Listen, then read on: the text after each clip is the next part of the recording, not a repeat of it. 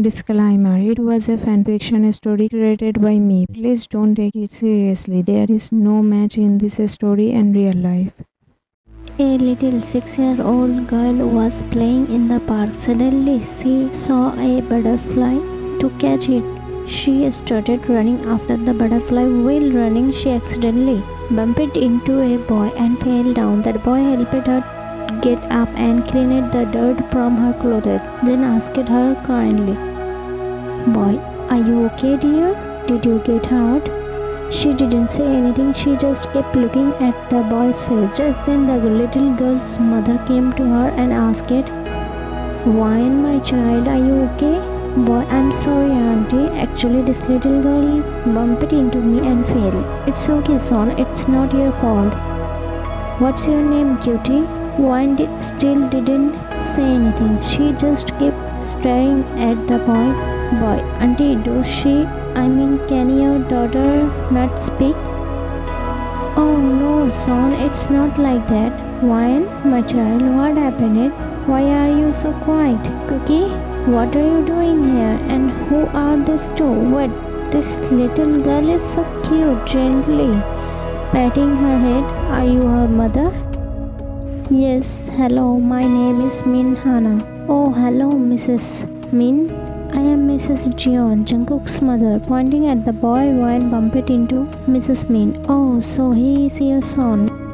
Mrs. Jeon: "Yes, and your daughter is very cute. How old is she?" Mrs. Min: "Thank you. She is just 6 years old." Mrs. Jeon: "What's your name, little one?" Caressing Wan's cheek. Mrs. Min: "Wan, sweetheart, tell auntie your name." Wan, silent, just looking at Jungkook. Mrs. Min: "What happened, my child?" Wan didn't say anything, just let go of her mother's hand and walked towards Jungkook. She signaled him to bend down. Seeing her tiny hand gesture, Jungkook smiled and knelt in front of her. Jungkook: "Yes, little mariposa." Finally, Wan said something, but what she said shocked Jungkook. "Wan, pretty oppa." After saying this, she Jungkook on his cheek and ran off shouting happily, "Wan, I met with a pretty oppa. I found a pretty oppa."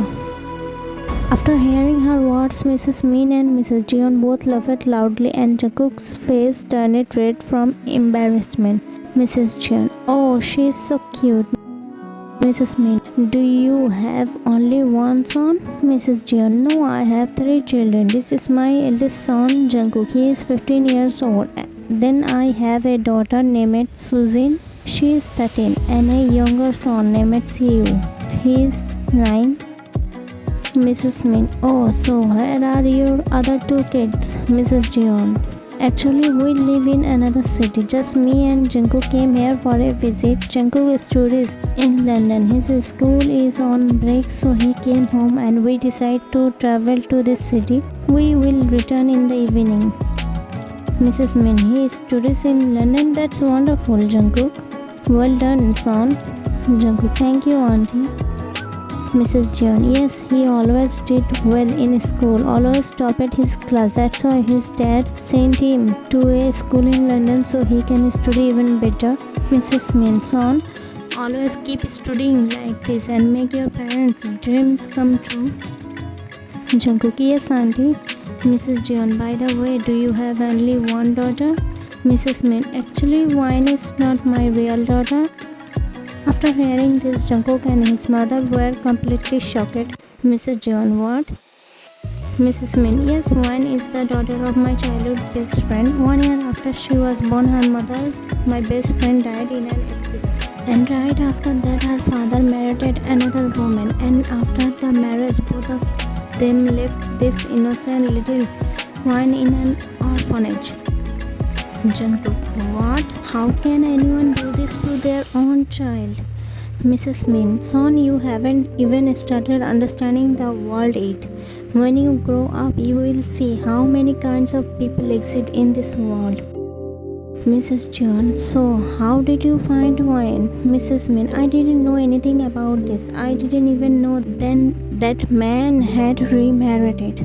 I just went to meet him thinking he had lost his wife and must be struggling to raise a baby alone.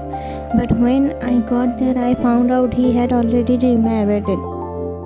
And even after asking many times, he didn't tell me anything about wine. So in the end, I filed a police complaint. When the police questioned him strictly, he told them he had left wine in an orphanage. Then I went there, bought her back, and completed all the paperwork to adopt her legally. Wine is just like her mother, her looks, her way of talking, everything. I see my best friend in her, and I love her more than my own life. Jungkook. Auntie, I pray that every orphaned child in the world gets a mother like you. Mrs. Jeon. Truly, Wine is very lucky to have found a mother like you. Mrs. Min. No, I am the lucky one to have a daughter like Wine. She is such a sweet child. Even at this small age, she is very understanding. Kids her age usually make a lot of trouble, but she doesn't. Yes, she does a lot, and you will enjoy listening to her. Mrs. Jeon. So that means you have only one daughter. Mrs. Min. No, I have one more daughter, Eileen. When Eileen was 7 years old, I adopted Wine and my family became complete. Mrs. Jeon. I pray that you always stay happy and safe with your family. Mrs. Min. Me too. Jungkook. Look, Wine came back again. Wine. Pretty Uppa. Jungkook. Hey, I am not pretty. Call me Hyung. Hearing this, she made a cute pout. Wine. But you are pretty. Jungkook. Then what should I call you? Wine. Little Mary. Marisa. I forget what you called me before. Jungkook. Little Mariposa. Wine. Yes. Clapping her hands and jumping happily. I am your little Mariposa and you are my pretty Oppa. Mrs. Jeon, Mrs. Min laughing. Jungkook, you are the best kid. Now we are going. Okay, bye. Hearing this, she made a cute pout again. Now what happened? One, you are leaving me? Didn't you like your little Mariposa? Jungkook, I like it a lot to my this little Mariposa. He softly innocent folded with love and said gently, bye. Both moms were talking with each other, and at that time, Wine looked at Jungkook with eyes full of love. There was a special shine in her eyes, like someone gave her lost dream back. Wine softly Jungkook's and smiled with, saying, Wine, my pretty Oppa. They all talked and laughed for some more time, but later they said goodbye and left for their own ways. Will going, Wine held Jungkook's hand like she didn't want to let go and looked at him with innocent love and asked softly, Wine, pretty Oppa, will you come again to me? Jungkook, of course, little Mariposa. There was a promise in his eyes, and his smile was soft, like it was saying he will surely come back. 17 years later, morning. Wine. Like always, my daily routine, waking up in the morning, finishing my morning routine, having breakfast, then going to university, then from there going to take tuition classes, and then coming back home. I don't want this boring life. I want an interesting life. But I didn't know that my simple wish would make God so happy that He would not make my life interesting but give me a mountain of problems. Mrs. Min, dear, you are still not ready. Don't you have to go to university? When a little scared in my mind, I thought, when will Mom stop appearing suddenly like this? No, Mom, you please go downstairs. I will be ready and come down in 2 minutes. Mrs. Min, okay dear, come quickly. Eileen is already ready. You know, right? If you get late even by 1 minute, she will leave for university without you. When it's okay, Mom, let her go. I will go alone. Mrs. Min, no dear, I will never let you go alone like this. Never ever. You know, right? You are my princess. When, oh Mom, I love you. You are probably my first and last love. I hugged her while smiling like her words made my whole day brighter. Mrs. Min, love you too, dear.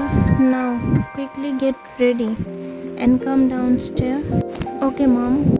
After that, mom left my room and I quickly started getting ready to go to university. While getting ready, I started thinking.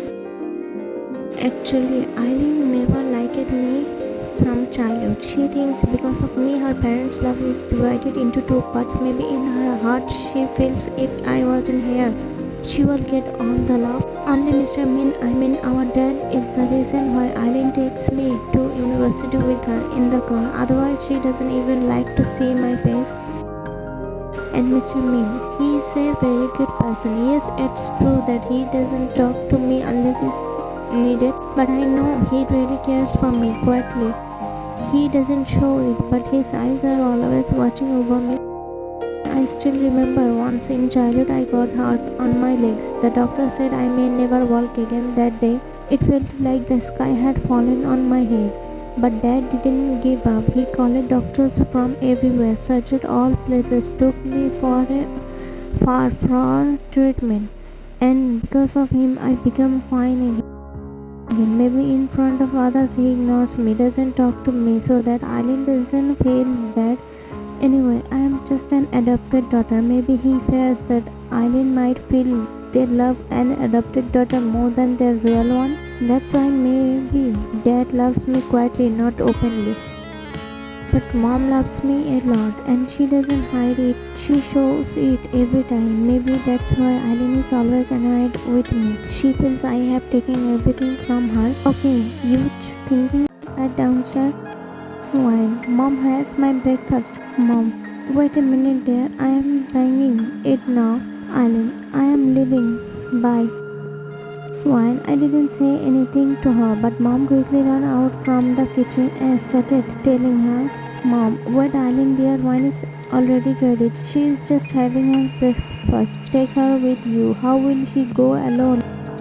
Eileen, then she should remember that not me. I won't wait for anyone, especially not for her. Well, it's okay Mom, let her go. I will go myself.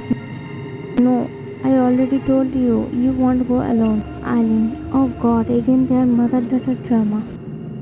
One shut up, Yoni. I may not be related to you, but she is your mom, right? So at least talk to her with some respect. Eileen, how dare you shout at me? Don't forget who you are. You are adopted, remember? And yes, this is my mom. I will talk to her however I want. Well, I don't care if I am adopted or not. She is still my mom, and I will not tolerate anyone talking to my mom or dad like that. Not even you, Mrs. Min. Both of you, stop it. Can't you both live peacefully for even one moment? And when she is your elder sister, you should speak to her like that. Eileen, elder sister, my foot. I am nothing to her, nothing at all. I can bear everything, but I can't stand it when someone talks like this to you, Mom. Mrs. Min, it's okay, dear. I'm used to all this now. Now stop fighting and go to university. I am not taking her with me, that's it. Saying this, she left from there. Mom called her many times, but she ignored it on purpose. Even after hearing her, it's okay, Mom. I will go on my own anyway. I don't want to go with her, please. I have tried many times to fix my relationship with Irene, but she never wants to accept me. Not just that, she always troubles me. She never misses a chance to insult me in front of everyone. Even in university, she always says bad things about me. She has even hurt me physically many times. I hide these things from Mom because I don't want her to get more hurt or worried. She has even purposely spilled hot tea and coffee on me many times. She pushes me down, and the injury I got on my leg in childhood, that was also because of her. She pushed me in front of a moving car. Mrs. Min, how will you go to university now, dear? Fine, no worries, Mom. I will call Sophie and ask her. She will pick me up when going. Mrs. Min, okay dear, now sit and have your breakfast. Saying this, Mom went back to the kitchen. Sophie is my best friend. I called her and told her everything. After some time, she came to pick me up. When, Mom, I am leaving. Take care of yourself, Mrs. Mill. Okay, dear, be careful. Why? Okay, mom. Saying this, I sat in the car with Sophie and we left for university.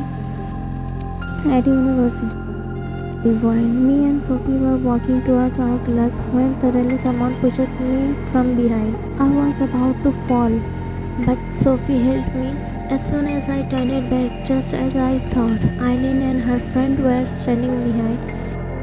What the hell? As soon as I said this, Eileen came in front of me and angrily grabbed my cheeks tightly and said, Eileen, just wait. I will make you look so horrible that you won't be able to show your face to anyone.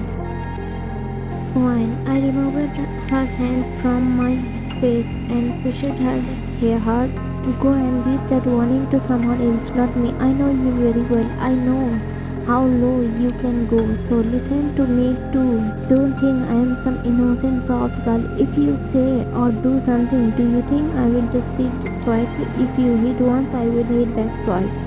Now I am telling you, if you try to do anything to me or my mom again, then remember, I will destroy you so badly, even your shadow will scare you.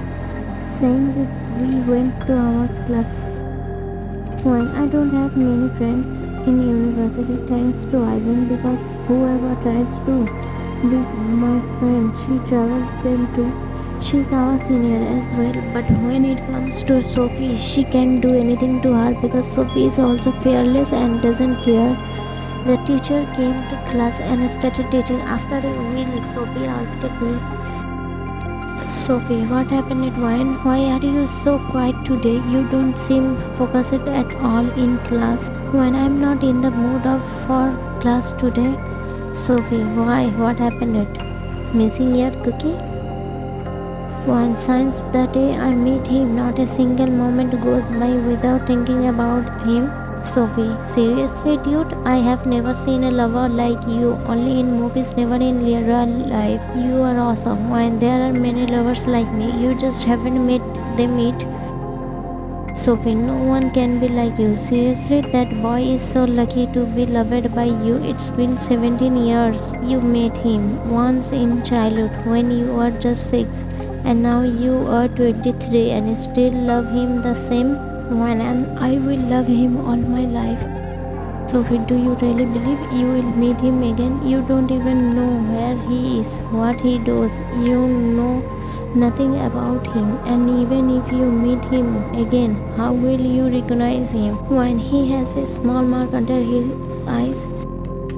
Sophie, that kind of mark could be on anyone, so every guy won't be your cookie. Saying this, I started drinking water from my bottle.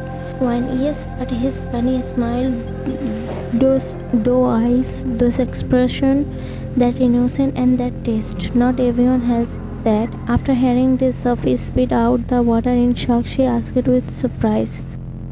Sophie, what do you mean by taste? Wine. Actually, when I met him in childhood at the time of goodbye, I asked him on the. After hearing this, Sophie was completely shocked. Sophie, what the? I clapped my hands and said loudly, wow, wine, wow. Wine. Because of Sophie's reaction, the whole class, even the teacher, started looking at us. Then the teacher shouted angrily, Teacher, what's going on here? Sophie, nothing, ma'am. Mosquito. A mosquito was biting me, so I was trying to kill it. Teacher, oh, so now even mosquitoes have names, Wine? I whispered to Sophie, Sophie, clean up your mess. Don't drag me into it or I will beat you up. Sophie, this is all because of you. Teacher, sit down and focus on your studies. Sophie, okay ma'am, thank you ma'am. After that we both sat down. Sophie, you seriously your crush when you were just 6? When I was a little kid then, I just did what I felt right at that time. Sophie, wow girl, you have already your crush, so will you now go and every guy to test if he is your cookie? Wine, that won't be needed. I will recognize him from afar. I trust my heart that much. Sophie, I pray that you find your true love very soon. Wine, after that we both started concentrating on our books. When after classes ended, I came back home from university and saw mom watching TV in the living room. I went to her, hugged her, and sat with her. After spending some time, I asked her, Mom, can I ask you something? Mrs. Min, I already know, dear, what you want to ask. Wine, really? Then tell me, what do I want to ask? Mrs. Min, that did I find anything about that auntie, where she came from, which city she was from, or about Jungkook? Oh, sorry, you're pretty oppa. That's what you wanted to ask, right? Looked at her with a warm smile full of love. Wine. I just gave a small sad smile and nodded my head slightly. Mrs. Min, dear, for the past 17 years, you have been asking me the same question. Do you love that boy so much that no one else ever feels right to you? And Mom, I don't know what was so special in him, but he made such a deep place in my heart, which I just can't give to anyone else, even if I try. Maybe he wasn't in my fate, maybe I will never see him again in this life, but my life, I have already given it to him. Mrs. Min, don't say that, dear. I can't see you in this state. Just wait and watch. Your love, your prayers, your word, everything will bring him back to you. He will come back. When I hope so. We both sat quietly for some time, talking softly. Just then, Dad and Eileen come home. Eileen's face was red with anger and she was speaking very loudly. Dad was trying to calm her down. Then Mom asked, Mrs. Min, what happened and why are you both shouting like this? Looked at them with worry and asked softly, Eileen, what do you care? You only have time for your dear daughter. That's why you can't say anything else, Mr. Min. Eileen, what kind of way is that to speak to your mom? Eileen, what wrong did I say, Dad? She is your perfect daughter, right? So why don't you get her married to those people? Leave me alone. I am not agreeing to this. Anyway, those people didn't even see me. They don't even know my name, so just please stop forcing me. When Eileen shouted all this and ran to her room, Dad also quietly walked to his room. Mom also went after them. A deep silence spread in the house. For the first time, I saw Dad looking so tired, so sad, like he had accepted defeat. Seeing him like that made my heart heavy. I quietly went near their room where I could hear Mom and Dad talking. For the first time, I listened to someone secretly. I was helpless. I had to know what had really happened. Mrs. Min, what happened? What was Eileen talking about? And why do you look so worried? Mr. Min, it is something to worry about. Now my reputation is in Eileen's hand. Please explain to her. Make her agree. Otherwise, I won't be able to face anyone. How will I look at people in the eyes? Voice was shaking a little and eyes had tears. Mrs. Min, what's wrong, Min? Control yourself. Why are you crying? What happened? Tell me everything. Mr. Min, I made a very big mistake, Hannah. Just to make my daughter happy, I put my respect at risk. Mrs. Min, did Eileen do something? Mrs. Min, no, actually there is a very rich business investor who had put money into my business. They are from a very high class family. A few days ago, I heard that they were looking for a bride for their younger son, Siu.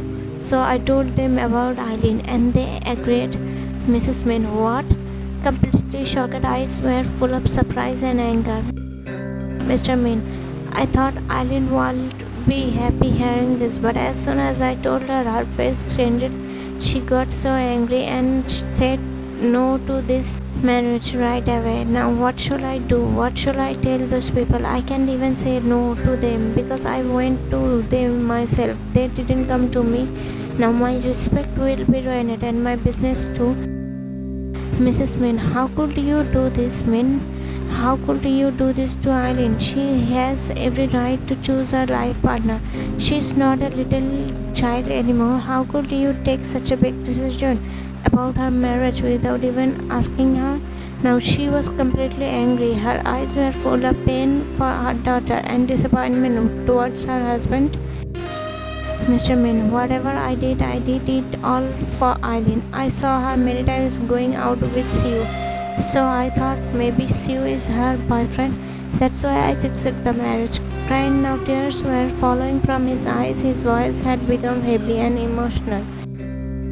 Mrs. Min, don't cry. Everything will be okay. You saw her spending time with that boy, and you assumed he is her boyfriend. Didn't it come to your mind that maybe he is just a friend?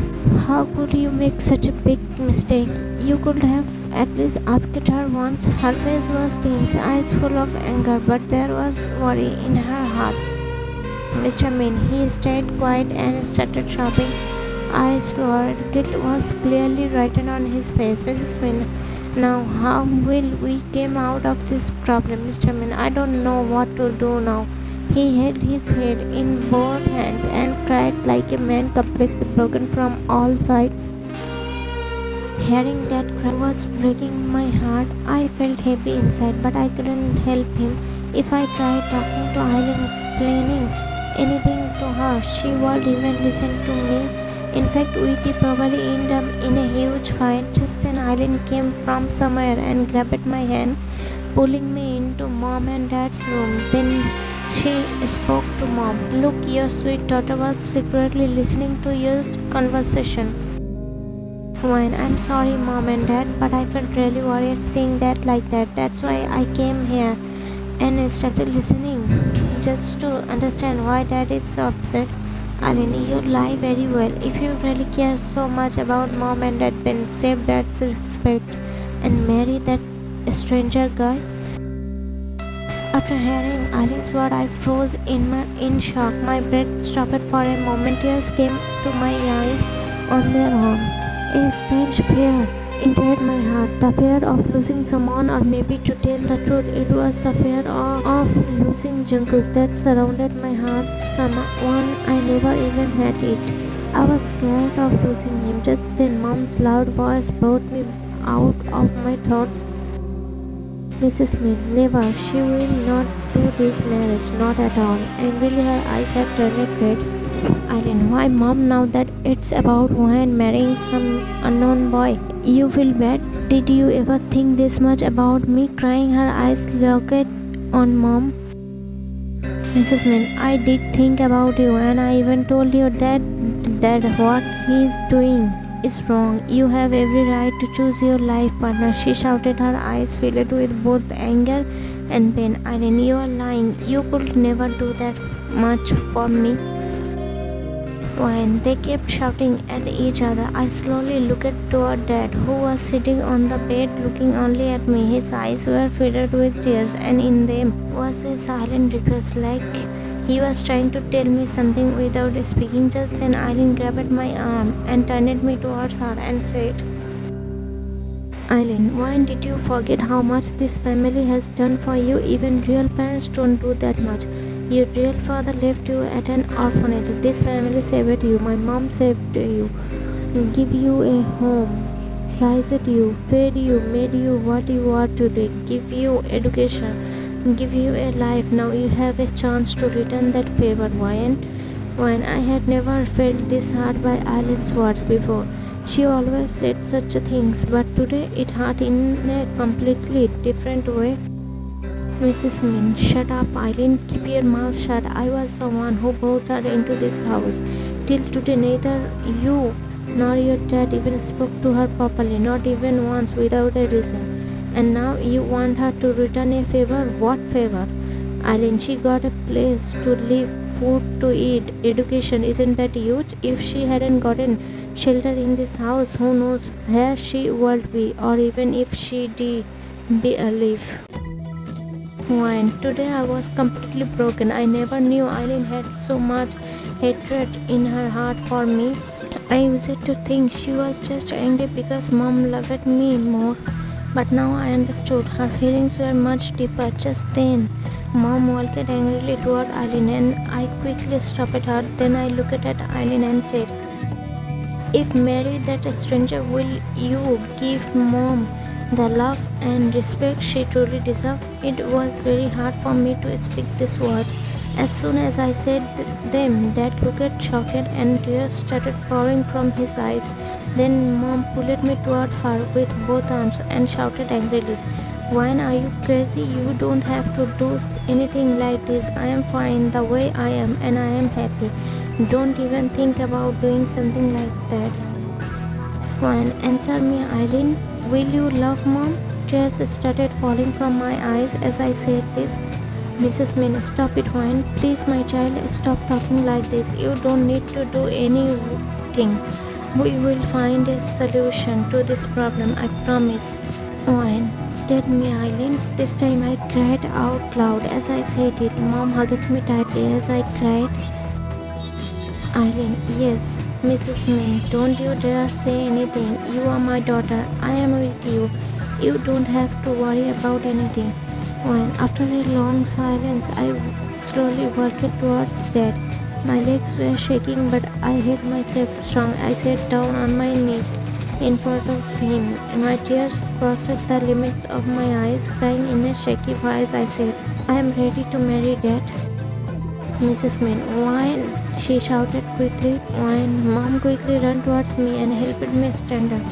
Mrs. Min, what are you saying, my child? You don't need to do this. I know, sweetheart, you have waited for 17 years. Your heart cannot love someone else now. I will not let you sacrifice 17 years of love when in mine. I know, Mom, no one in this world can understand me more than you, but I can't see you in pain like this. If my living can give you peace, then I can at least do this for you. When I am okay, Mom, how long should I wait for him? You are right, maybe he is not written in my destiny. If he was, then what we have met at least once in all these 17 years. I want to do this marriage.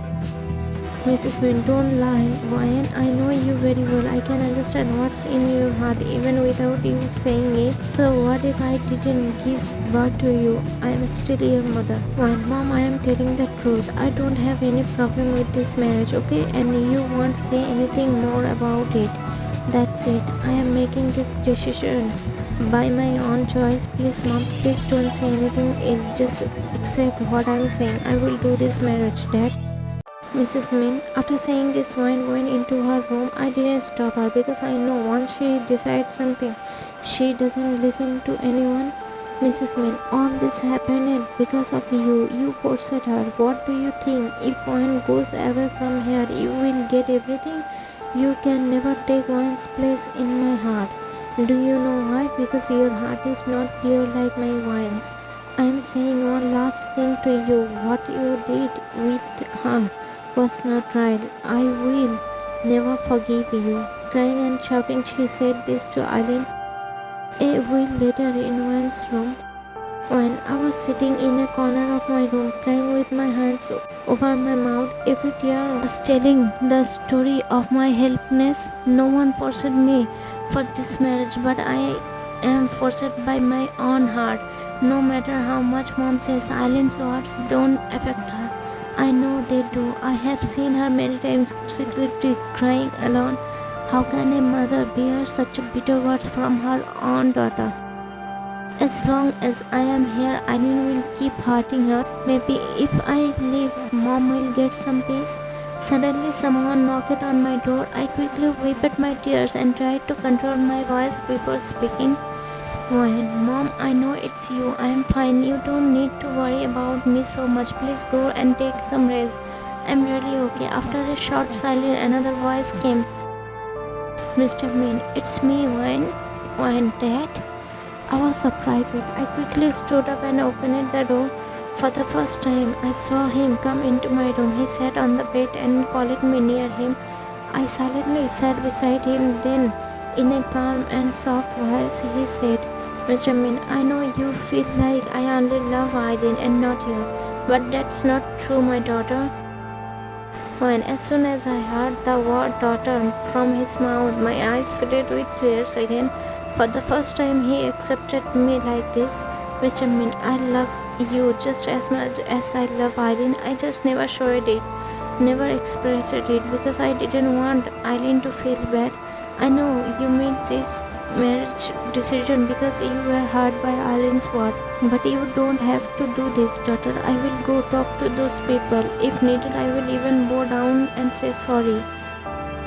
When I was shocked by Dad's words for the first time, he was talking to me with so much love. He was thinking so much for me, and that was more than huge for me. And about this marriage, yes, I made this decision because I felt helpless, so that mom can find some peace. Thinking of that made my tears falling, and Dad gently wiped my tears and said, "No, sweetheart, don't cry. I'm here. I will fix everything." I suddenly hugged him tightly, crying. I said, "Dad, it's not your fault. And I am not saying yes because someone made me. I am saying it by my own will." Hiding my pain, I tried to hide my tears behind a fake smile and said, "Look, Dad, I am fine and happy too. You are worrying for nothing." "Mr. Min, are you really telling the truth, my child?" "Yes, Dad, you will always want the best for me. Maybe this is what's written in my destiny, and maybe this is what's best for me too." "Mr. Min, thank you so much, child. Today you saved my respect. You proved that real and step relation don't matter. What's matter is the bond from the heart. Please don't think that just because you said yes to this marriage, I am treating you nicely. It's not like that. I just want to fulfill my duties as a father, not silently, but by showing the world that you are my daughter. The wedding is in 1 week. If anytime during this week you want to change your decision, don't hesitate to tell me. Your father will handle everything." After saying that, Dad kissed my forehead with love for the first time. I truly felt his love, but can I really forget the love I have had in my heart for 17 years? Can I forget that face who was a part of my every happiness, my every pain? Can I really give someone else a place in my heart? Or will this marriage just become a compromise? And point of view, the days kept passing like this, and with every passing day, wine was breaking more from inside. It felt like all her feelings, all her emotions were dying slowly. She didn't eat properly. She didn't talk to anyone. She would stay locked in her room all day. She cried so much that her tears had dried up. And even if she wanted to share her pain, who would she take? She was the one who chose this path full of thorns, and what else could she do? For 23 years, her mother had suffered so much pain for her. She also deserved a little happiness now, right? When even stopped going to university, she wasn't even talking properly to her best friend Sophie. And because of this, Sophie came to her house 3 days later to check on her. After all, she was worried about her friend's sudden behavior change. When she reached the house, she found out about everything. From Owen's mom hearing that, she ran straight to Owen's room. She opened the door with force, angry and worried, but the scenes inside made her eyes fill with tears. The old room was messy, and one was lying on the floor like a lifeless body. Her hair was all messed up, eyes swollen, and lips dried. Tear marks were still visible on her face. There was a strange silence in the air, like even the world could feel her pain. Sophie quickly rushed to her, picked her up, and hugged her tightly while crying. "Sophie, what are you punishing yourself for? What will you get by destroying yourself, Wayne? Why are you doing this marriage? Because of what Eileen said? She was always rude and mean. Or for your dad's love, the same love that he never showed before? Will you really forget about your 17 years of love? Your long wait, all of it? Can you forget that face? Will you be happy in this marriage? Can you give that boy the respect of a husband?" Her every word was hitting one's heart like sharp arrows. Even breathing felt difficult now for her. She was hearing everything, but it felt like there was no life left in her body.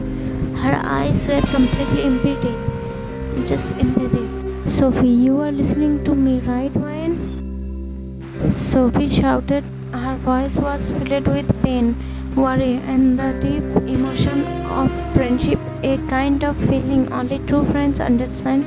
But one only looked at her for 1 second with a tired and lifeless gaze, like there wasn't even a drop of light left in her eyes. Sophie took a deep breath, wiped her tears, and held Juan's cold hands in hers, then softly said, "Sophie, come with me." Without thinking much, she supported Juan's weak body on her strong shoulders, lifted her up, and both her downstairs. When they reached downstairs, "Sophie, Auntie, I am taking Juan with me," she said indirectly. She didn't wait for any answer. She knew Juan's mother was also broken from inside. Maybe she also wanted someone to come and take her daughter away from this pain. Sophie helped Juan sit in the passenger seat of the car. She also sat beside her. "Sophie, uncle, please take us to park."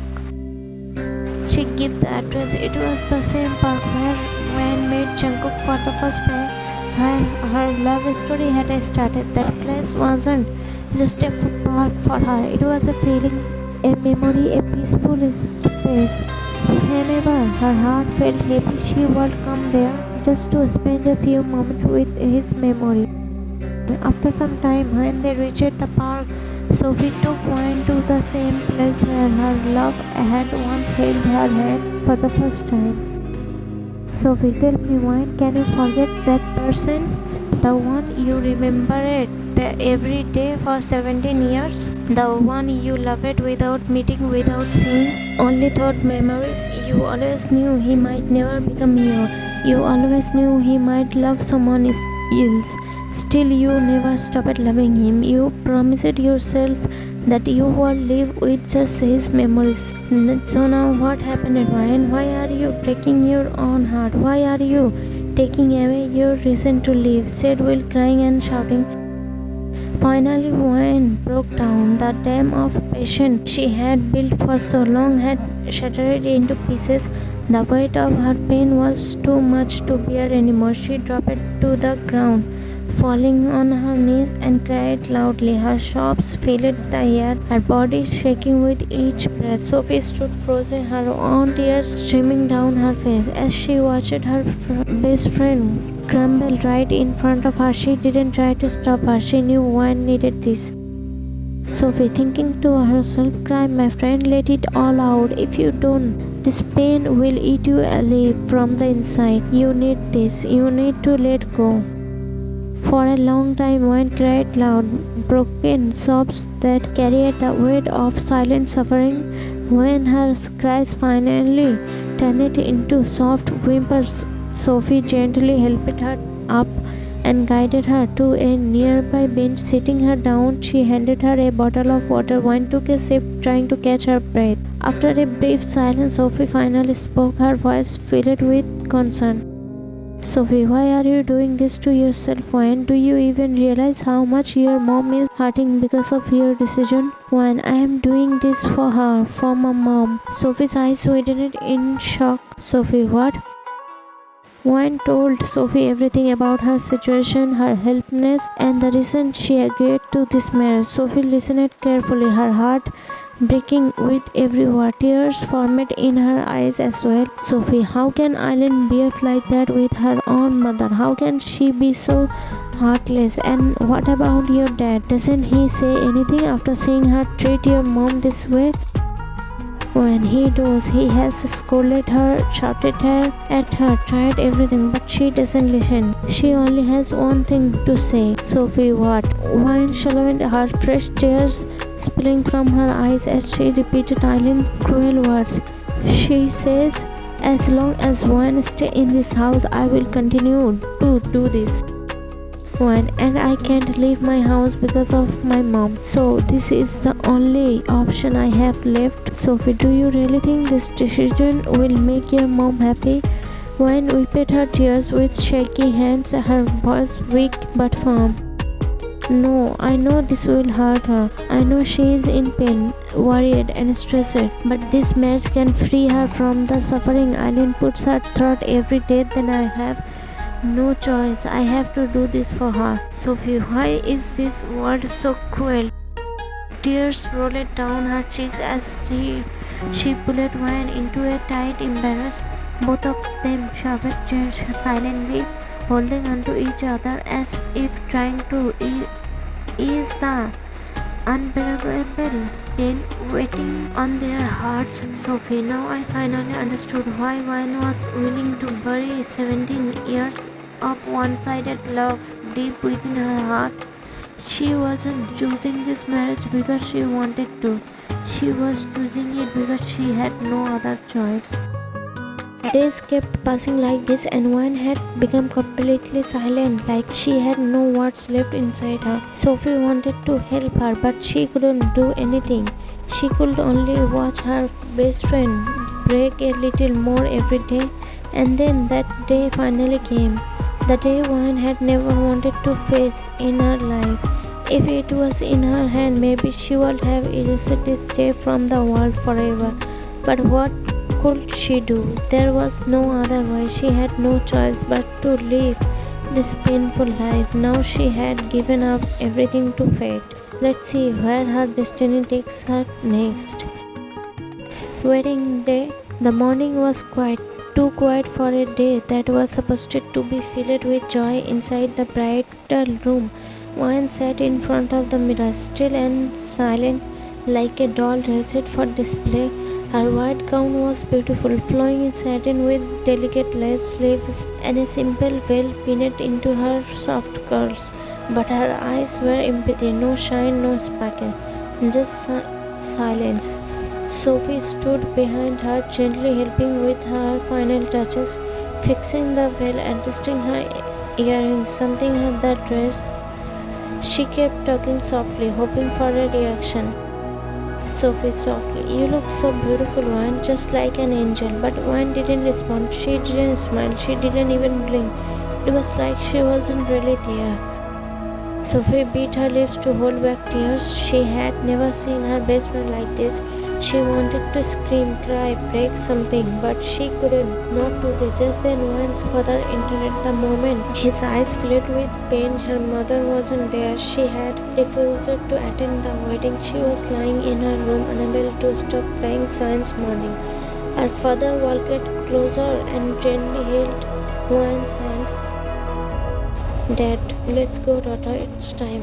Wayne stood up slowly, her dress brushing against the floor. She didn't look up. Her father held her hand tightly and led her toward the lodge, decorated beautifully. White flowers lined the path. Candles were lit. People stood and turned to look at the bride. But Wayne saw none of it. At the end of the aisle stood Sue, dressed in a classic black suit. His face was serious, unreadable. As Wayne and her father walked down the aisle, Sophie sat in one of the front row. She couldn't hold it anymore. Her hands were shaking and tears followed freely. Sophie in her heart, why is this happening to her? Why does love always lose for people like her? When they reached the altar, her father placed her hand in Sue's and gave a weak smile. Then he stepped back slowly. The priest stepped forward and began the ceremony in a calm voice.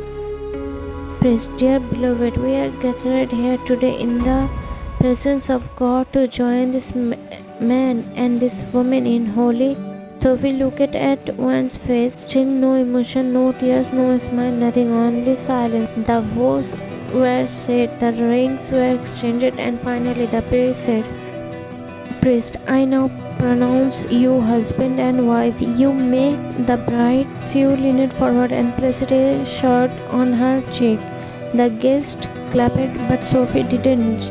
She just looked at her friend, and her heart broke into 1,000 pieces. Wayne was now someone's wife, but her soul still belonged to someone else. As soon as the wedding was completed and everyone clapped, Wayne and Sue stepped down from the stage slowly. Her face was still calm, too calm. Not a single emotion was visible. It was like her heart had been locked away behind her smile. Just then a graceful woman walked up to Wayne with a warm smile on her face. Her eyes held kindness, but something about her felt strangely familiar. Mrs. Jian, I know, daughter, you don't know me. Actually, we never got a chance to meet before, but then, okay, from today we will get to know each other. She smiled gently and placed her hand softly on one's shoulder. Mrs. Jian, I am Seo's mother, and now I am yours too. While looking at her quietly, there was something in Mrs. Jones' eyes, something that made her heart skip a beat. This woman's face felt familiar, but she couldn't remember where or how. After all it had happened in 17 years, she had never even heard her name until today. Mrs. Jones gently, come with me, dear. I will introduce you to the family. She held one's hand and started walking with her toward the crowd. Mr. John, smiling warmly. Never worry, okay? Think of me as your mother, not your mother-in-law. And listen, if anyone ever says something to you, something to hurt you, whether it's a family member or a stranger, just come straight to me. I promise I will handle it in a way they will never forget. Wen just nodded slowly. Her heart felt heavy, her steps felt light, and her mind was filled with silent questions. She didn't speak a word, but something inside her was slowly starting to stir. Then Mrs. John started introducing Joanne to each of the family members one by one. First, she brought her to Sue's elder uncle and aunt, along with their son Max, who was around the same age as Sue. Next, she introduced her to Sue's younger uncle and aunt, who had two daughters, Isla, 21 years old, and Ava, just 8. Isla, 8 years old, and Ava, 21. After the greetings, Mrs. Jian turned to Wayne with a soft expression. Mrs. Jian, do you know, Wayne, where there's such a big age gap between Isla and Ava? Wayne silently looking at Mrs. Jian, listening intently. Mrs. June, with a hint of sadness in her voice, because 5 years after Ava was born, Seu's aunt suddenly felt very ill. Her health kept decaying and she became extremely weak. Doctor advised her against having another child. It was only after she fully recovered that Isla came into our home like a little angel. Then Mrs. John guided one toward another couple. Her smile tightened slightly. Mrs. John, why meet them? This is your father-in-law's stepsister and her husband, and this is their daughter Diana, and this is their son Leo. Giving them a clearly fake smile, Leo scanned one from head to toe with a lingering gaze. His eyes held something unsettling, too bold, too slow. One could sense it clearly. There was something off in his intentions, something wrong. Step on. Say what you want, Mrs. John, but your daughter-in-law looks like a giant up branch. My Diana is far more beautiful than this lifeless twig. You choose. What did you even see in her that you rejected my gorgeous daughter for this? Mrs. John, laughing loudly. You have still got your sense of humor, dear step-sister-in-law. You really think I did repeat the same mistake my father-in-law made years ago by marrying your mother? You think I did let my son marry your daughter and bring disaster into our family? Tell me something. If you had two options for your family, one being a dry branch and the other one a managing tree, what would you choose? You already know the answer, don't you? Let's go, wine daughter. People who burn in jealousy will always keep burning. As they walked away, Mrs. Gion smiled faded, replaced with a quiet seriousness.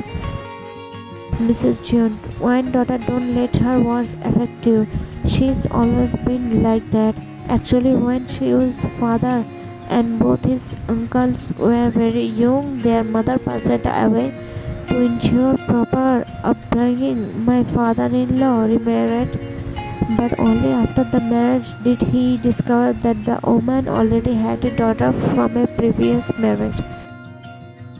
and trust me, both mother and daughter are dangerous. In their childhood, that woman tortured Sue's father and uncles, but her daughter, the stepsister, always acted sweet in front of the boys, fooling everyone into thinking she was innocent and kind. Only us three daughter-in-laws know the truth about her. She wanted her daughter to marry my son to trap him into her game, but I made sure that never happened. If she had entered our family, she would have destroyed us from within. After a pause, Mrs. Jian smiled again, trying to lighten the mood. Mrs. Jian, now come, let me introduce you to my eldest son, the eldest in our entire family. He just returned from abroad. He doesn't live here, only came for his brother's wedding. He will be leaving again in a week. She held Wan's hand and began walking forward, while Wan silently followed. Her expression still blank, her heart quietly absorbing every word like a distant. Then Mrs. Jian gently led Wan toward a young man standing by the corner. As soon as the man turned around to face them, it felt like Wan's heart skipped a beat. No, it slammed inside her chest. That jawline, sharp, used to slice out every memory she did try to bury. Those eyes, expressive, double-lidded, screaming both innocence and mystery. His nose straight bridge with a soft rounded tip, too natural, too perfect. His lips plush, pouty, almost heart-shaped. The bottom lip fuller, made for stealing hearts. His eyebrow bold, arched like they carried the weight of 1,000 unsaid words. He looked like a dream, her dream, and this moment felt like a nightmare. Before Mrs. Jian could even say a word, tears had already welled up in Wan's eyes. Mrs. Jian, Wan, this is my eldest son, Jungkook. And just like that, something inside her shattered. Wan in her heart, am I really this unlucky? My childhood love, the one I waited for 17 years, the one I loved from 17 years, and today I saw him like this, my elder brother-in-law. After that, Wan had no strength left to say or even hear anything. A dark blur began clouding her vision, slowly spreading before her eyes. Her body grew weaker with each second, and just as she was about to collapse, she caught a final glimpse of her elder brother-in-law reaching out, catching her just in time, lifting her gently into his arms, and then everything went blank. She fainted. When Wayne regained consciousness, she found herself lying on a bed in a quiet room. Her mother-in-law, Mrs. Jian, was gently stroking her head. Mrs. Jian, are you okay, dear? You fainted all of a sudden. I was so worried about you. Wayne, I'm fine now. Mrs. Jian, it's okay. There's no need to rush, dear. If you want, you can rest a little longer. Wayne, no, I am fine now. After a few moments of silence, she asked softly, who brought me here? Mrs. Jian, Jungkook, actually you were about to fall, so he grabbed you and brought you here so that you can rest for a while. Maybe you were very tired, that's why you fainted. One's eye welled up with tears hearing that. Mrs. Jian, if you are feeling well, shall we go? It's time now. You have to come with us to your new home, our home. Hearing those words made Wan's chest tighten. She was about to leave behind everything, her home, the peace she had lived since childhood, her family, her mother, the only person in the world she truly belonged to. She had to leave it all behind, but she reminded herself she was doing this for her mother's well-being. Still her heart urged. What kind of cruel game was fate playing with her after all these years? When her love was finally standing right in front of her, she couldn't do anything. She couldn't even say a word. Maybe this is what fate had written for her, and she would have to carry it with her for the rest of her life. Mrs. Jian, are you okay, dear? Wayne nodded silently, and together they walked back into the party. After a while, Wine left for her new home. She didn't say goodbye to anyone, not even to her mother, not a single word, not a final glance. She simply walked away because she knew if she saw her mother's tearful eyes, if she heard her voice, she wouldn't have the strength to leave. Her heart would shatter into pieces. So she chose silence, she chose distance, she chose to carry the pain alone, and with that heavy heart, she quietly stepped out of the house, leaving behind her childhood, her memories, and the only person who had ever truly loved her, accepting her fate and walking into a future she never imagined. When Wayne reached her new home, the car stopped as soon as it did. Sue got out quickly and walked straight inside. He didn't say a single word to Wayne. He didn't even look at her. He just walked away, cold and silent. 5 minutes later, Mrs. Jeon and Ava came to Wayne and opened the door. Mrs. Jeon gave her a warm smile and spoke in a sweet tone. Mrs. John, oh, actually, Sue is just very tired. That's why he went to his room so quickly. Don't worry, dear. We are here for you. Come with us, okay? Wayne gave a small nod and stepped out of the car, but inside her heart she felt something strange. Something was not right. She knew Mrs. John was trying to make her feel better, but Wayne could clearly see that something was wrong. Sue didn't look tired. He looked upset. His face, his eyes, his silence, everything was cold. Wayne stayed quiet. She didn't say anything, just like her expression showed pain and hurt. Sue's face also had something hidden. Something was definitely wrong, and Wayne could feel it. Mrs. Jeon made Wayne sit in the living room. She smiled and introduced her to everyone one by one. All the family members came and sat near Wayne except for Sue. He was still inside his room. Everyone was talking to her warmly, trying to make her feel comfortable in her new home, but Wayne couldn't focus on anyone's word. Her ears were hearing the voice, but her heart wasn't listening. Her eyes were searching for someone else, not Sue, not any other family member but him, her elder brother-in-law. She knew it was wrong. She knew she was someone's wife now. She belonged to someone else, but how could her heart understand all that? This heart, it never listened to logic. She wasn't trying to do anything wrong. She just wanted to see him from far, just once, that's all. After all, how can someone forget a love of 17 years so easily? No, it's not that easy. Maybe even a lifetime won't be used to forget him. Seeing her like that, Ava asked softly. Ava, Sayoni, are you looking for someone? One snapped out of her thought the moment she heard Ava's voice. She quickly controlled herself and replied, no, Max, maybe sister-in-law is looking for Sue. One was about to respond when her heart suddenly skipped a beat. Her wait was finally over. Jungkook was coming down the stairs. Her eyes immediately found him, the person her heart had been searching for all this time. That's when Mrs. Jeon called out him. Jungkook, son, come here for a moment. Without even glancing at his mother. What? Mrs. John, actually during the party you didn't get to meet Wayne because she fainted, so now come and meet her. Smiled softly, trying to ease the moment. Cool, I am not interested. She is my younger brother's wife. That's all I need to know. Mrs. John, but son, I don't have time. Just then little Isla walked up to him. She gently held his finger and pulled him tightly, her voice innocent and full of warmth. Isla, Hyung, please come. Look at you, Sayoni. She is so lovely and really very beautiful. Maybe it was her innocence that he couldn't refuse her. Slowly he started walking with her. Wayne silently watched everything. Why does he look so angry? Why did he talk like that to his own mother? Something is off in this family. So many questions, but no answers. Only silence and that strange deep pain in her chest. Jungkook stood in front of Wayne and looked at Isla.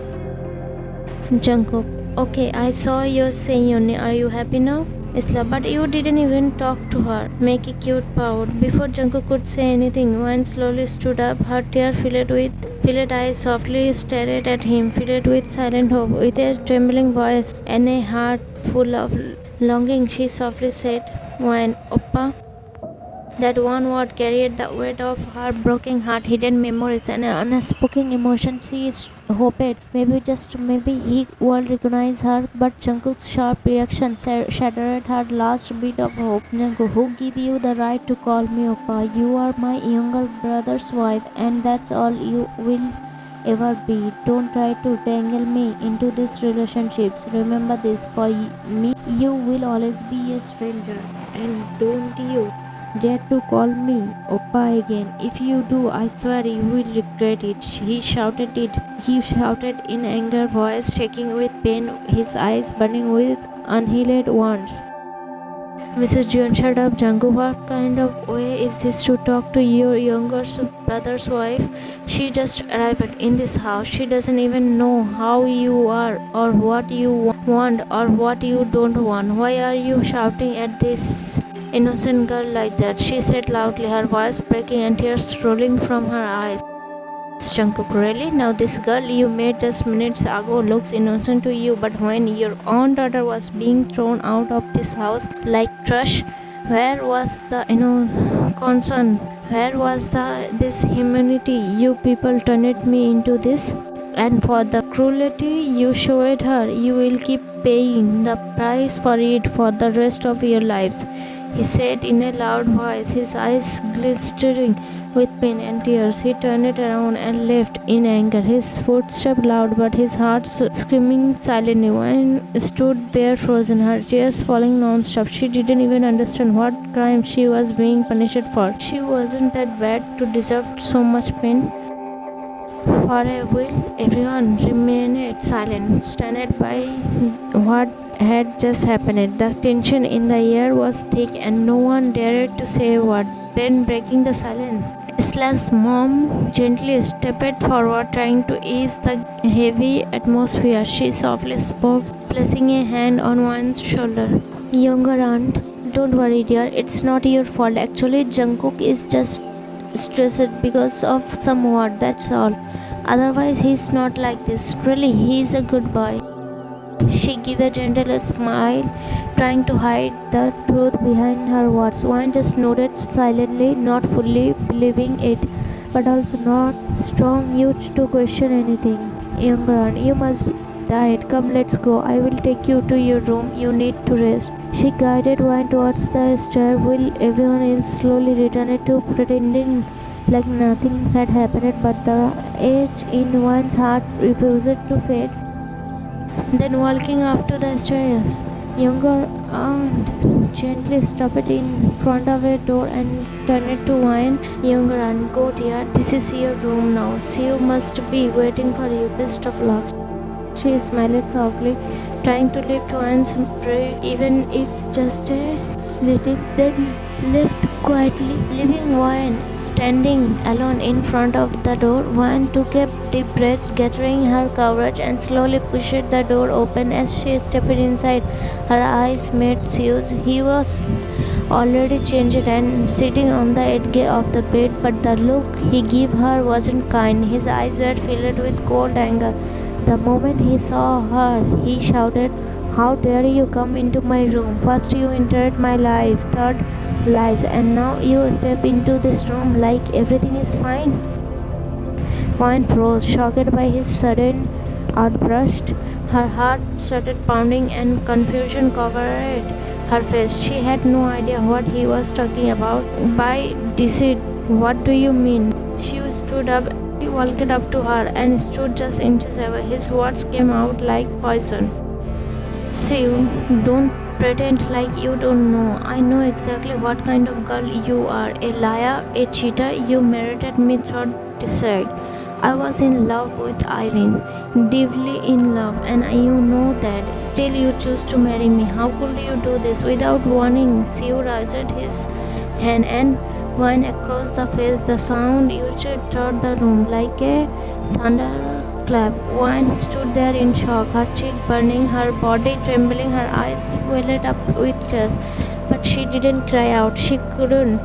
She was too stunned to even move. Slowly the realization sank in. Her sister had played a cruel game. Eileen had pretended to love Siu, only to pull back at the last moment and push Wan in her place. It wasn't a misunderstanding, it was a trap, and Wan had walked straight into it. Now Wan had to tell Siu everything. He didn't know what happened in her house or how Eileen forced her to get married, so she started to speak. Wan, look, Siu, I didn't know anything about you and Eileen. My father wanted Eileen to marry you, but she said no. She clearly refused this marriage. My father was heartbroken because it was about his respect. Then Eileen forced me to marry you. She always behaved badly with Mom. She always made her sad. She told me that if I marry you, she will stop hurting Mom. That's the only reason I said yes to this marriage. I didn't want this. Even I am stuck in this marriage. I didn't know that you and Eileen were in love. Wan told Siu the full truth. After hearing this, Siu started laughing loudly and clapping. Then he held her chin and said with anger, Siu, you think I will believe your story? You are the stepdaughter of that family and Eileen is their real daughter, and you are saying that you care about the family more than her? Wow, what a drama. Wan, Siu, leave me. You are hurting me. Siu, Eileen already told me everything. She said you are a person. You always hurt her. You made her parents behave badly with her like she is a stepdaughter. She said you were always jealous of her. That's why you forced this marriage. This is just the start. You will see how I will make you suffer. Wan pushed him back strongly. Then she screamed hard. After that, she grabbed his hand, hid behind his back, and shouted, Wan, don't think me. I am a weak girl who will sit in a corner and cry. I don't cry. I fight back. I believe in action, not just words. So don't mess with me again. I will never cry for someone who doesn't even know how to treat a girl with respect. Siu, leave me, crazy girl, screaming in pain. Wan, I am not done it. You talked and I listened. Now I will talk and you will listen. Got it, duffer? Siu, yes. What do you think you are? A prince in a palace that I was trying to marry you, huh? Even if you were, I would never marry someone like you. It's just my bad luck that I had to marry you. And your so-called girlfriend, you think I am jealous of her? Are you born stupid or did you become this way after falling for my sister? God gave you eyes, a brain and strength. Still you can't use any of it. If she truly loved you and I was forcing this marriage, then why don't she just run away with you? You are not a poor, you have money, so why? Have you ever even asked your father with whom your marriage was fixed with, and why did that cancel it and now you are blaming me? After saying all this, Wan pushed Siu away and shouted in anger, Wan, always remember this. Not every girl in this world is weak. Some are fighters too, and I know how to fight very well. I have already taught a lesson to 6 or 7 people before, so think 100 times before messing with me again. And if you can go and investigate your dear girlfriend, the truth will come out on its own. From today onwards, you and I have no relationship. We are strangers, just strangers. Remember that. After saying this, Wan walked out of the room and slammed the door behind her. She came out of the room but didn't know where to go. Who could she talk? Who would even listen? Her mind was blank. Since the time she entered this house, nothing felt normal. Every person in this house seemed fake, like they were wearing a mask. They showed one face to the world, but behind it something dark was hiding. After walking around for a while with heavy steps, she finally reached the terrace. In one corner, there was a small narrow space with a chair. She sat there and started talking to herself. Went to herself, wow, God, just wow, where are you taking my life? At every turn, there's a new shock. Life feels like a scary road now. I don't know what's waiting for me next. Just then she heard the sound of footsteps. Went to herself, Who's there? Who's on the terrace at this hour? She slowly turned her head and looked at the terrace door. A man was standing there, but it was too dark to see his face. Clearly, it couldn't be you. He would come after her, and the rest of the family was asleep. As the man started walking toward the terrace, one quickly hid behind the wall, whined to herself, "Please God, send him back. I don't have any other place to go except this terrace." Suddenly, someone pushed her gently toward the wall. He grabbed her hands tightly and pinned them against the wall. His face was still in shadow, but his eyes, those same deep doe eyes, stared into hers. She whispered the word without even thinking. "Wine. Oppa?" Jungkook's voice filled with anger, eyes sharp and full of fire. "You again? What are you doing here alone on the terrace at this hour? You should be in your room with your husband." Took a step closer, face cold and unreadable. "Jungkook, what do you think? That you can fool me just like you fooled my brother? You think I don't know who you really are?" Pointed a finger at her chest, toned harsh and accusing. "Jungkook, I had you checked before you come into this house. I know everything about your past. You dated many boys at university, and once you entered your life, you saw a big opportunity. A rich, innocent boy. You made him fall for you. You used your fake love and got married with him and came in this house. Don't even think I am blind. I know everything, and remember it. One thing, when it comes to my brothers and sister, I never forgive anyone, never." When tears started bubbling in her eyes, she pushed him back with shaky hands and shouted in pain, "Why? Why are you all behaving like this with me?" Voice cracked, lips trembling. "I am not what you think I am. I am not Eileen. I am her stepsister. Wine. Do you hear me?" She broke down, crying hard. Now her breath was shaking, her voice desperate. "Wine. Eileen destroyed not just your brother's life, she destroyed mine too. She lied to everyone. She made me marry you. I didn't want this. I didn't even know they were in love. I was forced into this marriage." Jungkook, eyes widened in shock. Anger slowly turned into confusion. What? What are you saying?" When I couldn't take it anymore, my legs gave up and I fell to my knees. My voice was weak, full of pain. I looked down and started to tell everything, slowly, step by step, what had happened in the last few days. I didn't do anything wrong. I never wanted this marriage, but still I got stuck in her web. I'm not the culprit. He looked away for a second as if ashamed of himself. His voice was low, regret heavy in it. "I messed up. I have misbehaved with you, thinking you were Eileen. I'm really sorry, Wayne, for now and for what I said downstairs." Posh's jaw tightened.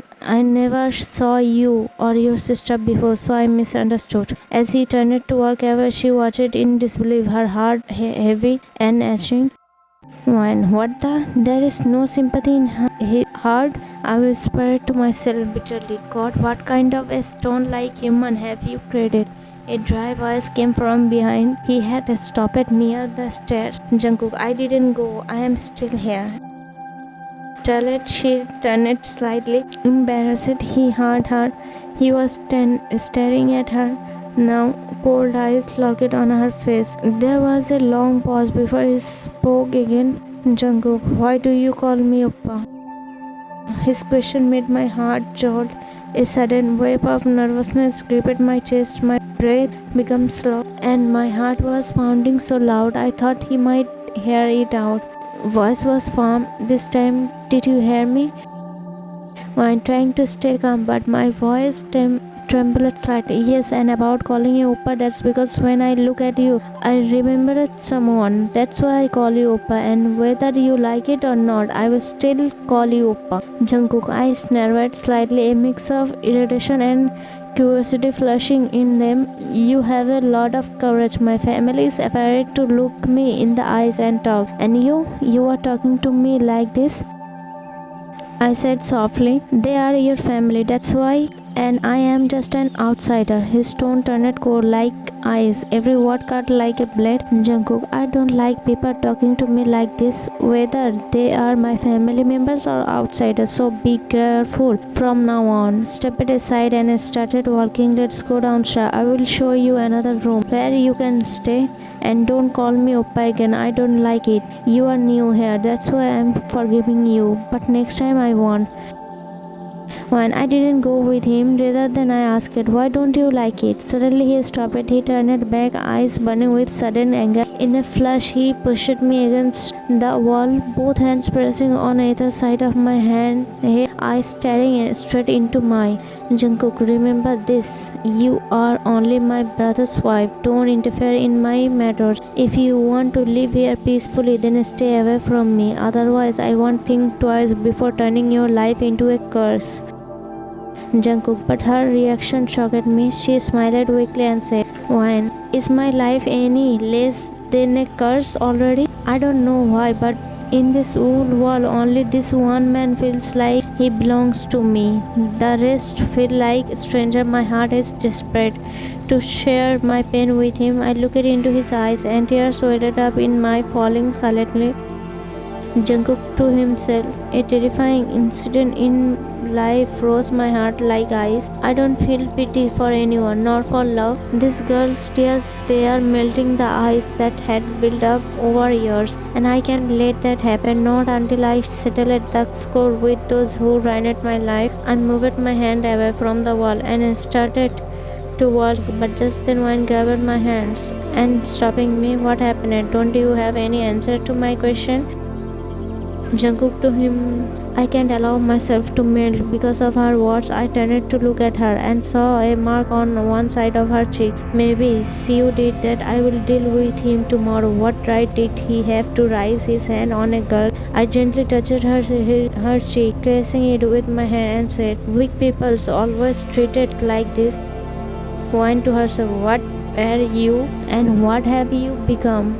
The one I saw, the one I once loved, the one I still love. He was full of love and warmth, but now you are filled with hatred and bitterness. What happened to you that turned a smiling, lovely, lively man into a stone-hearted one? I will bring you back. I will make you the same again, like you were, just like I saw you 17 years ago. I grabbed Jungkook's collar with both hands and pulled his face close to mine and said, Wine, I don't like praising myself, but yes, I am not afraid of anyone's father either. If you don't believe me, ask your brother tomorrow what price he had to pay for that. Jungkook, I removed her hands from my collar and grabbed one of her hands tightly, speaking in anger. Don't mistake this house for an ordinary family. It's filled with poisonous snakes and scorpions. If you really have that much courage, survive here for 2 days without shedding a single tear instead of panicking. She smiled and replied,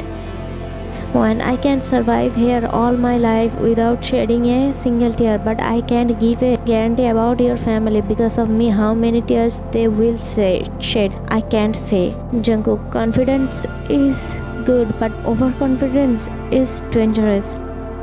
One, this is not overconfident. It's called experience. The sister I grew up with since childhood was no less than a poison herself. I have more experience than age. Just wait and watch how I blow away your family's speed like the wine. Jungkook coldly, we will see that tomorrow. Then both of them came down from the terrace. Jungkook showed Wayne a separate room to stay in. That room was far from all others, but close to Jungkook's, as if it was an opportunity for Wayne to talk to him a little more. Wayne, wow, what a surprise! You are giving me a room so close to yours? Wayne to herself, yes, I admit my word sounds flirty, but I don't mean anything like that. I just want to bring this guy back to how he used to be. No matter what it takes, I will do it. But to make him the same again, first I need to find out the reason behind why he became so cold. And I know he won't just tell me that so easily. For that, I will have to be friend with him. And the way his heart has turned into stone, I doubt he will ever be friends with me. I know it won't be easy, but still I never imagined that my words, so casual, so light, would provoke such a storm inside him. Before I could process it, he suddenly stepped forward in one swift motion. He confronted me, trapping me between the door and his body. My breath caught in my throat. His hands pinned both my waist firmly against the door. His face inches from mine. I could feel the heat of his breath brush against my cheeks. The world felt like it paused. I wasn't sure if I should be scared or captivated. He leaned even closer, his voice deep and low, his lips just near my ear. Jungkook, don't cross the limit, Wine. Don't forget I am your husband's elder brother. And talking like this with your husband's elder brother isn't right. I stepped away from her, my face tense and voice colder than before. Stopping in front of my room, I turned slightly and said to her without meeting her eyes, "And this room, I have given it to you for tonight only. For tomorrow onwards, you will stay with your husband in his room, just like you were supposed to." When I smiled slightly and said to him, "Do you really think after what your brother did today, I will stay with him? If I was wrong, I'd bow my head and apologize, but if I wasn't, then I won't quietly suffer someone's cruelty." Jungkook, so what is it that you want? One, the truth your family is hiding from me, the truth behind this marriage, the truth about your brother's so-called love, the truth about Eileen, and the biggest truth of all, your father. He knew that his son was marrying not his girlfriend Eileen, but Eileen's sister, me, and still he went ahead with this wedding. I want to know why. Hearing my words, Jungkook laughed circuitously, the sound bitter and sharp. Jungkook, I have already told you, this house is full of venomous snakes. Be careful how far you step in, because once they bite, the wounds and pain stay with for life.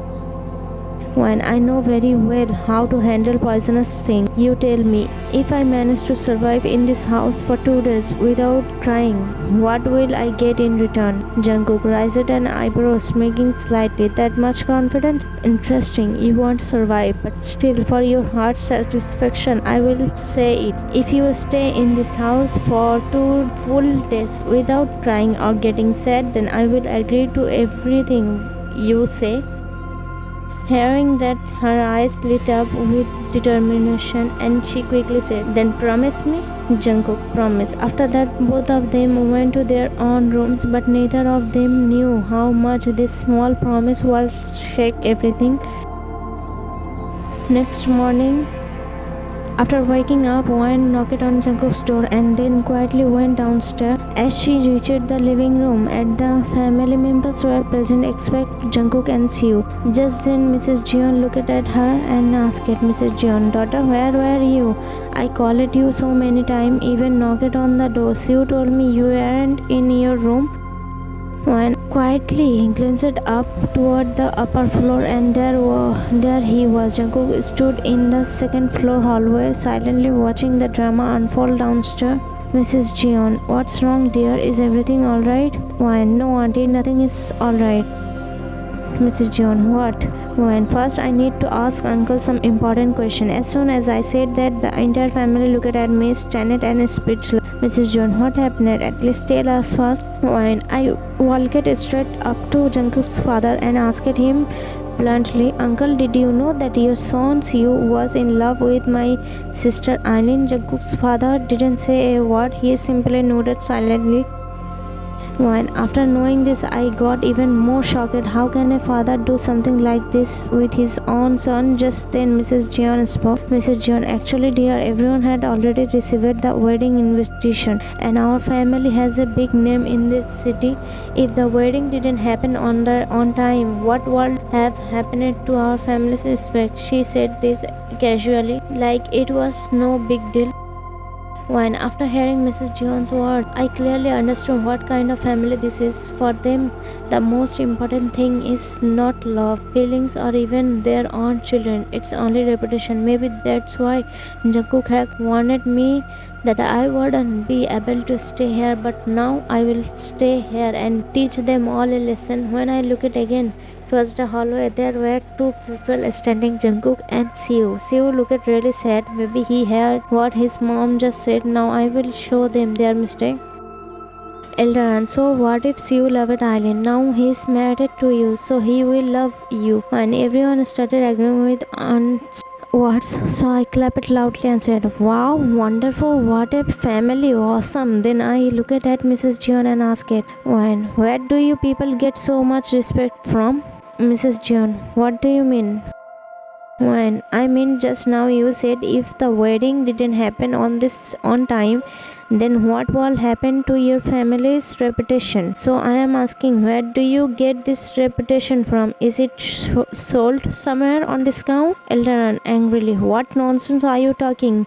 Respect is not something you can buy. It takes years of hard work to earn this kind of respect, this kind of status.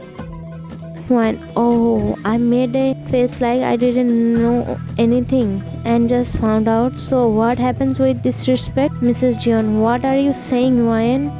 Auntie, I am just clearing my curiosity. So please tell me what happens with this respect. After hearing me, Mr. John stood up and angrily said, Mr. Respect is the thing without which a person has no value in this world. It's more precious than diamonds, pearl, and gold. Respect gives us the right to walk proudly in society. Our reputation is our identity. If people talk to you with respect, that's your success. People who don't have respect have no place in this world. People are ready to sacrifice everything for their reputation. If you always respect others, then you will get respect back, said angrily.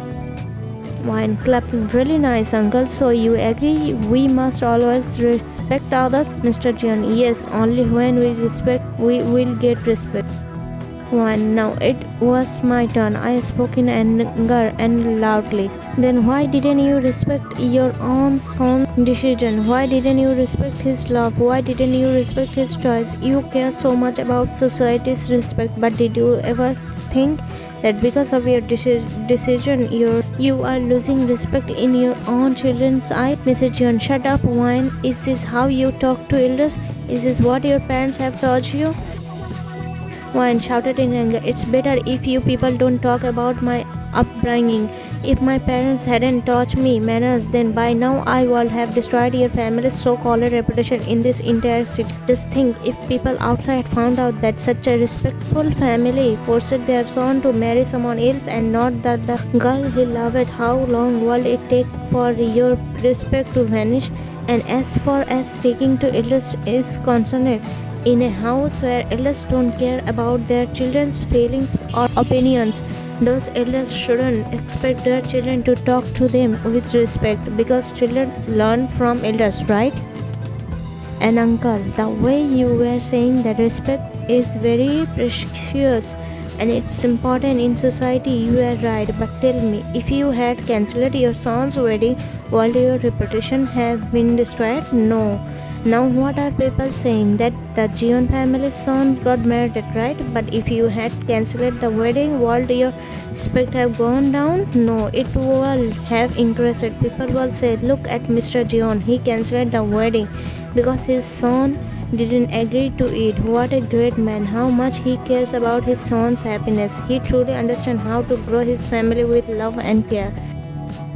One, isn't that also called respect? You only care about what society thinks, but have you ever wondered if your own family respects you?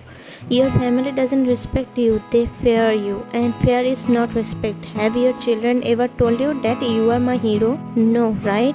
Why would they say it? You never give them love or a chance. The respect you think you have is just fear, nothing more. You have earned so much respect outside the house, but forget to earn it inside the house. Always remember, society will always talk about everything, no matter what you do. But your family, your people, they are the ones who will stand by you, love you, and stay with you no matter what. Uncle, there's still time. Please fix your family, because your people are more precious than diamonds, pearl, and gold.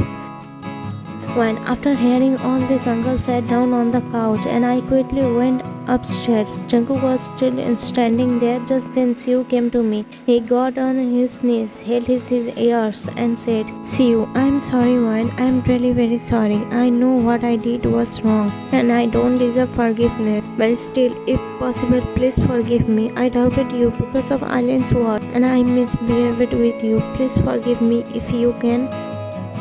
When I held Siu's shoulder and made him stand up, then I said, It's okay, Siu, I forgive you, and the fact that you have realized your mistake that itself is a big thing.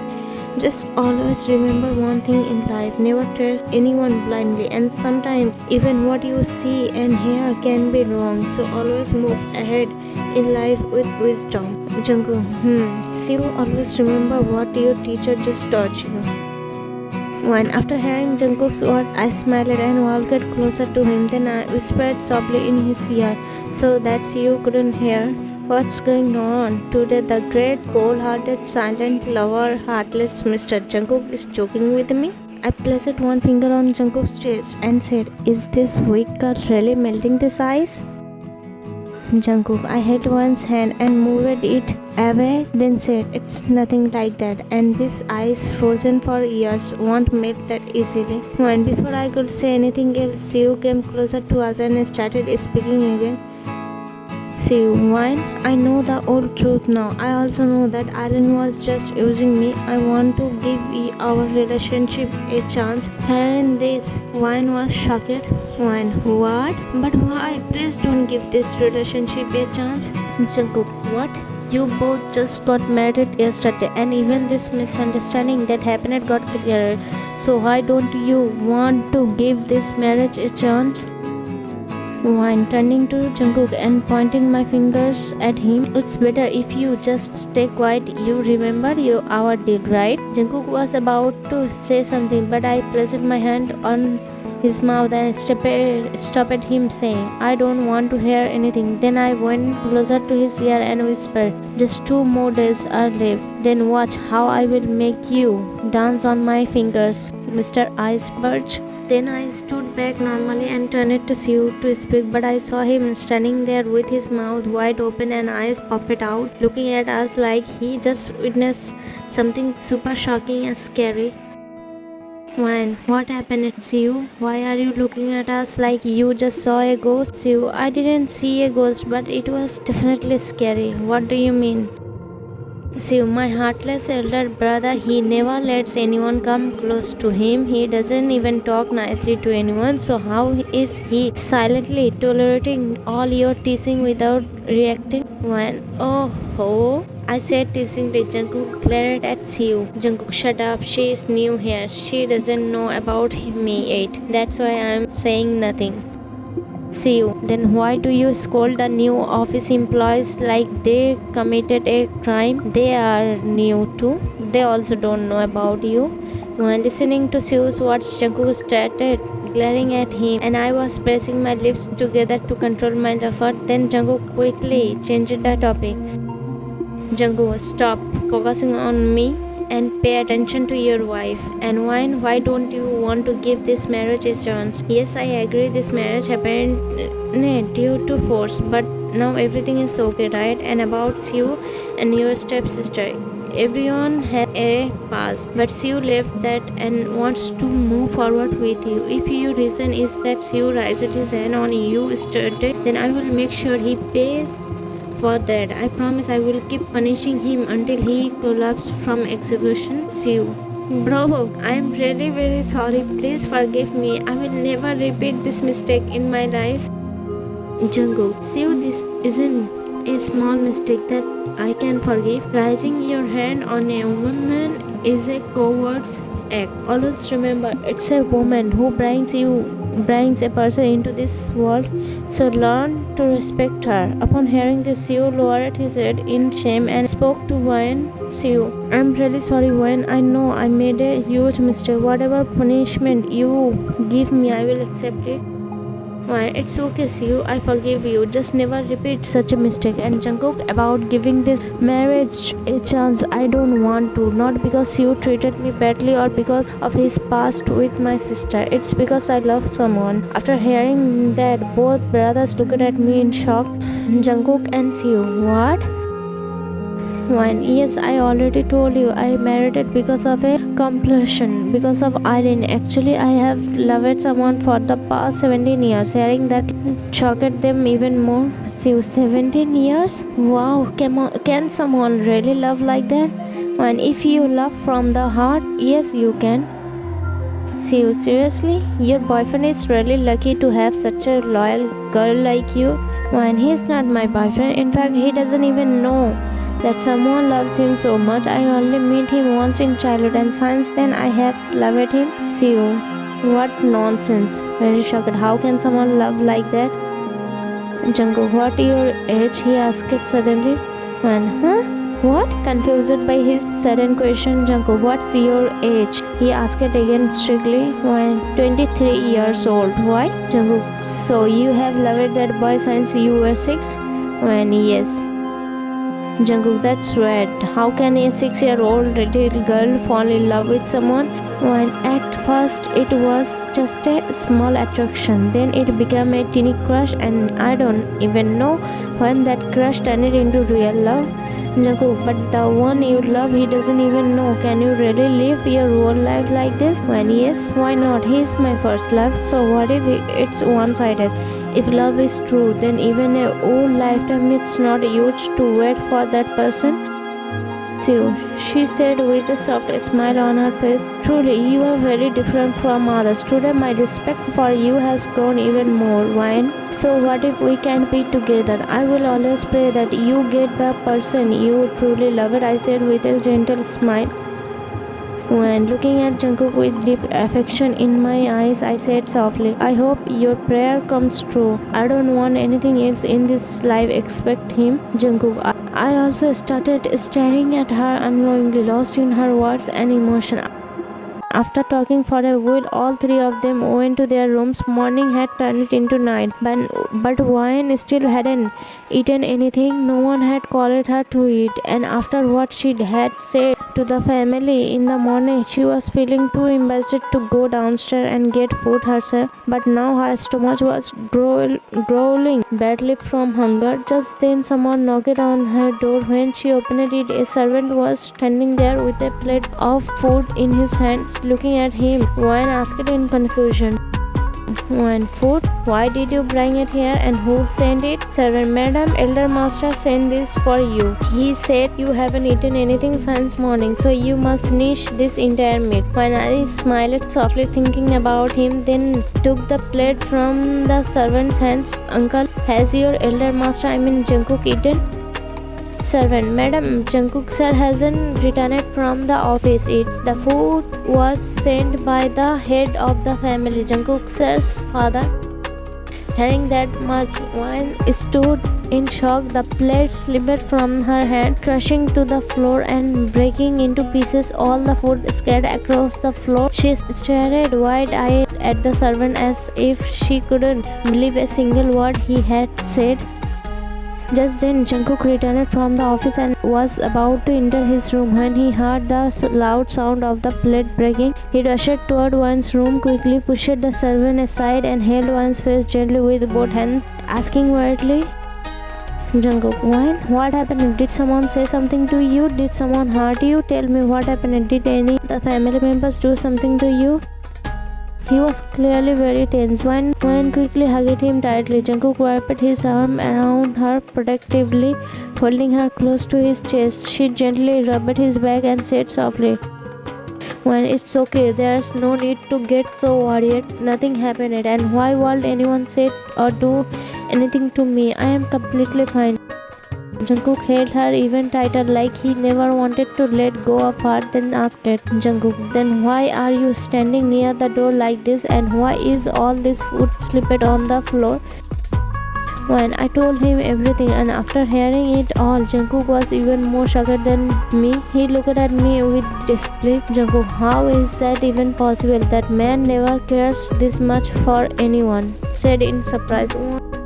Wayne looked at Jungkook with a teasing smile and said, When someone like you, Mr. Iceberg, can melt and care for me and get worried for me that much, then why can't he? I said, holding back my laughter. Jungkook, it's not like that. I tried to explain, but Wayne interrupted. It's okay. There's no need to explain anything. I know that I am slowly making a place in this frozen heart of yours. I pointed towards his chest. Jungkook's face turned slightly pink from my words. Whoa, what's this I am seeing?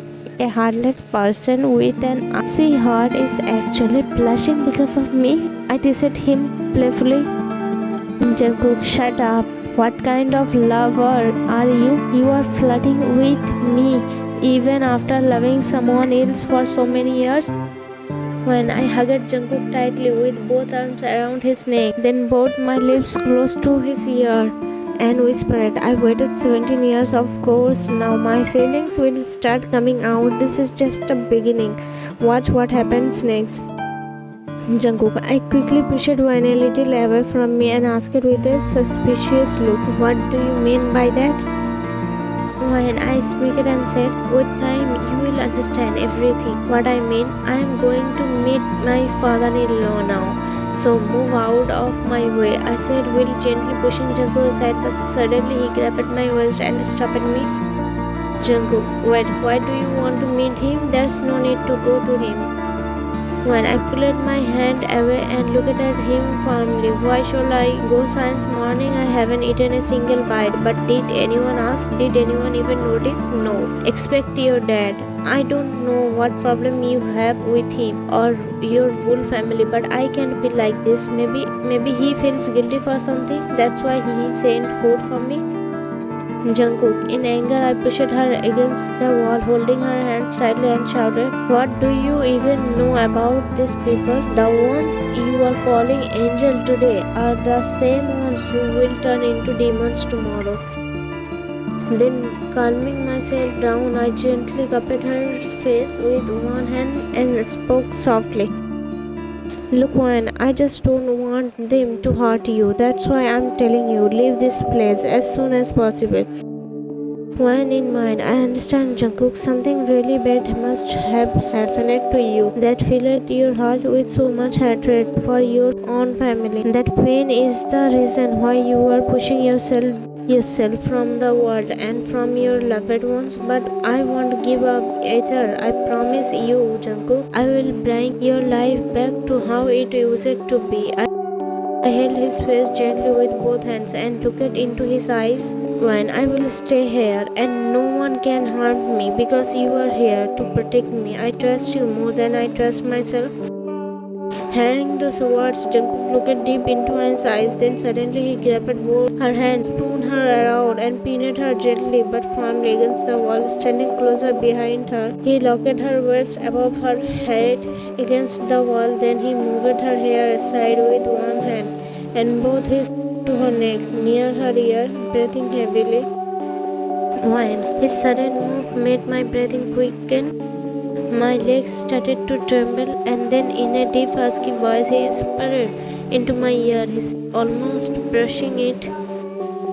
Jungkook, you have been in love with someone else for years, and because of circumstances you had to marry my younger brother, and now you are saying things like this to me? That's not right, Wayne. Your words are claiming my heart. This heart that's been frozen for years. It's melting because of you. Your closeness, your touch, the way you speak to me like you have every right. Even thought you know how dangerous my anger is. When this magic you are doing to me, soon the whole world will see. They will see that cold-hearted man is melting for his younger brother's wife. One day your words and your touch might push me to a point where I lose control over myself. When his warm breath, that husky voice, and the light brushed were more than used to make my heart race, then I will do everything I can to make sure you lose control over yourself. My voice trembled from the as Jungkook's warm breath brushed against one and her words left him completely speechless. His grip around her waist slowly loosened. Jungkook, do you even realize what are you saying? I don't know about your so-called love for years, but you are my younger brother's wife. When as soon as I felt his grip loosen, I quickly pulled my hands back and turned it toward him, gently brushing his sleeves. I looked into his eyes and said softly, "Did you forget, Oppa? My relationship with your brother was never out of love. It was a helpless decision and I hope it ends very soon." Jungkook, just as I was about to say something back, we both froze at the sound of someone clearing their throat near the door. Eyes widened in shock. "Siu?" Jungkook, Siu looked at both of us leaning against the door frame, smirking. Ahem. What's going on here? And bro, what exactly are you doing in my wife's room? Trying to hide my smile. Wayne and Jungkook, shut up, we were just talking. Siu, oh, wow. Saying it together, huh? Was that part of the plan too? Wayne glared at Siu with clear annoyance. Jungkook, and what exactly are you doing here? Siu, at Jungkook questioned Siu made a face like, are you seriously asking me that? Bro, this is my wife's room, he said, pointing toward Wayne. Wayne and Jungkook, stop calling me her your wife like that. Siu, shocked, bro, I get it. If Wayne says that, but you, why are you saying that? Jungkook in mind, oh god, this girl is completely taking over me. Jungkook, aloud, just reminding you. At that, Siu looked at me, one eyebrow rising in suspicion. Siu, why do I feel like you are lying? Oh yes, I forgot that I actually came here to say something. Jungkook, what? Siu, actually Wayne, Dad is calling both of you and me downstairs in the living room. All the family members are already there. There's a family meeting. Maybe he wants to talk about something important. When the moment Siu said that, Jungkook quickly grabbed my waist tightly, which made Siu smile while looking at Jungkook, and Jungkook looked angrily at Siu and said, go and tell them Wayne won't come. Wayne, what nonsense, Oppa, I said angrily, pulling my hand back. I will go. I want to get out of this forced marriage, and for that I need to talk to them. Jungkook, he clenched his jaw, clearly angry, and spoke in a deep, serious tone. You won't listen to me, right? Fine. Then I will also come to that family meeting. Siu, what? Looked so shocked, almost fell down, but managed to balance himself. When Siu quickly came closer, grabbed Jungkook by both shoulders and started shaking him while asking nervously, Siu, are you okay? Is your head hurts or something? He even moved Jungkook's head around to check for injury. Jungkook, shut up, Siu. You go, we will come soon. Siu, why? He said with a cute face. Let's go together. It will be fun. Everyone's reaction will be so shocked to see Hyung. Your entry will no less than a film star. Just hope no one faints at home. Jungkook, will you go or should I lock you in the room again like last time and stop you from stepping out? Siu, no, Hyung, I am going. Okay, why are you threatening me? When we're leaving, Siu muttered softly. Siu, what kind of brother is he, falling for a girl who just came yesterday? And here, me, poor little brother of him? Jungkook, I heard that. Siu, come quickly. When watching him run off, I turned to Jungkook with a cute, suspicious expression. Why did Siu say that if you go to the family meeting, everyone will get shocked? Jungkook looked carefully at her face, then shook his head slowly and started talking to himself in his mind. Jungkook, and this girl is going to drive me crazy for sure. When, what are you thinking? Tell me, why did you say that? Jungkook, because in our house this family meetings happens often and it's been around 8 or 10 years since I last attended even one. After hearing that, one's eyes widened in shock and her mouth dropped open. When, why? Jungkook, because I have no interest in seeing the faces or hearing the voices of the people in this house.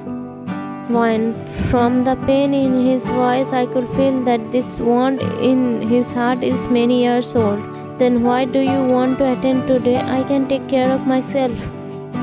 Jungkook, I know that, but you don't know my father's stepsister. She is the most dangerous woman in the world, and you can't say anything to her because she is like lifeline to my dad and his brothers, and she is always present at every family meeting. Fine, then that's even better. I have to settle the score with her anyway. She insulted me, yesterday called me dry tree, and don't worry, I can take care of myself, and when needed I can also handle others very well. Jungkook, really? He asked, raising his brows with a fake curious expression. When, yes, you know what, if needed I can up anyone. I have done it before. Jungkook, then I will definitely attend the meeting. I also want to see how you handle that witch. When, so you really want to go to the family meeting? Jungkook, I just nodded my head slowly. When, okay, then let's go. After saying that, both of them started walking toward the living room. While coming down the stair, Wan's eyes fell on the family member, and the moment she saw their faces, she couldn't stop herself from laughing softly. Literally everyone was staring behind Wan at Jungkook, totally shocked. Because forget attending a family meeting, Jungkook didn't even like to stay near them, and today, after so many years, he was not just near, he was attending the family meeting for the first time, but no one could understand why. Wan walked into the living room and stood on one side quietly. Jungkook followed right behind her and stood straight next to her. All eyes were wide open, mouth were hanging open as well. Everyone was looking at Jungkook and Wan like they had seen a ghost. Seeing everyone's rocket reaction, Jungkook loudly cleared his throat, and as soon as his voice was heard, it was like everyone suddenly came back to their sense. Then Jungkook's mom quickly came to him with a smile and started speaking. Mr. Johnson, you really came here to us? Finally, you understood the importance of your family, right? Jungkook, let me make it clear. I didn't come here because of any of you. And don't ask me.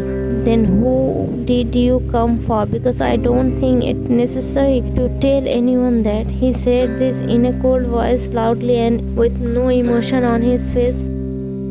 So Dad, why did you call all of us here? Mr. Jeon, because I want to know, do you and Wayne really want to stay in this relationship or not? Only after hearing both of your decision I will be able to decide what to do next.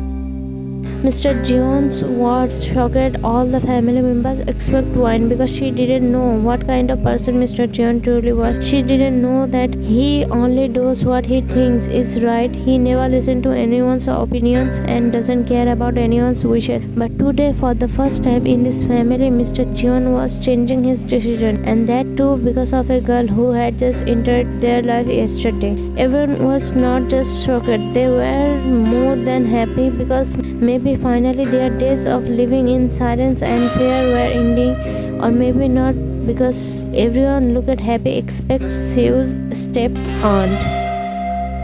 That witch already understood if this family start living with their own choices, then her control in this house will end. Her three brothers will no longer follow her orders blindly like they used to. That's why right away she interrupted her brother and raised her voice in protest. Hyung, what are you saying? Have you forgotten how much respect you have in this city? If this news spreads that your son is getting divorced, what will people say? What will they think about our family? I can just watch the honor of this family be ruined like this. Started pretending to cry fake tears. Jungkook. I leaned closer and whispered softly in Wan's ear, "Didn't I tell you this witch is very dangerous?" When I also whispered back to Jungkook, calmly but with confidence, "Just wait and watch. Have some patience. If I don't make this witch regret to death, then my name isn't Wine." Wine, "Oh my sweet auntie." Saying this, I walked toward her and gently placed one hand on her shoulder as I spoke. "You think that if people hear about this divorce, they will shame this family? But why don't you think this way? Maybe people will say, look, even though this is such a respected family, they still allowed their son and daughter-in-law to get divorced. They thought more about their children's life than just their own pride. They didn't force them to stay in a relationship they didn't want. You can think positively too, right? Stepan, a girl who came just yesterday. You want to teach me how the world works?" Pointing a finger at Wine angrily. When I gently pushed her finger down with a slight smile and said, "Oh auntie, whether I came yesterday or years ago, right now I am still the daughter-in-law of this house, and as a daughter-in-law I am thinking so much about uncle, saying positive things to him so he doesn't feel stressed. But you, being his own sister, you are giving him more tension instead." Stepan, getting even more angry. "You are trying to turn my brother against me?" Wine, "Oh no, not at all. Why would I try to do that?" Then said coldly, "I am just showing him the mirror."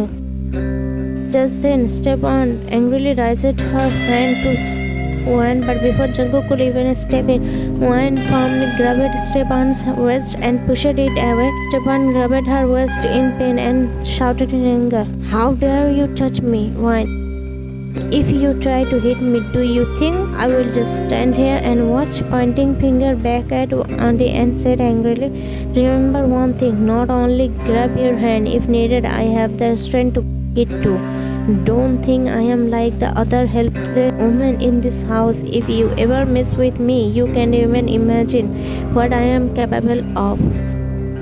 "So, auntie, can I give you one free piece of advice? Don't mess with her. You won't be able to defeat her, neither with words nor with hands. So fighting with her will only end badly for you. And anyway, no one can harm her now, because this walking talking storm is being protected by a guardian angel," said, looking at Jungkook. Jungkook still staring at the aunt with anger in her eyes and acting like crying, and turning to Mr. Jeon. "Did you see how your son and daughter-in-law talking to me, and your daughter-in-law, she even laid her hands on me." Mr. Jeon, "Mia, I saw everything with my own eyes, so there's no need for you to explain again. And about Wine, you were the one who raised your hand on her first." What Mr. Jeon said was more than used to shock everyone in the room, because this was the first time even Mr. Jeon didn't take his sister's side and instead supported someone else.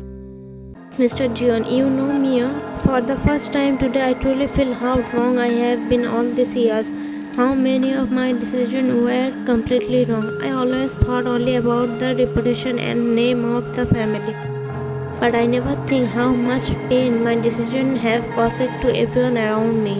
I never cared about my family's happiness, but if there's no happiness in the family, then how can a family even have a good name and respect? I never understood that. But today, this girl pointed toward Wine made me realize with her words how deeply mistaken I was. What's already happened, I know I can't fix it.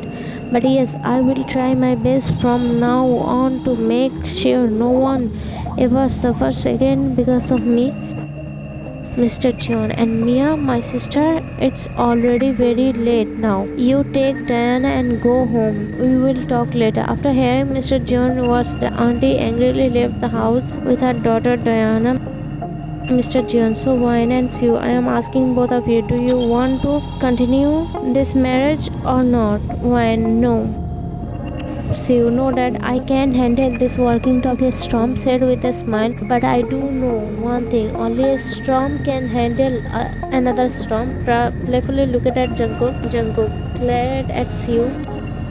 Mr. Jeon, alright, then I will start the divorce process for both of you. It might take a little bit time, but I will try my best to get it done quickly.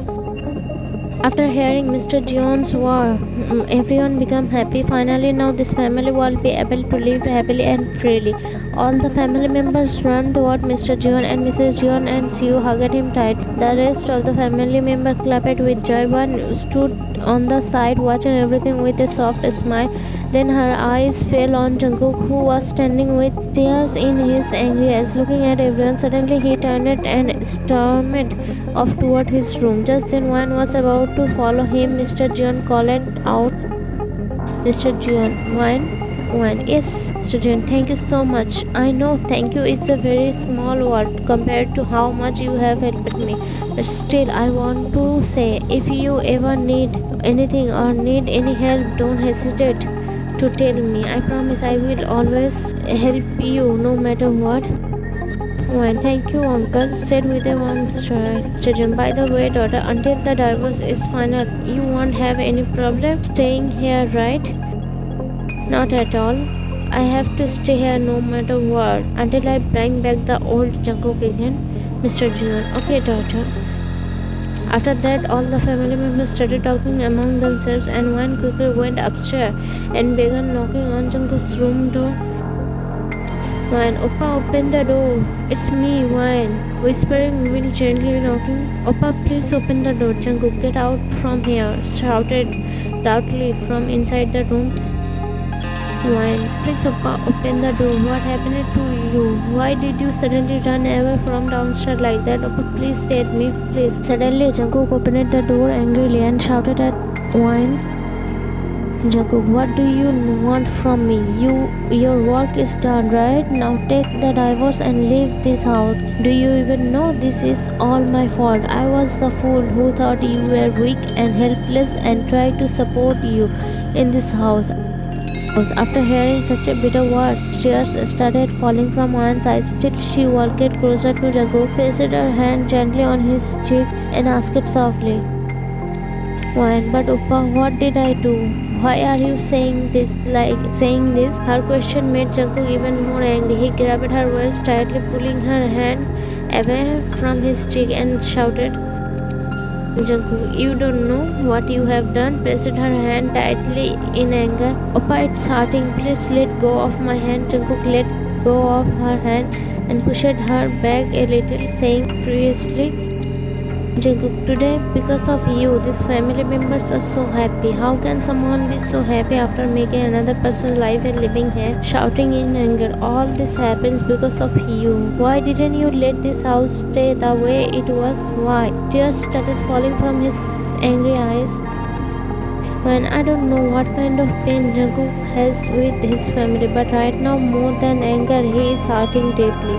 A kind of pain that is eating him up from the inside, and now I have only one way left. She hugged Jungkook tightly and said while crying, and I don't know what happened between you and your family or what the real problem is, but if I have hurt you, if because of me your pain has increased, then please forgive me, please Oppa, but don't push me away like this, please. Wine, I am very strong, Oppa. I can tolerate anything. I can fight anyone. I can fight with anyone. And for my self-respect, I can do anything. But I can't lose the most special person in my life. The one who is the closest to my heart.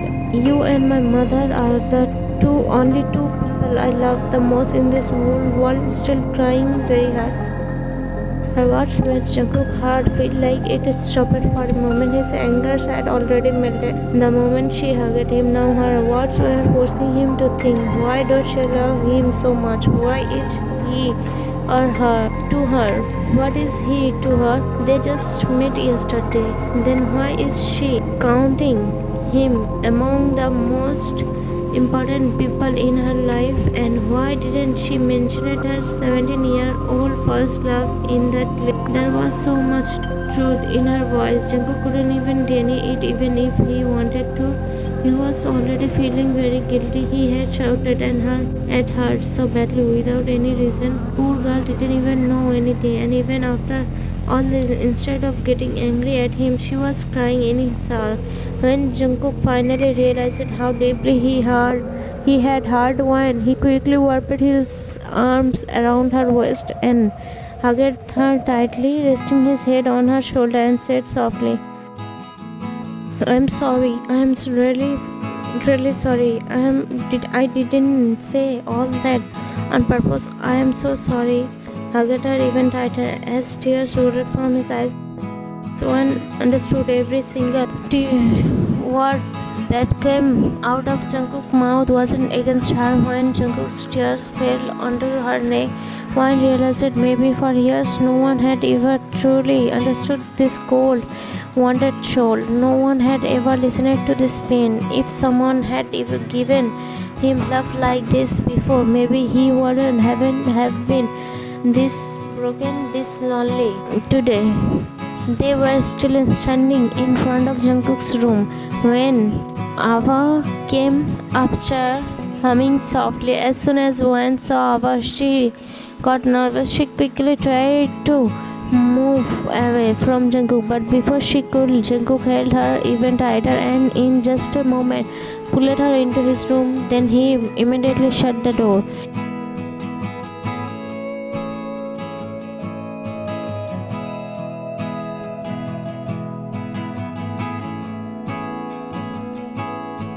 Next morning, downstairs in the dining room, all the family members were sitting at the breakfast table. Soft conversation were happening around, and there were calm smiles on everyone's faces. Just then, Wine came downstairs after getting fresh. Her steps were slow. As soon as Mrs. Jeon saw her face lit up with a sweet smile.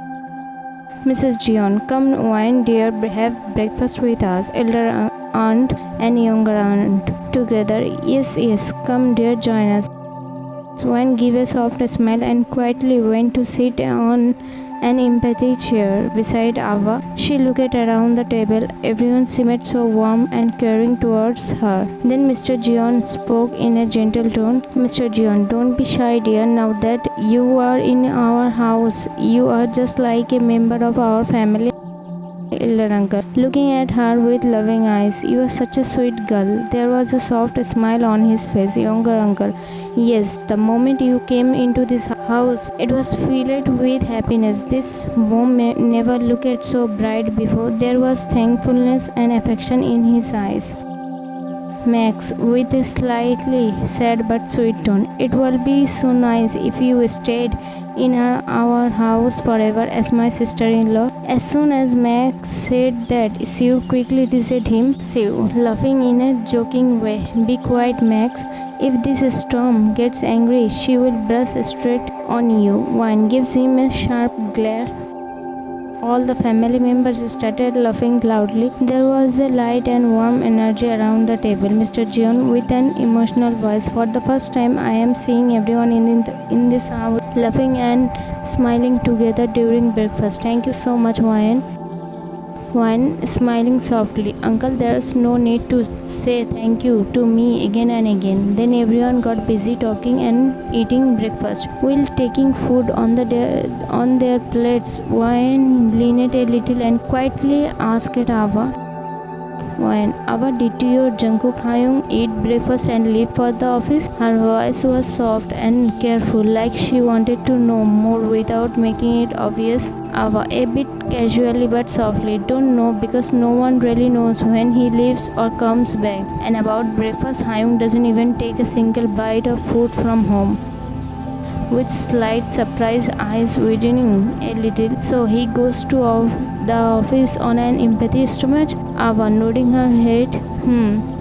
Wine, with a soft voice filled with concern. "And no one asked him to eat?" Ava, with a slightly cold tone. "No one has that much courage to say anything to him. Everyone in this house knows how dangerous his anger is. That's why no one goes near him. Hyung only stays calm with me, Siu, Hyung, Max and Isla. But for the rest of the family, he is no less than a monster. After listening to Ava's words, Wine went silent for a few seconds. Her face became serious. Her mind started thinking something else. One, but why is he so angry and upset with his own family members? Ava, I don't know, Yoni. I have asked mom many times, but she always avoids the topic.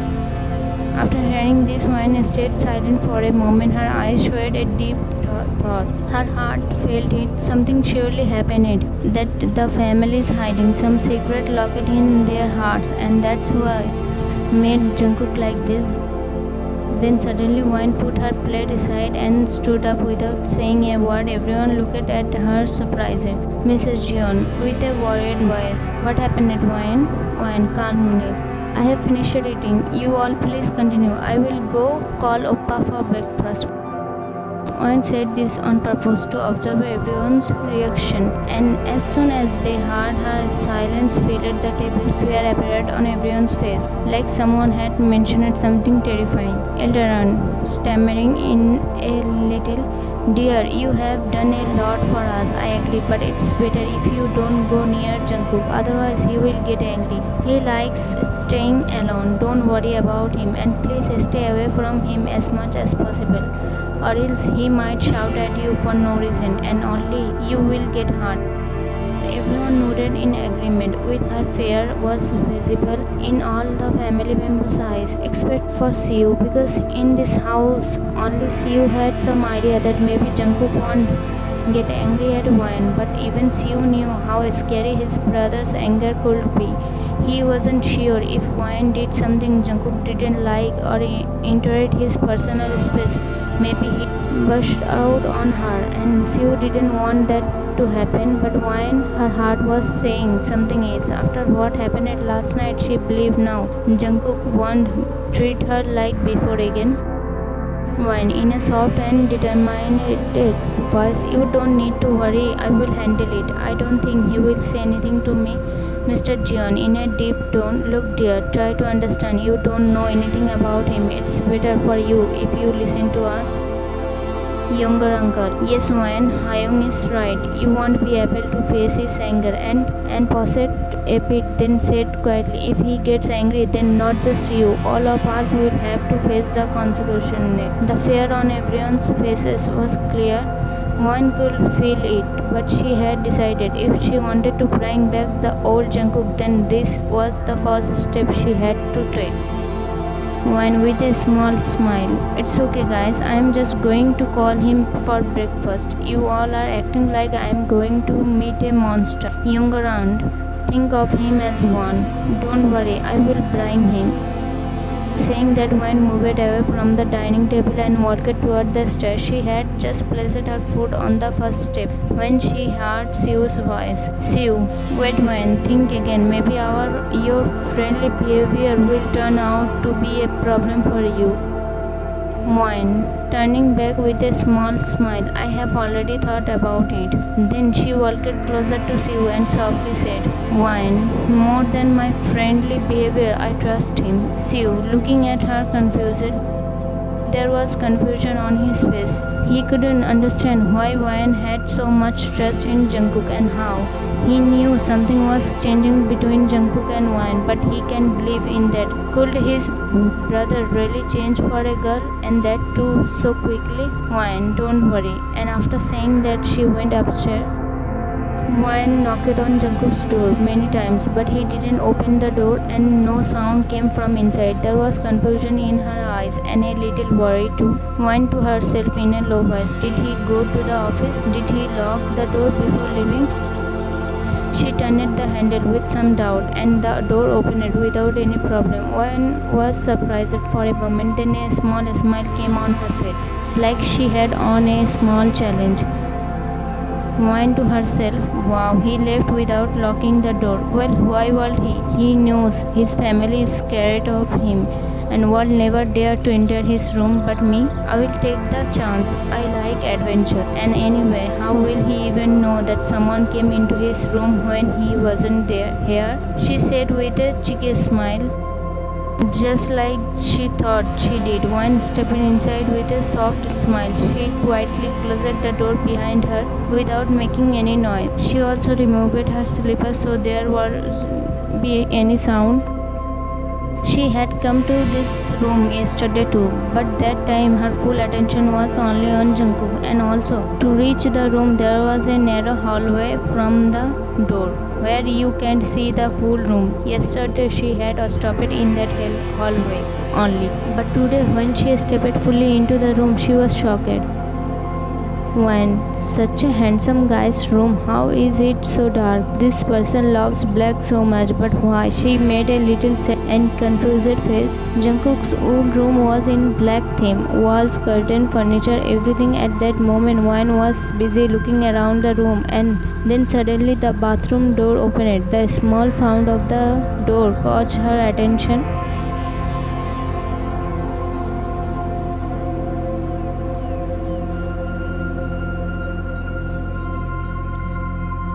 A small smile appeared on Wayne's face. Suddenly, Jungkook turned her around and hugged her from behind. His chin rested on Wayne's shoulder, and his breath brushed gently near her ear. In a teasing tone, he asked, "Jungkook, now tell me, what was your reason for coming here?"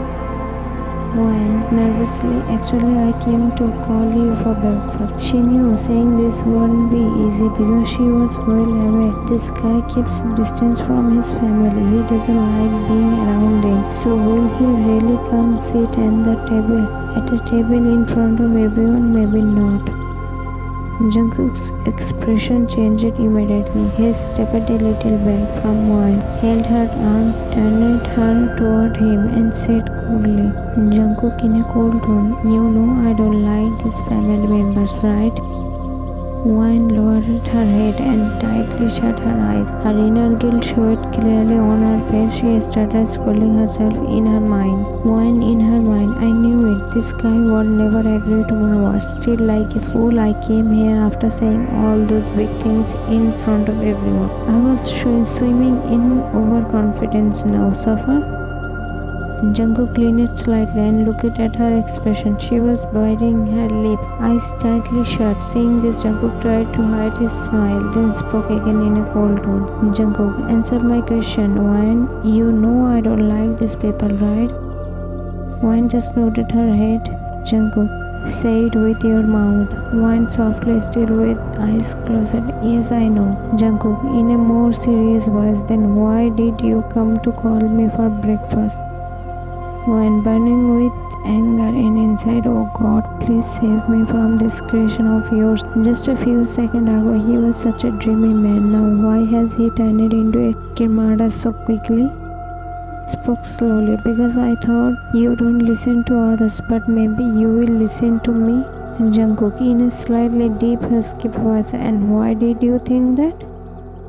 Wayne slowly opened her eyes and looked at his face. Jungkook's face was totally natural. No anger, no smile, just one eyebrow raised, giving her a questioning look. Wayne, in her mind, "No, Wayne, this look is fake. Inside this guy is fire. One small mistake and I am done. Just tell him the truth." Then she said slowly, because you were talking to me so sweetly and..." She stopped. The words got stuck on her lips. Jungkook caught that pause and wanted her to finish it. "Jungkook, and..." Wayne lowered her head and closed eyes. "And you are behaving so softly with me. That's why I thought you would listen to me." Jungkook, "Just soft behavior?" As soon as he said that, Wayne quickly looked at his face. Jungkook had both eyebrows raised and was slowly licking his lower lip. Wayne's cheek turned red and she very fastly said, "Wayne," in a very fast tone, "romantic behavior too." Jungkook, teasing playfully, "Huh? What did you say? I didn't hear you. Say it a little louder." Wayne, now dying from shyness. "Romantic behavior too." A soft smile appeared on Jungkook's face. Jungkook, "Then what's there to be so nervous about? Say it with confidence. Tell me. Come downstairs for breakfast with me." She looked at him in shock and he was smiling softly. Then he came closer, hugged her by the waist, touched his forehead with hers and said, Jungkook in a very soft, emotional tone. If anyone else had said this to me, maybe they would have been beaten by now. But you know you have started ruling over this heart. Every word of yours, this heart just want to listen without question. Wayne lightly hit his chest with both hands. When he was carried me. Jungkook held her hands, both them behind him, rested her head on his chest and gently stroked her hair while saying, Jungkook, I have never given anyone the right that I have given you. And remember this right only for you. And about breakfast, then yes, I will have breakfast, but you will serve it. When hugged his back tightly, placed her head properly on his chest and said, When as your wish, boss. Jungkook smiled lovingly at her words. After some time, all the family members were sitting in the living room, waiting for wine. Every face was filled with worry and restlessness. Breath was slow, but the tension in the air was heavy. Younger aunt, why is she taking so long? Younger uncle, for sure Jungkook must be taking out his anger on Wayne. Ava, is Hyung still in his room? Max, yes, that's why sister-in-law is taking so long to come back. I wonder what he is doing to that poor girl. At that moment, Wayne slowly started coming down the stairs. Siu and Mrs. Jeon saw her and both immediately rushed toward her. Siu, what happened, Wayne? Did Hyung scold you a lot? Mrs. Jeon, with a little guilt in her voice, I told you not to go, but you didn't listen to me. Wayne calmed me. First, let me explain. Her words remained incomplete because younger uncle cut her off in panic. Younger uncle, we told you before he won't get angry at you. You don't really know him. When he's like that, don't take his words too hard. Wayne trying to explain, but elder aunt, what did you get by going to him? You had to face his anger for no reason. He didn't even come. Her sentence stopped midway. Her eyes got stuck in one direction because Jungkook was coming down the stairs. He was wearing a black shirt and pants, folding his sleeve as he walked. His expression was completely cold. A heavy silence spread in the house. Everyone stared at him. Some had their mouth open, some had their eyes wide in shock. One looked at their faces in confusion, then turned back, and that moment her eyes met Jungkook's. She understood everything. As soon as Jungkook reached down without looking at anyone else, he said to Wayne, Jungkook, Wayne served my breakfast. Siu and Mrs. Jeon were literally in shock, and the rest were hit like thunder. Those who were standing sat down with a thud, and those who were sitting stood up suddenly. They all looked at Jungkook with wide eyes and open mouths, like they were seeing someone like him for the first time. Jungkook didn't care at all about anyone's reaction. He didn't even glance at anyone's except Wayne. Then, with a small, soft smile, she quickly brought breakfast from the kitchen and started serving it to him. After serving him, when one started walking back toward the kitchen again, Jungkook quickly held her waist. Now even one was shocked because the entire family's eyes were on them, but Jungkook didn't care at all. When one tried to pull her hand away, Jungkook's grip on her waist became tighter, and he asked her coldly, without showing any emotion. Jungkook, coldly, with no emotion, did you eat breakfast? Wayne, yes. Jungkook, really? Lowering her eyes softly, no. Jungkook, come, sit with me and finish your breakfast. His words were nothing less than a big lotion for all the family members. Elder aunt looked at elder uncle. Elder aunt, hold me, I might faint. Elder uncle, I am about to faint myself. How can I hold you?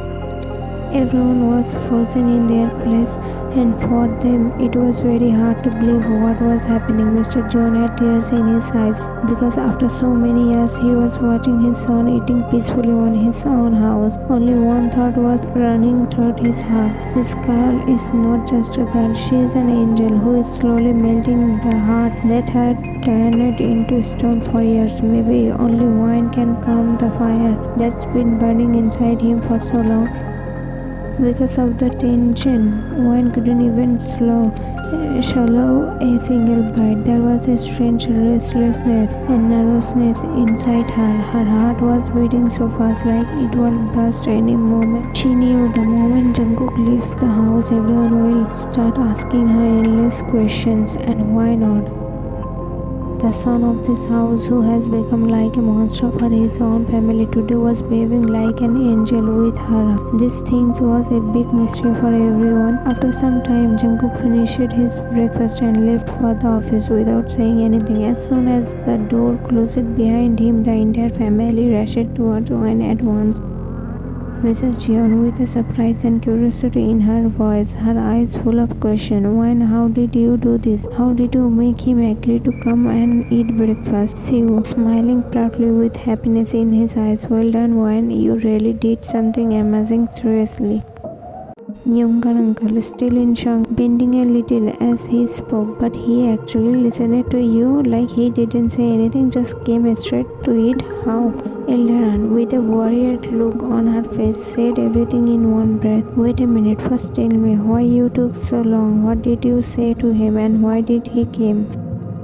Max, still in shock, his eyes wide open. Sister-in-law, you are too great. Before anyone else could ask anything more or before one could answer anyone's question, there was a loud sound at the gate. Everyone turned their head quickly. It was Step Auntie entering the house and with her daughter Diana. Both of their faces were filled with ego, anger and a fake pride.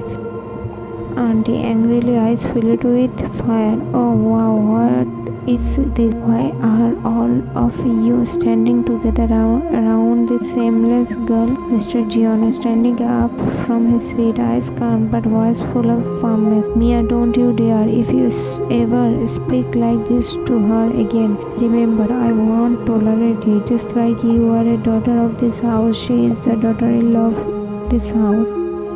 Everyone stood still for a moment, totally stunned. Diana showed fake guilt on her face, pretending to be innocent. Then, with a sweet smile, she spoke. Diana, with a cunning smile, sorry, uncle. Mummy didn't mean it like that. Actually, this girl is the daughter-in-law of this house only for a few days, right? Soon she will take a divorce and leave this house anyway. Wayne gave her a tight and confident smile. Her eyes had no fear, only determination and fire. She looked straight into Diana's eyes and stepped closer. Wayne, in clear, sharp and strong voice. Oh Diana, who told you that I will leave this house after divorce? I am not going to leave so easily. Then Wayne leaned closer to Diana's ear, looked straight into her eyes and said softly but with a clear threat in her voice.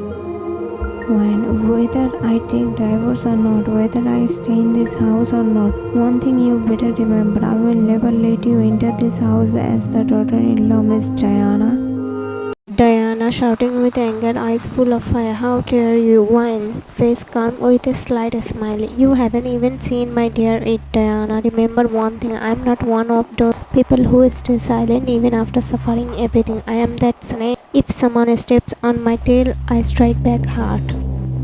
Her words were sharp like arrows, but her face was totally composite. There was a fearless fire in her eyes. Auntie, controlling her anger, reading her threat, said slowly, if you are a snake, then I am the snake charmer who knows how to control snakes like you. Wayne laughed out loud, but her laughter was cold and had a sharp sarcasm. The kind of snake charmers you are talking about, they only exist in movies. In real life, there is an anaconda who sounds a person wound. The atmosphere in the house turned tense, but Wayne wasn't ready to step back. Every word she said was like an arrow, hitting right out on target. Auntie, stepping forward in anger, eyes burning. I swear I will. Mr. Jeon suddenly cut her off and shouted loudly, his voice huge in the whole living room. Huge, that's it. Everyone be quiet now. Mr. Jeon looking at Mia, his words were cold but strict. And Mia, you have come here from your in-laws' house, right? Then sit with everyone and talk respectfully and have some control over your tongue. Mr. Jeon's words hit Auntie hard. Her face turned red with anger. Diana, understanding her mom's anger, held her hand, but there was a weak wicked smile on her face. She spoke softly but with hidden passion. It's okay, Mom. Just tolerate it a bit. When I become the daughter-in-law of this house, we will teach this old man a good lesson, too. Mia nodded silently with calm but revengeful eyes. The whole day passed like this. At night after dinner, Mia and her daughter Diana left for their home. Because of both of them, the family didn't get a chance to properly talk to Wayne. When everyone finished their dinner and went to their rooms to sleep, a quiet silence spread throughout the house. One turned on the dim light of the dining room, and soft white light filled the space. In that light, her tired face looked even more sad. She quietly arranged dinner for Jungkook, warmed every dish with care as if she was mixing her love into each bite. She set everything nicely on the table, then sat down on the chair near the dining table. Every second felt like a long wait, full of restlessness. After a while, the main door of the house slowly opened, and with the cool breeze, Jungkook walked in. His steps were tired, but the moment his eyes landed on Wayne sitting at the dining table, a soft relief touched his face. Wayne saw him, and without thinking even for a second, she quickly ran to him and hugged him tightly, as if all her feelings from the entire day got poured into that one moment. Holding on to his chest, her breathing was heavy. Her eyes had a slight tear, but in that moment only one thing mattered. Jungkook was finally home. Jungkook hugged her back, gently caressing her hair with his hand, and softly spoke near her ear. Jungkook, you haven't slept yet? And did you not eat dinner? What are you doing here, sitting at the dining table? His voice was gentle and his eyes showed clear concern. Wayne looked at him and replied softly, When I am sitting here waiting for you, so I could have dinner with you. Once what left Jungkook shocked. This was the first time someone had waited just for him, only to have dinner with him. It was a strange yet warm feeling he had never experienced before. His heart felt a little different, like something inside had quietly shifted. He gently pinched Wayne's cheek and softly said, Jungkook, don't ever wait like this for me again. Eat your food on time, okay? And why do you think I will actually listen to you? She said, pretending to act surprised, raising her eyebrows playfully. Jungkook looked at her and a small mischievous smile appeared in his eyes. He leaned closer, his face just inches from hers, and spoke in a low teasing voice. Jungkook, because you know very well, if you don't listen to me, I will have to show you what I will do to you. His voice had a mix of warning and flirtation, like he was enjoying this moment too much. Wayne innocently, No, I really don't know. What will you do to me? She asked curiously, her eyes wide, pretending not to understand, but her cheeks already turning slightly pink. Jungkook slowly ran his thumb along her lips in a soft teasing way and said in a tone, Jungkook, come to the room. I will show you exactly what I will do to you. His words made Wayne's cheeks flush a deeper and embarrassed it smiling. She slightly hit his chest and replied, Wayne, I don't know someone as serious as you could be this perverted. Now let's go eat dinner. I am starving.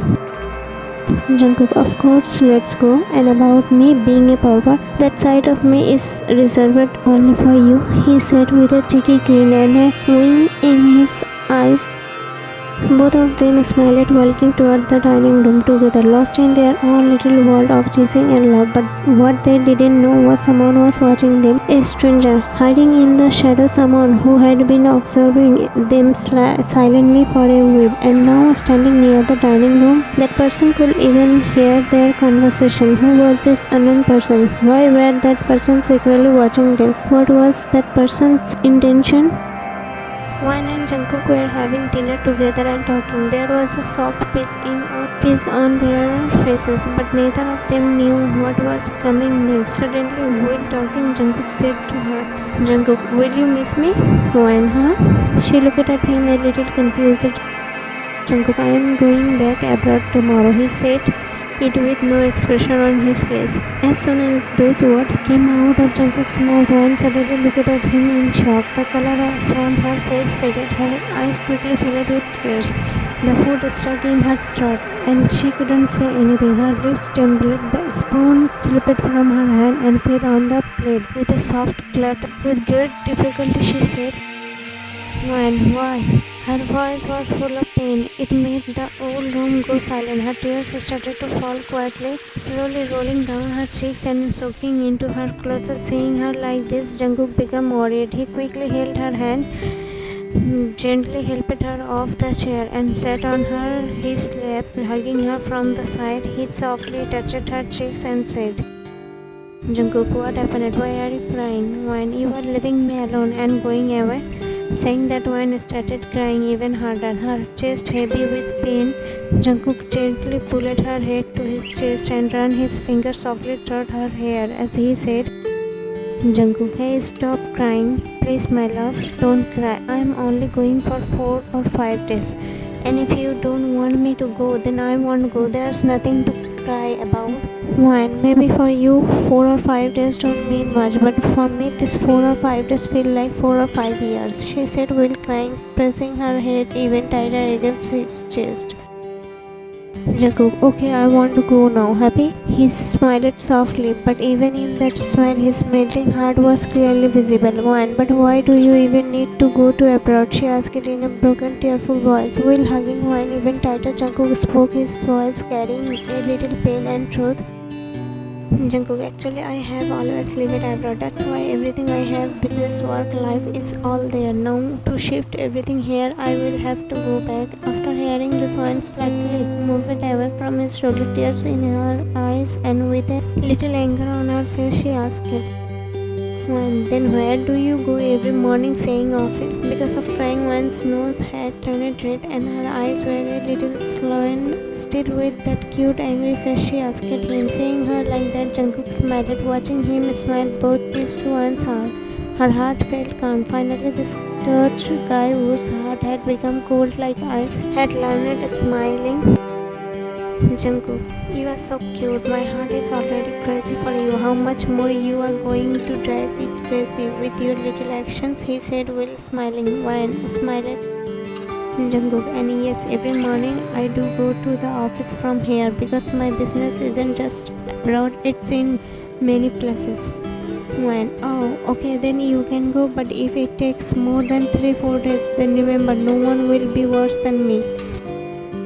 Jungkook smiled slightly and replied in a teasing tone, Jungkook, such a small girl, and you were threatening me? What will you do to me? When I will find that love from 17 years ago and marry him. After hearing this, Jungkook's face turned serious. He got angry and grabbed her cheek tightly with a hand. There was fire and possessiveness in his eyes. His voice was strong and clear. Jungkook, whether it takes 3-4 days or 3-4 years, you will still be only mine. Wang gently moved his hand away from her cheeks. Then, Wang, I know. Saying this, Wang wrapped her hands around his neck from behind. Jungkook tightly held her waist with both his hands and pulled her even closer to him. Each other deeply when suddenly a sound of something falling was heard. Wayne quickly got up from his lap in fear and started looking around nervously, hoping no one had seen them like that. But Jungkook didn't care at all. He immediately got up from the chair and walked toward a dark corner of the dining room. There he grabbed someone by the collar and dragged that person out into the light. As soon as they saw that person's face, both Wayne and Jungkook were completely shocked. Wayne and Jungkook, see you? They said with surprise. Seeing both of them in front of him, Siu first gave a nervous smile, but the very next moment he showed anger and said to Jungkook, Siu, Hyung, didn't you feel even a little bit of shame with your younger brother's wife like that? He said, trying to show anger. Jungkook quickly grabbed his collar and pulled him closer, then said in a cold but threatening tone, Jungkook, I think you need a holiday to some place far away where no one is around, just you and one bodyguard who keeps watching you all the time. You will get food only twice a day. That's it. How would that kind of holiday be for 6 or 7 months? After hearing Jungkook's words, Siu got scared. He tried to hide the fear in his eyes and laughed nervously, looking around and then said, "Siu, who am I? Where am I?" Then looking at Jungkook, he acted more and said, "Oh Hyung, you are here? Maybe I am sleepwalking. No problem. I didn't see anything and I didn't hear anything. And about my wife, you can do whatever you want with her or get angry. I don't care. I don't even know her. Actually, I don't even know you." Saying this, you run away from there. Wayne looked at him in shock, surprise, and anger. Then Jungkook looked at her with a small smile and said, "Jungkook, I am leaving tomorrow, so can we spend tonight together? I promise I won't do anything." After hearing him, Wayne smiled softly and nodded. Then they both went to his room. They laid down on the same bed, but not with any wrong thoughts, just to spend a little time together. Jungkook placed his elbow beside her head and rested his chin on his hand while looking at her lovingly. Then he said with a smile, "Jungkook, after I leave tomorrow, you should also go stay with your mother for a few days until I come back." Why? Are you scared that someone will do something to me when you are not around?" Jungkook smiling. "I'm not scared that someone will hurt you. I'm scared that you might hurt someone." Wayne glared at him. "What do you mean? Do you think I am a gangster or what, who just goes around hurting people?" Jungkook laughing. "You look even cuter when you are angry."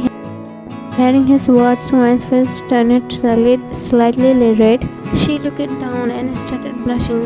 With such a sweet touch, family smiles and laughter, they didn't even realize how quickly the night passed. Early morning, Wayne went to her room to get ready because, like Jungkook said, she was going to her mother's house too. Both of them got ready, picked their luggage and bags, and came downstairs. All the family members were shocked to see them together. No one had the courage to ask Jungkook anything, but Siu slowly asked Wayne, "Siu, Wayne, I know Hyung is going abroad, but where are you going?" He looked confused. "Wayne, actually I am going to my mother's house for a few days. I really miss her a lot." "Mr. Jeon, take care of yourself, daughter." Wayne, "Okay uncle." Mrs. Jeon, you go with Wayne and drop her at her house." Wayne, "It's okay auntie, I will go by myself." Siu, "Oh, let me go with you." Just as Siu stepped forward toward Wayne, his eyes met Jungkook, who was staring right at him. The look on Jungkook's face was so scary that Siu stopped in fear. He quickly pulled back and stood still, then said nervously, "Siu, I have some work. I can't go." "She will go by herself," he said, while stammering. Mrs. Jeon, "What? But why?"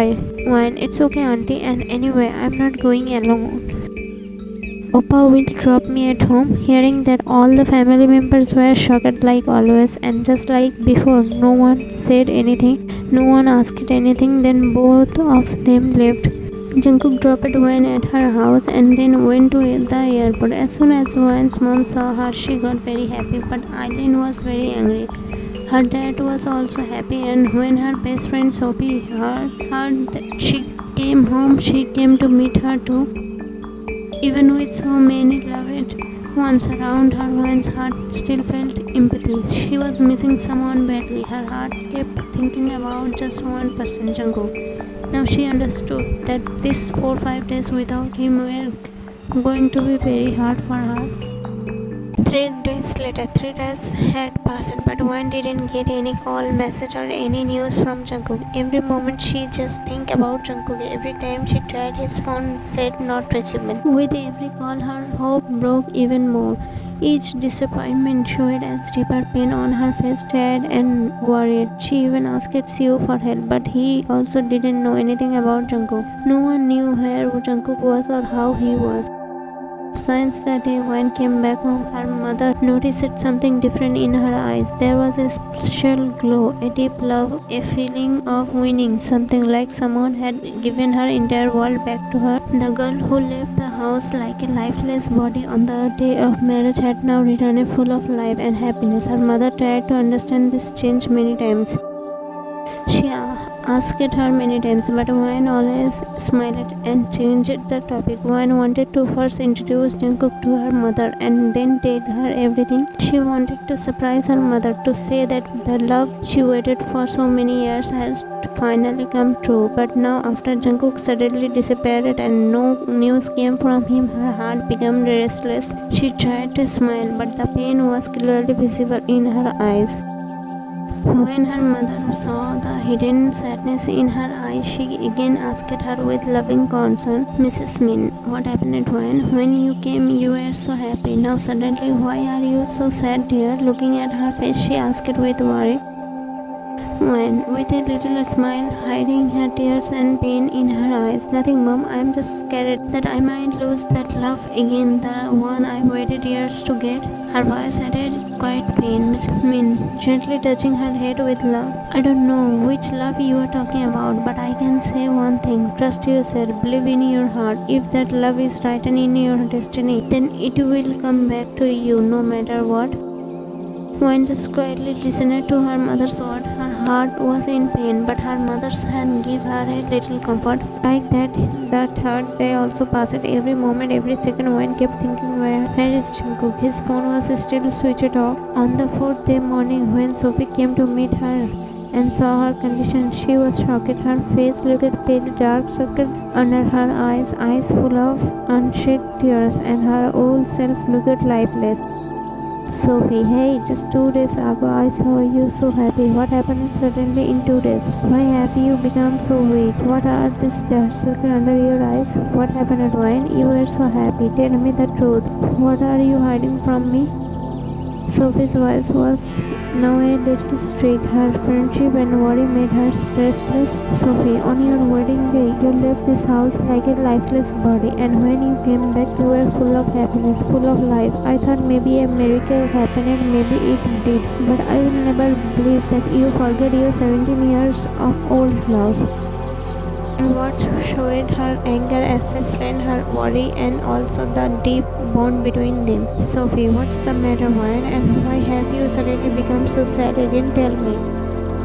"Wayne, actually I found that person, the one I have been in love with for 17 years, the one I have been looking for all these years." When Sophie heard that, her face lit up with happiness. She became very excited, like she had found her own love. Without stopping, she said with excitement, "Sophie, really? Oh my god, congratulations, man. Finally you got your love. Your years of waiting are over, man. This calls for a party." Her eyes were shining with joy, but after a moment her face turned a bit confused. "Sophie, but where did you find him? How and when?" she asked, looking confused and curious. "When actually that person is my husband's elder brother." When Wayne said this, Sophie's face changed completely in just 1 second. Her eyes were full of shock, fear, and confusion, all mixed together. Her reaction was like someone who just fell from the sky to the ground. "Sophie, what?" In confusion and shock, she started scratching her head like her brain couldn't process anything. "Sophie, girl, do you even know what you are saying?" "Wayne, yes," she said with a sad smile. "Sophie, so you mean to say your childhood crush is now your husband's elder brother?" "Wayne, yes." Sophie sat next to Wayne like a shocked and confused person, laughing in disbelief. She still had the same expression on her face as she spoke. "Sophie, wow, just wow. What kind of faith do you have? Even an enemy shouldn't get a fate like this." After hearing that, one finally told her everything from the day of the wedding till now, everything that happened with each thing that she told. Sophie's face kept changing: anger, sadness, surprise, happiness. Her every emotion was clear on her face. After listening to everything, Sophie asked, "Sophie, so till now you haven't had any kind of contact with him?" Wayne looked down with pain on her face and moved her head to say no. Seeing her in this condition, Sophie hugged her and softly ran her hand through Wayne's hair as she said, "Sophie, it's okay, Wayne. Don't be sad. If he loves you so much, he will definitely come back. You will see. Maybe today or yesterday he will return." "Wayne, I miss him so much," she said in a painful voice. "Sophie, it's okay. Everything will be fine. But tell me, did you ever try to find out why he behaves so cold and heartless with his family?"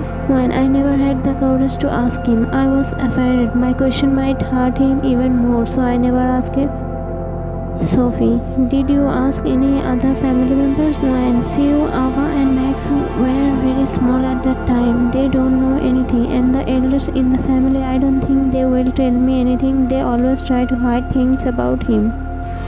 Sophie, thinking for a moment, then said softly, maybe there is a deep secret behind this. Otherwise, why could a happy, cheerful person turn so cold-hearted? Well, It was already afternoon, but Wayne and Sophie were still sitting on the terrace talking. Just then someone rang the doorbell. It was no one else but Jungkook. He had come straight from the airport to surprise Wayne. His face looked tired, but his eyes were full of love. As soon as he rang the bell, Eileen opened the door, seeing such a handsome guy standing here. Eileen was shocked for a moment. Her eyes widened as she looked at him.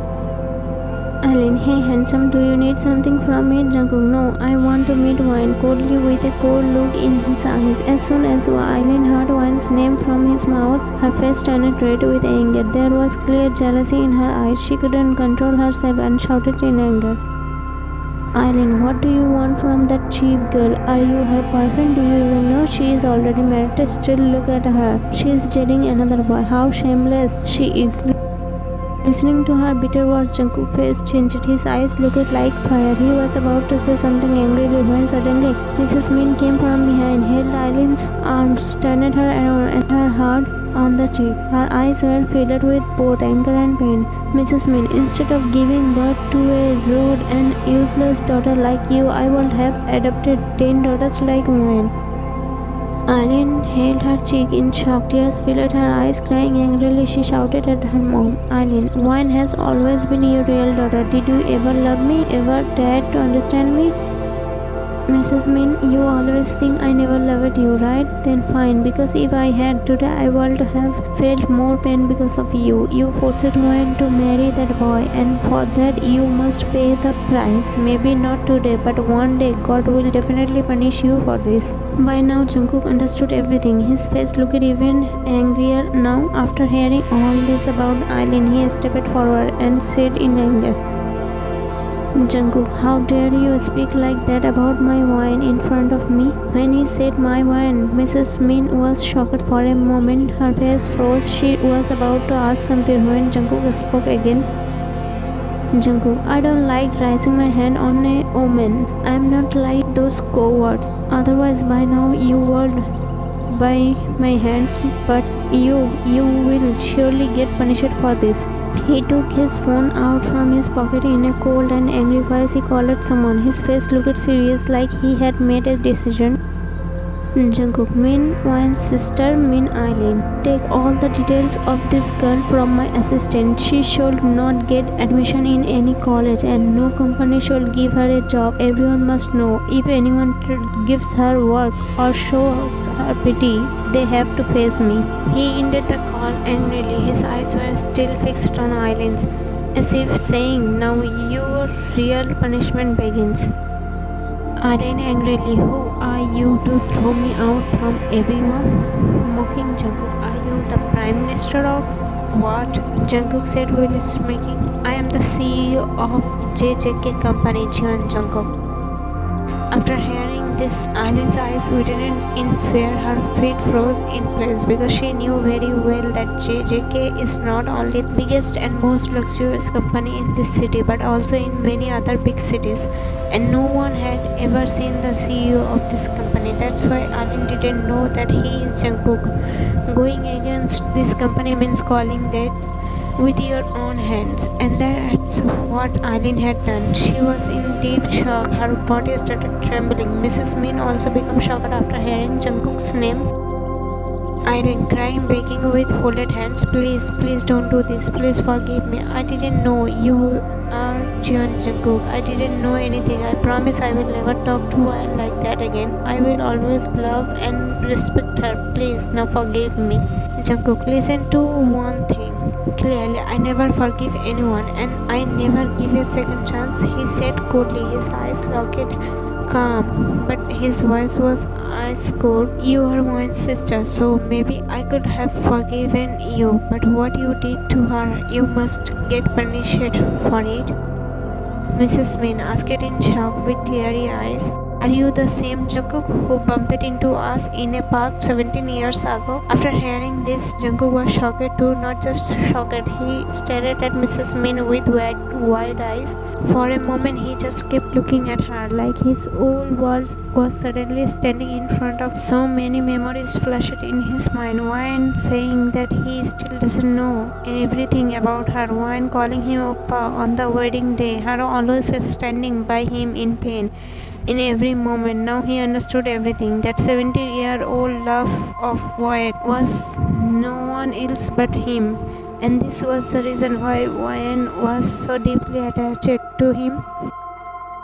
Tears started falling from his eyes. They were tears of happiness, but there was guilt too. Guilt that he didn't recognize his little Mariposa. The feelings inside his couldn't be explained in words. His heart was heavy, but there was also a smile on his lips. In a soft, emotional voice, he asked Mrs. Min, Jungkook, Auntie, is Wyan my little Mariposa? Mrs. Min tears also didn't stop. There was a peaceful smile on her face, a mother's relief. After so many years, her daughter's wait had finally ended. She looked at Jungkook with wide eyes and smiled softly. Mrs. Min, yes, son, she is your childhood little Mariposa who has been waiting for her pretty oppa for many years. Jungkook looked at her with surprise in his eyes. His eyes were wide open, like he never imagined someone waited for him this much. Then Mrs. Min told him everything, how one always talked about only him since her childhood, how every single day she asked her mom only one question, did you find anything about my pretty oppa? How she kept only one name in her heart and soul, Jungkook. How she loved him without knowing anything about him, waited only for him, kept all her feelings only for him. After hearing all this, Jungkook's tears didn't stop. His heart became heavy, and only one question was oozing in his mind. How can someone love so much when that person wasn't even a part of her life? Mrs. Min, don't cry, son. God heard her heart's wish. That's why he sent you to her. Jungkook, still crying, asked Mrs. Min. Jungkook, where is my little Mariposa? Mrs. Min smiled softly, but her smile also had tears. Mrs. Min, she is sitting on the terrace talking with her friend. Come with me, I will take you to her. Poor girl was very sad, maybe because you weren't near her. After hearing Mrs. Min, a soft smile came on Jungkook's teary face. There was softness in his eyes. Then both went to the terrace. When they reached, they saw Wyan and Sophie sitting and talking. Their backs were facing Jungkook and Mrs. Min, so they didn't see them. Mrs. Min looked at Jungkook with a little smile and gave a signal with her eyes. Go ahead. Jungkook understood her, nodded a little, then walked a few steps forward. Then Jungkook called Wyan in his slightly heavy voice. Jungkook, little Mariposa. When Wyan heard his voice, she got shocked. Her heart started beating fast. She quickly turned around. Sophie also turned with her. Both of them saw Jungkook standing right there with tears in his eyes and a smile on his face. Wyan's heart felt like it skipped a beat. At first, she became really happy. Her eyes lit up. She wanted to run and go to him, but suddenly her steps stopped. She remembered what name Jungkook just called her, Little Mariposa. There was surprise in her eyes, shock, and a little fear. Tears started forming in the corners of her eyes. She looked at Jungkook with slightly shaking eyes. Then Jungkook smiled gently, opening his arms and said, Jungkook, come to me, little Mariposa. Your pretty oppa is waiting for you to hug him tightly. His voice had peace, pain, but the most important, love. One stopped breathing for a moment, but the next second she ran to him. She hugged Jungkook tightly with all her heart, all her strength, and started crying loudly. Her tears were soaking his clothes. By hugging him, she was letting go of all her pain. Jungkook also hugged her with the same deep feelings. His hand was on one's head like he wanted to remove all her pain. Sophie and Mrs. Min were standing a little far watching everything. Their eyes were also filled with tears, tears of happiness, of peace. They both clapped loudly and said together, Sophie and Mrs. Min, when your true love has on, you finally got your pretty oppa. Both of them started laughing together. After saying this, then Jungkook moved Wine a little away from himself, held her face gently with both his hands, looked into her eyes for a few seconds, and then slowly gave a soft on her lips. Tears were also coming from his eyes, but his smile showed only peace. Mrs. Min closed her eyes with her hands and smiled while saying, "You both started right in front of me, Sophie in mind. Thank you, God. Finally, my friend got her true love." A calm smile was on her face. Jungkook, why didn't you tell me this? Trying to act a little upset, but his voice had only loving complaint. When first you were missing for 3-4 days, no call, no messages. You didn't even remember me, and now you are angry with me after coming back. Go away. I won't talk to you. I am going to marry my love of 17 years. Hearing her words, Jungkook's teary eyes lit up and he started laughing. Then, while laughing, he hugged her tightly again, as if he never wanted to let her go. Jungkook, okay, then let me help you marry your 17-year-old love. Wine smiled. Jungkook, do you love me that much? Wine nodded. Jungkook, we met only once in childhood. After that, never again. You didn't know what kind of person I was. You didn't even know whether I was alive or not, if I was married or not, if I loved someone or not. Still, you kept loving me one-sided. How? Didn't your heart get scared? What if your love never becomes complete? Hearing his question, Wine smiled while replying, "When love is like this, right? True love doesn't happen after thinking everything. Like, if I love this person, I will get peace. If I love that one, I will get pain. If I love this one, my love will be successful. And if I love that one, it will remain incomplete. It's not like that.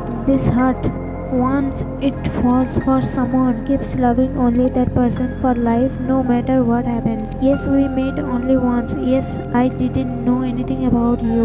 Yes, I didn't know if I would ever see you again or if my love would ever be fulfilled, but I was at peace with one thing, that my love is true. So what if it was one-sided? It was still love."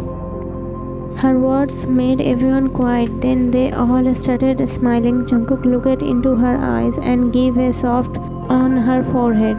Then Mrs. Min asked with a loving smile, "Mrs. Min, so this was the secret behind my daughter's happiness, huh?" When Mom, Wan smiled and went to hug Mrs. Min. She rested her head on her mother's shoulder and took a peaceful breath. Then Mrs. Min looked at Jungkook and asked, "Mrs. Min, by the way, son, where did you meet her? And do you know she is already married? It happened forcefully. She didn't want it." Her voice started to break and her eyes became teary again. Hearing her words, Jungkook tightly pressed his lips to stop his laughter. Sophie also tried to hide her smile with her hand. Then Wine stopped her mom and said, trying to hold back her own lust, "Wine, mom, I will tell you.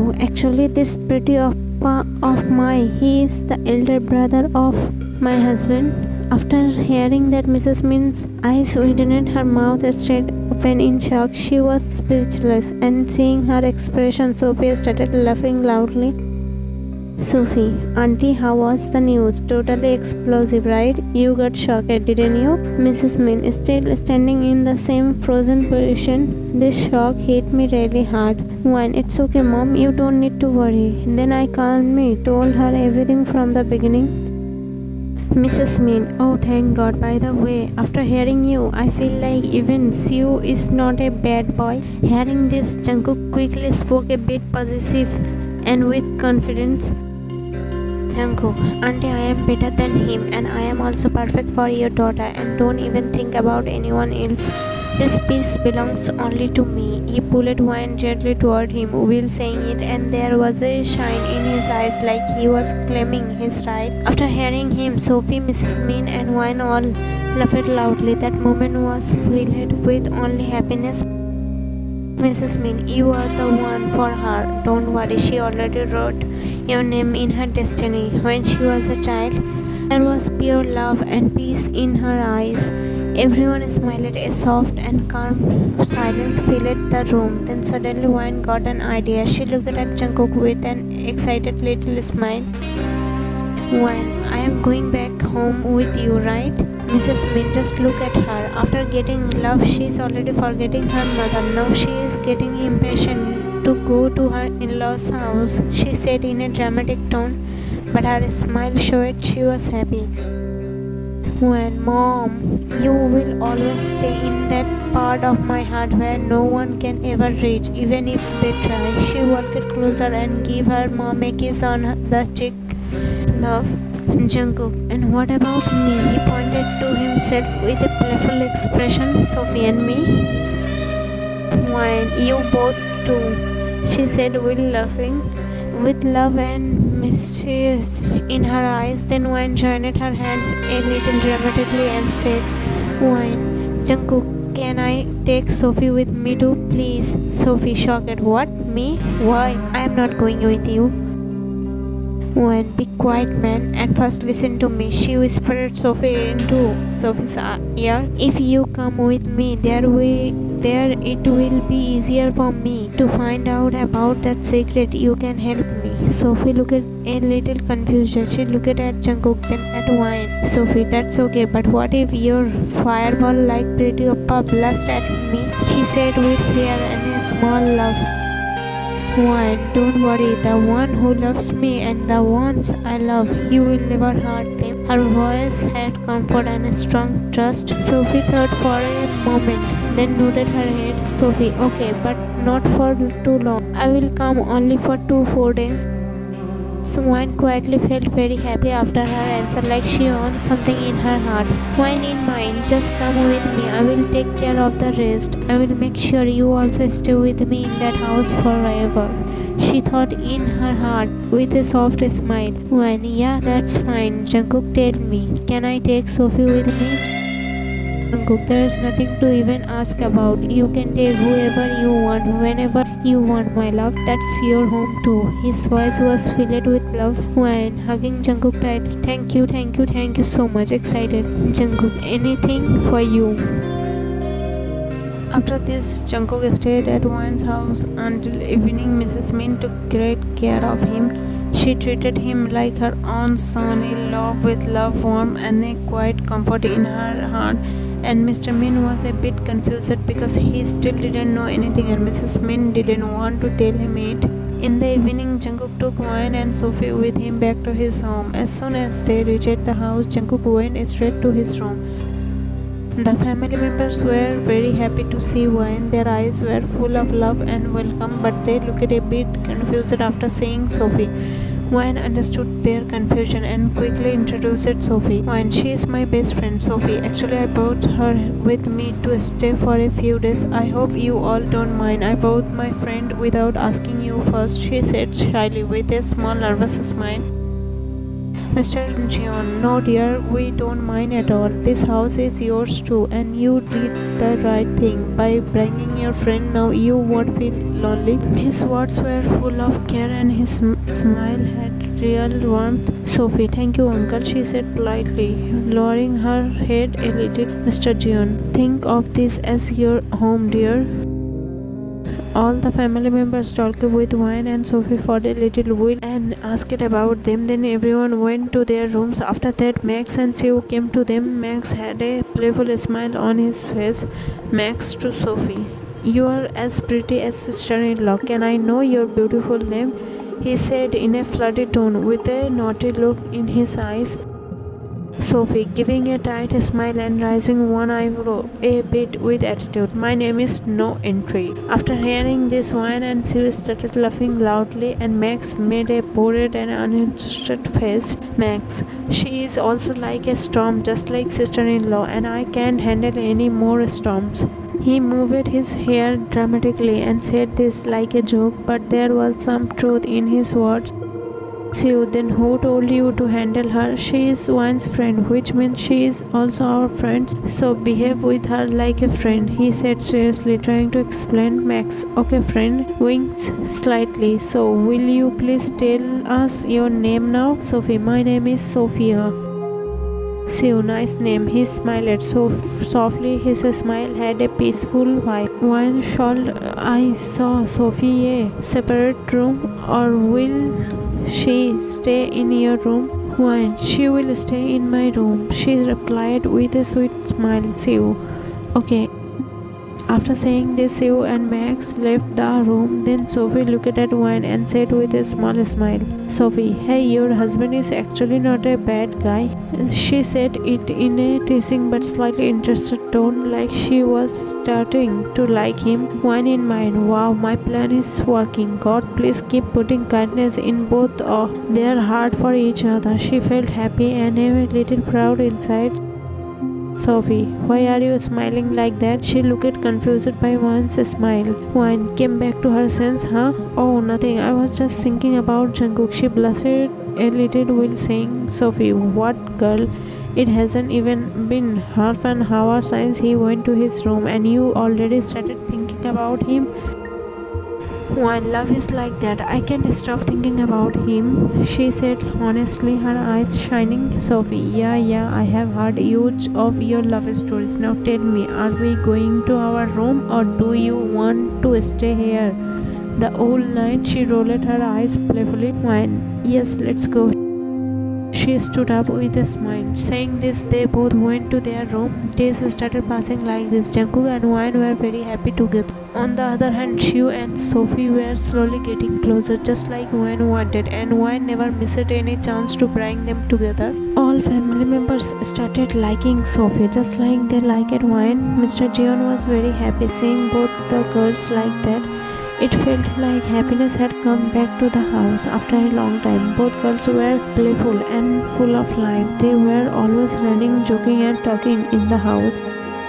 Because of them, the dull and quiet house had come alive again. It didn't feel empty anymore. It felt lively and happy. One day, Wayne and Sophie were sitting in the room and talking. Suddenly, a naughty idea came to Wayne's mind. She remembered that Sophie was a little scared of dark. So, with a sly smile, she said to Sophie, Wayne, Sophie, can you please go and call Siu once? I have some work with him. I am trying to call him, but his phone isn't connecting. Sophie, okay. Saying this, Sophie walked towards Siu's room and Wayne quietly sneaked out of her room and went straight to the electricity board of the house. She turned off all the lights and silently came back to her room. Sophie had just knocked on Siu's door when suddenly the whole house went dark. Seeing sudden darkness, Sophie's face turned pale. Her breathing got faster and she started looking around nervously. Just then, Siu slowly opened his room door. The small sound of the door scared Sophie and she screamed out in fear. Siu quickly came forward, covered her mouth with his hand, and gently pinned her against the wall as he said, Siu, why are you shouting? It's me, Siu. If you scream like that, everyone in the house will think I am a thief and beat me up. Hearing his voice and feeling his familiar presence, Sophie felt a little relief. Some calmness came on her face, but she was still scared. Suddenly, she tightly hugged Siu. Siu was surprised and froze for a moment at her sudden hug. Then Sophie said with a shivering words, Sophie, please don't leave me. I am very scared of the dark. Stay like this until the light comes back. Please hold me tight or else ghost will take me away. After hearing her innocent and trembling voice, Siu understood everything. He gently hugged her back, put his hand on her shoulder and softly patted her back while saying, Siu, I am not going anywhere. I am right here with you. Nothing will happen to you. I won't let anything happen to you. They both stood there in the hallway holding each other. Sophie was now a little calmer. Thought fear was still on her face. Siu looked at her closed eyes, which now had a little peace in them. A few minutes later, the lights came back. Maybe any family member turned them on. But even after the light came, Siu and Sophie were still standing in the same position with eyes closed in each other's arms. A little far away, Jungkook and Wayne were standing and watching them. Wayne had a sweet smile on her face. She was very happy seeing her friend like that. When the two of them didn't move for a long time, Jungkook finally cleared his throat loudly, and that sound brought both of them back to their sense. They quickly moved away from each other like two kids who got caught. Then Wayne said playfully, "Wayne, what's going on here? What do you think, Jungkook? Maybe we shouldn't have come here right now. Looks like we disturbed them." Sophie quickly and nervously said, "It's nothing like what you are thinking, Wayne. You know I am scared of dark, right? The power went out and it got really dark. Just head on. See you." Siu, yes, she is right. There is nothing like that between us, he said awkwardly. Wayne, really? Sophie, I knew that you were scared of dark, but I didn't know that you would hug someone so tightly in the dark, so tight that even air couldn't pass between you two, she said in a teasing tone with a playful smile in her eyes. After Wayne said that, Sophie's cheek turned red because embarrassment. She looked nervous and showed a bit of fake anger. Sophie, Wayne, shut up. There's nothing like that. You were thinking something else. Sophie said this quickly with hesitation and ran to her room. Wayne kept smiling while looking at her. Siu also kept looking in the same direction until Sophie disappeared from his eyes. Then Wayne walked closer to Siu, held his hand, and said softly while looking into his eyes, "Wayne, Siu, your face and your eyes are telling everything. I can understand what's going on in your heart. She is a good girl, a really good one." Siu looked at her in surprise for a moment, then nervously looked away and said, "Siu, Wayne, there's nothing like that. You are really misunderstanding it." Wayne, really? Then say this by looking into my eyes. Siu didn't say anything. He just looked down like he was trying to hide his real feelings. Then Wayne placed her hand gently on his shoulder and said with a warm smile, "Wayne, look, Siu, it's been many days since I came to this house. In this time, I have learned to understand everyone here, and you too, whether you agree or not. Your eyes are telling the truth of your heart. And about my friend Sophie, I have known her since childhood. Your eyes are clearly saying that you have started to love her. Don't hide this feeling. What if it's get too late? She has never dated anyone before. There's no one in her heart. Tell her your feelings." Siu, and what if she rejects me? He said nervously with fear and sadness in his eyes. Wayne, I don't think she will reject you. Maybe she has the same feelings in her heart too, just like you. She is just not ready to accept it, but you have to take the first step. Siu, how can I be sure that she feels the same for me? I can take such big risk on just a maybe. What if she says no? Then our friendship will also break, and I don't want to lose this friendship. At least now I can still see her, talk to her, but if I tell her about my feelings and she leaves, I won't be able to handle that." His voice trembled and his eyes showed pain. Seeing his sad and hopeless face, Wayne gently touched his arm and said in a soft voice, "Wayne, I am with you. Don't worry, I will help you." Siu looked at her with sad eyes, and then Wayne spoke again with a little excitement. "Wayne, I have an idea." Siu, with an uninterested and slightly sarcastic expression, "I don't want to hear your silly ideas." Wayne got a little angry, puffed her cheeks, and said with a slightly annoyed look in her eyes, "Wayne, what do you mean by Wayne, what do you mean silly ideas?" She stared at him. "Today, just because of my idea, you two got so close." Siu looked surprised. He looked at Wayne with disbelief. "Siu, shockingly, all this was your plan?" When he asked this, Wayne gave a sweet innocent smile and just nodded her head. Then Siu looked at her seriously and said, "Siu, looking at Wayne, what if I tell Sophie about your little plan?" Wayne puffed her nose in anger and said, I am trying to help you and you are trying to get me in trouble. Go tell Suki, nothing will happen to me but your love boat. It will sneeze before it even touches the water.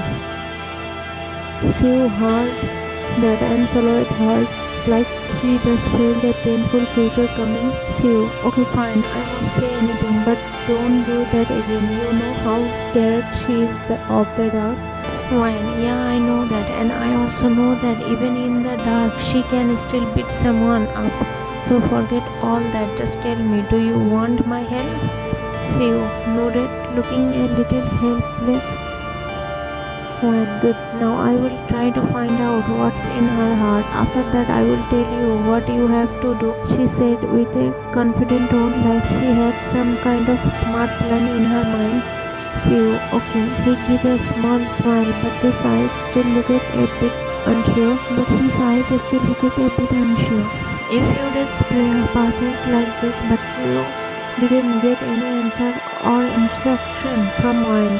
Every day he expected something but got disappointed each time. He asked her many times about it, but every time Wine only said, I still haven't found out anything. A few more days later, it was evening. Siu, Wine, Sophie, Ava and Max were all sitting in the living room. Everyone was busy on their phones. The room was quiet, only soft phone sounds and background music were heard. Just then Wine got a message from Siu. She picked up her phone, looked at the screen and then looked up at Siu. Siu made a small gesture with his eyes. Look at your phone, like he was writing messages. Siu, what happened? Did you find anything? Any answer? Wine, no. Wine, has your brain gone empty? Are you out of all ideas? Wine, what nonsense are you saying? Siu, then why are you making me wait so much? Wine, be patient. If I do something too fast and she finds out, she will beat me up and she won't even spare you. Siu, okay, take your time but please try to make it fast. Wine, you are such a worried person. After sending the message, Wine put the phone aside with a slightly irritated expression. She looked around at everyone's faces. Sophie was scrolling on her phone, Max was busy with the game, and Ava was quietly looking at Instagram. Everyone was so into their phones, like nothing else existed in the world. Suddenly an idea hit Wine's mind, like a light bulb. A playful smile appeared on her face. She quickly sat up straight and shouted loudly, Wine, hey everyone, let's play truth and dare. Everyone looked at her with uninterested and lazy eyes, like someone had disturbed their comfort. Wine, come on guys, instead of staring at our phones all the time, let's do something fun. Her voice was full of excitement. Her eyes were shining and her tones sounded like a challenge. Max, you are right, sister-in-law. He put down his phone and gave a thumbs up with a small impressive smile. Ava, okay, I am ready. She smiled softly and placed her phone aside. Sophie, okay sweetheart, I will do anything for you. Give a flash to Wine while saying it, and Wine started smiling. Siu, I won't play, he said angrily. His face looked a little upset, like everything felt useless to him. Wine in mind, this crazy boy will get beaten by me today. God, how did you make these two brothers? One has a heart like ice and the other has a brain that never works. She rolled her eyes and got a bit irritated with herself. Then Wine secretly messaged Siu on her phone. Her fingers were moving fast, like she had lost all her patience. Wine, idiot fool, you are seriously out of my mind. I am doing all this for you and you are showing attitude? Siu, is this your idea? Wine, yes, idiot. Siu, okay. Siu, I am also ready. Wine, finally, you came to your sense. She made a little sarcastic face, but there was a bit of relief in her eyes. Siu, he smiled nervously. Then the game started. Everyone got a little active. The mood became light and full of fun and jokes. After playing for a while, It was Sophie's turn to choose truth or dare. Everyone was looking at her. When Sophie, truth or dare? Sophie, truth. When after thinking for a few seconds, she asked, will her eyes stay focused on Sophie's face? Do you love someone? Tell the truth. Sophie, she said slowly, looking a little nervous. Her face turned a bit red. Maybe, I'm not sure about my feelings. After hearing her answer, Siu looked at Wan like he had guessed something, and Wan just gave a soft smile. There was a small satisfied smile on her lip. Then the game started again, and everyone behaved normally. Then when it was Sophie's turn again, Wan asked, Wan, truth or dare? Sophie, truth. One, if someday you are alone at night and stuck in some trouble and I am not with you at that time, then whom will you call for help? Sophie, she bit her lip and answered nervously, see you. That's it. After hearing her answer, Wine became happy. There was a little proud expression on her face, like her plan worked, and Siu couldn't stop smiling. His face was glowing, but he was trying to hide his smile in front of everyone. Then when Sophie's turn came again, Wan spoke to her in a slightly provoking and teasing way. There was a little joke in her tone, but her eyes had a clever sparkle. Wan, Sophie, are you choosing truth every time? Are you now getting scared of doing a dare? She said, while making fun of Sophie. Sophie, me? Scared of a dare? That's not possible, she said confidently, but her face looked a little defensive. Wine, you didn't get scared before, but now it seems like maybe you are. Oh no, where is my old daring Sophie gone? She said dramatically, like in a movie scene, waving her hands in the air. Sophie, I am not scared, she replied with a bit of stubbornness in her voice, and her eyes got slightly wider. Wine, really? Then truth or dare? She asked with a challenging smile, sounding confident. Sophie, dare, she said confidently, but a little tension could be seen on her face from inside. This is exactly what Wine wanted. There was a clever smirk on her face. She got the perfect chance. She called Sophie near her and leaned slightly, whispering the dare softly in her ear, like telling a big secret. Wine, I know who you have feelings for in your heart. Her voice had a teasing softness, like she was enjoying knowing the secret. After hearing Wine's words, Sophie's face filled with shock. Her eyes went wide, like someone had caught her hidden secret. Without saying anything, she looked at Wine's face, her eyes full of hesitation. Wine, you dare is the person you are falling in love with on his cheek, she said softly with a smile, like she was enjoying Sophie's nervousness. Hearing this, Sophie's whole face turned red, like someone had exposed her in front of everyone. She started stammering, her voice shaking a bit. Sophie, Wine, please don't do this. I can't do that. What will he think about me? She said nervously, trying to hide her face with her hands. Wine, you will only know what he thinks when you complete your dare, she said with a teasing smile, like she was enjoying Sophie's panic. Sophie, please, no, she said, while joining her hands, her eyes full of nervousness and a little shyness too.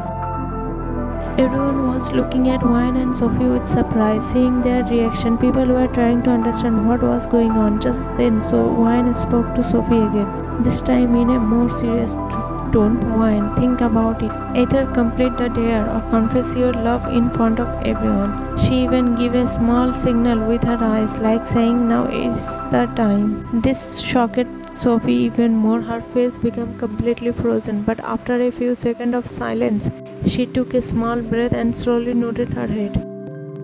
Sophie, okay, I will do the dare, she said, but her voice was slightly shaking. After hearing this, a satisfying happiness came on Wine's face. There was a shine in her eyes, like she had won a game. Then Sophie slowly, with a small step, started walking towards you. Her heart was beating very fast and her hands were shaking a little with every step. When she finally stood in front of Siu, she looked into his eyes and said, Sophie, sorry, please don't feel bad. This is just a dare, sorry. Seeing her saying sorry with so much nervousness, Siu got a little surprised. There was confusion in his eyes, like he couldn't understand what Sophie was about to do. Then he looked at Wayne and she was smiling while looking at him and signaling with her eyes. She looked even more confused, but there was a small storm starting in his heart too. And then suddenly, Seo's eyes opened wide with shock as Sophie gave a smile on his.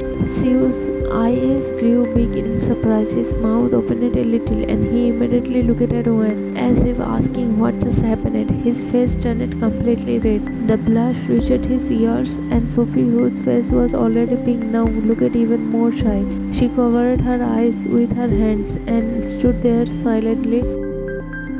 Seeing both of them like that, Wayne started laughing loudly. Her laugh echoed in the room. There was a mischievous sparkle in her eyes, which was now deeper than before. After laughing for a while, Wayne looked at Sue and smiled and said, "Wayne, the destination is beautiful. The weather is pleasant. The way is easy. This is the right time." There was a hidden meaning in her words. Destination means Sophie, weather mean the home situation, way mean the way to his heart, way mean the way to her heart, the confession, and the time everything was perfect. Sue understood what she meant. There was a little fear in his eyes, but also happiness. He slowly stood up from place. While standing up, his legs were shaking a little. He looked once more at Wayne and she blinked at him, giving a yes signal. Then Sue came in front of Sophie and bent down on one knee. Seeing this, Sophie got totally shocked. She looked at him like she had stopped breathing. "Sue, I love you, Sophie. I really love you a lot. There is no pressure. If you don't feel the same, it's okay. But please don't end our friendship. Please, please, please." He said everything in one breath. There was truth and fear in his voice. After this proposal, Sophie stood silently for a few moments, like she didn't know how to respond, like her feet couldn't move. Sue kept looking into her eyes, but Sophie's silence was making his heart more and more restless. Then slowly Sophie moved her eyes toward Wayne, as if asking with her eyes, "What shall I do?" Wayne smiled softly and she looked into Sophie's eyes and said, "Wayne, very few people get a life partner like you. Don't let such a precious person go from your hands." Ava and Max were watching everything like audience. There was an emotional shine in their eyes. They were happy for Sue and Sophie. Then Sophie, hiding her smile, said to Sue, "Sophie, think again. I am very dangerous. I can hit you anytime." Sophie's reply made everyone laugh, and Sue at first looked at her in shock, then quickly stood up, hugged her tightly and said, "Sue, I will happily get bitten by your hands." Sophie's eyes sparkled with both shyness and happiness at Sue's sweet reply. Her face was full of smiles and she hugged Sue tightly and said, "Sophie, oh my, you are being romantic already? Wayne, wow, you both look so cute together," she said with a smile. "Today is a happy moment, so let's have something sweet. Wait, I will bring something right now." Her eyes were filled with true happiness and her face was glowing with a proud smile, like she had won something small in her friend's joy. After that, Wayne went to the kitchen. Just then, Jungkook entered the living room and seeing Sue, Sophie, Ava and Max like this, he asked, "Jungkook, what's going on here?" Ava looked at him with excited eyes, like she had just watched a happy ending in a movie. Ava, excited, "Hyung, just now Sue Hyung proposed to Sophie and she said yes, now they are in a relationship." Jungkook listened to Ava, but his face didn't change at all. His eyes were only looking for one thing. "Jungkook, best of luck, and who planned all this?" Sue, Max, Ava all said the same name at once. Sue, Max, Ava. Wayne, Jungkook. Then where is she? Sue stared at Jungkook's reaction, then thought, Sue in mind, what kind of person is he? Can't he just ask clearly where she is? Why ask in such a roundabout way? After Jungkook's question, Sue and Sophie looked at each other for a second. Then Sophie calmly said, "Sophie." She went to the kitchen. Jungkook, "Oh, okay." Saying this, Jungkook walked straight toward the kitchen. There was no emotion on his face, But his steps were a little fast. In the kitchen, Wayne was taking something out from the fridge when suddenly Jungkook came and hugged her from behind. Wayne got a little scared, her heart skipped a beat. Then Jungkook softly said near her ear, "Jungkook, Mariposa." Hearing that one word, Wayne's face turned a little red with blush, but she kept her voice normal. "Wayne, what do you want?" Jungkook rested his head on her shoulder and wrapped his arms more tightly around her. "Jungkook, yo." Wayne started smiling. Jungkook moved her hair from the back and gently started her shoulder. The soft touch of his and the warmth of his breath sent a light shiver through Wayne's body. Wayne closed eyes by his and said slowly, while breathing heavily, "Jungkook, what are you doing?" Jungkook, loving you. Still, shoulder lightly. Every from his was making Wayne's heartbeat faster. "Wayne, someone will see us." Eyes still closed. Her face turned red, but there was a small smile on her lips. "Jungkook, let them see. I don't care." His voice was calm, but had a soft, possessive tone. Just then Mrs. Jeon came into the kitchen for some work, and when she saw Jungkook and Wayne like that, she almost fell in shock. Her eyes went wide, her mouth opened in surprise, and she slowly started stepping back without making any noise, because Jungkook and Wayne's back was towards her, so they hadn't seen her eat. She quietly came out of the kitchen and stood behind a wall, secretly watching them. Her heartbeat had started rising.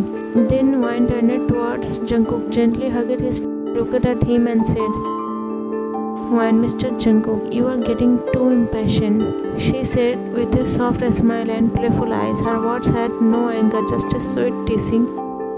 Mrs. Jeon saw all this and got so shocked that she tightly covered her mouth with her hands, so no sound could come out. Her face turned pale in shock, and she quickly ran to her room. After reaching her room, she started breathing heavily, her chest going up and down. She was so shocked that she couldn't believe her own eyes. She started slapping her own cheeks and said to herself, "Mrs. Jeon, this can't be true. How did this happen? How did my cold-hearted son fall in love with his own younger brother? Anyway, she was going to divorce Wayne, and Wayne, you have really done something amazing. Now only you can bring Jungkook back to how he used to be." Saying all this to herself, she started walking toward the living room. By then, Jungkook had already gone to his room, and Wayne came into the living room trying to stay calm. All the other family members were also there, busy talking. Then Max got everyone's attention and said, "Max, listen everyone, there is a good news. Siu likes a girl, and that girl likes you too," he said with a teasing smile. Eldaran, "Oh wow," said happily with a sparkle in her eyes. "Who is that girl?" "Ava, Sophie." As soon as everyone heard this, they were shocked for a moment. Their faces were full of surprise. Everyone suddenly looked at Sophie and Siu. Sophie became nervous under all those staring eyes. Her hands turned cold and her throat started to dry. She looked at Siu with fear. Then Mr. Jeon asked in a deep but calm voice, "Mr. Jeon, Siu, is this true?" Without any expression. His serious and direct question made Wayne feel worried too. Her face turned a little pale and her eyes kept moving between Siu and Sophie. She was afraid that the family might reject Sophie, but then Siu held Sophie's hand tightly with confidence, looked straight into his father's eyes and said, "Siu, yes Papa, this is true. I love Sophie and she loves me too, and," holding Sophie's hand tightly, "I want to marry only her." Seeing him speak about his love so confidently in front of his father, Sophie's eyes filled with love. Then Mr. Jeon looked at Wayne, Siu and Sophie and suddenly smiled. Mr. Jeon, "Well, that's a good thing. We won't have to worry anymore. Our son has found a very good daughter-in-law for us." Hearing this, all the family members became very happy. Wayne, Max and Ava started clapping with joy. Siu silently hugged Sophie tightly, as if all the fear and tension had disappeared now. Then Mrs. Jeon smiled and said, Mrs. Jeon, our luck is very good, not just one, but we got two good and beautiful daughter-in-laws. Hearing this, everyone became quiet for a moment, their eyes full of surprise. All eyes turned toward her. Wine felt a little scared and lost her calmness. There was fear in her eyes, wondering if Mrs. Jeon had found out about her and Jungkook's relationship. Then Mrs. Jeon smiled at Wine and said, Mrs. Jeon, yes, even our cold-hearted son has started liking someone, not just liking, he has started loving her very much, and the girl is very good too. Really, now all the family members were more than surprised. Ava and Max widened their eyes in shock, but the most surprised was Mr. Jeon. He immediately looked at Mrs. Jeon and asked, Mr. Jeon, are you telling the truth? Mrs. Jeon nodded. There was so much relief in her eyes, as if a big worry was now gone. On Mr. Jeon's face there was a different sparkle, a bright light in his eyes, and excitement on his face. Mr. Jeon, who is that girl who finally melted the ice that had frozen for years? Wine in mind, I am dead. Mrs. Jeon, not now, wait a little. When the time comes, I will definitely tell everyone her name. Mr. Jeon, but why not now? Mrs. Jeon, because very soon our son himself will tell us the name of that girl. Everyone, what? Hearing this, Sue and Sophie looked at Wine, and Wine nervously started beating her own lips. Mrs. Jeon, yes, just wait a little. Before they could say anything more, the serpent of the house entered, Auntie along with her two troublemakers, Diana and Leo. Auntie, what are you all doing? You all have completely forgotten me, she said, looking at everyone angrily. Wine, if you let anyone forget yourself, Auntie angrily snapping, I am not talking to you, and if you are not a member of this house, then stay quiet. Wine, oh Auntie, you got angry. I mean, just think. People can forget to eat, drink, even to live for a moment. But can they forget their worries? No, right? All the family members tried to stop their lover, but suddenly Leo angrily pushed his mother aside and came in front of Wine, shouting in anger, Leo, watch your tongue while talking, or you don't even know what I will do to you. Then Sophie came and stood in front of Wine with anger in her eyes and spoke to Leo. Sophie, tried touching her. I will cut off your hand and put it in your other hand. Leo laughed a little while mocking Wine and said, Leo, why are you scared? So you hired a bodyguard for yourself, and that to a woman? Wine moved Sophie slightly and looked at Leo angrily, then spoke loudly. Wine, for a mannerless person like you, I am more than huge. Why should I waste money to hire a bodyguard for you? And don't ever make the mistake of thinking women are weak. Don't forget the one who gave birth to you was also a woman. After hearing Wine's words, Leo first laughed loudly, then with a devilish smile, he looked at Wine from head to toe with eyes and said, Here is a scene that you will see on my ingot, and I will provided ingot link on pin comment, and first scene was also provided in pin comment. Jungkook, the day you even look at Wine again, that will be your last day in this world. Remember it. Well, I will make you count every breath. Auntie went to Mr. Jeon, Will crying, and said in a complaining voice, Auntie, are you seeing this, Hayu? What your son has done to my son just for that shameless girl? Hearing her words, Jungkook turned towards her with a deadly glare, like he could shut her mouth that very moment. His eyes were filled with so much anger that everyone felt scared. Jungkook, if I hear even one more word from your mouth against Wine, then remember you won't be able to return to your home alive. So think carefully before you speak. After hearing this, Auntie stepped back in fear, because she very well knew about Jungkook's cold personality and merciless heart. Then after a few seconds, Auntie looked at Wine and said hesitantly a little, Auntie, to Wine, sorry. Then suddenly she turned towards Mr. Jeon and shouted in anger, Auntie, Hyung, won't you say anything? Mr. Jeon, who was silent until now, finally spoke up in anger. Mr. Jeon, why would I say? Get out from here and don't ever show your face again. Everyone was shocked. Complete silence filled the living room. Mr. Jeon, is this what you taught your son? That he should not respect a woman rather than slapping your son? You are asking me why I am not saying anything? Then listen, get out of here and never come back to this house again. After hearing his words, Auntie suddenly started fake crying as if everything was a big shock for her. She spoke while crying, but there was no real regret in her heart. Auntie, please, Hyung, don't say this. I have no one else in this world except you. If you also reject me like this, then where will I go? And about my son, I will give him the strictest punishment, I promise. Diana, fake crying, bringing tears to her eyes and walking close to Mr. Jeon. Please, uncle, don't say this. Leo made a mistake. Please forgive him.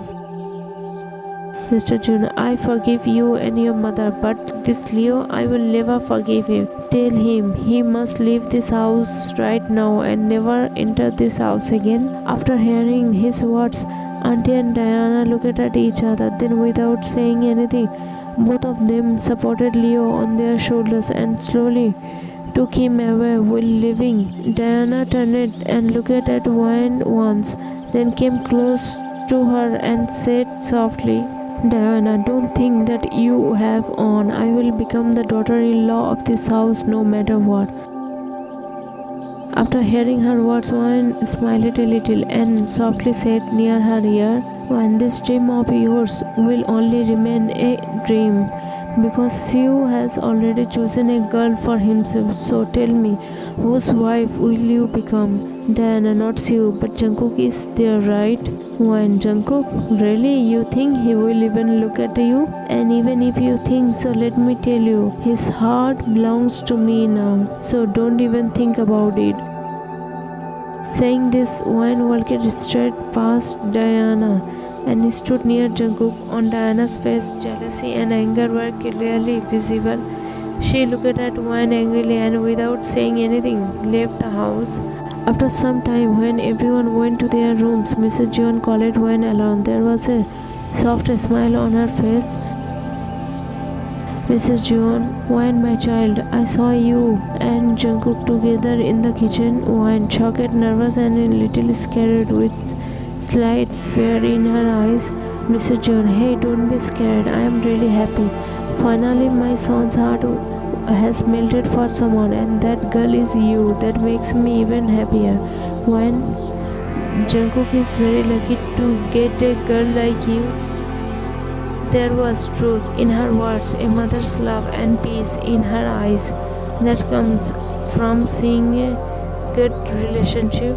While lowered her head slightly, Mrs. Jeon, I didn't say anything to the family because I wanted to confirm it with you first. Now that everything is clear, I can tell everyone. Wayne quickly stopped Mrs. Jeon and said, Wayne, no, auntie, not now, please. Mrs. Jeon, why? Wayne said slowly, actually, until my and Siu's divorce is final, I don't want to tell anyone anything. Mrs. Jeon understood and replied, Mrs. Jeon, okay dear, I will do as you say. Smiled. One smiled.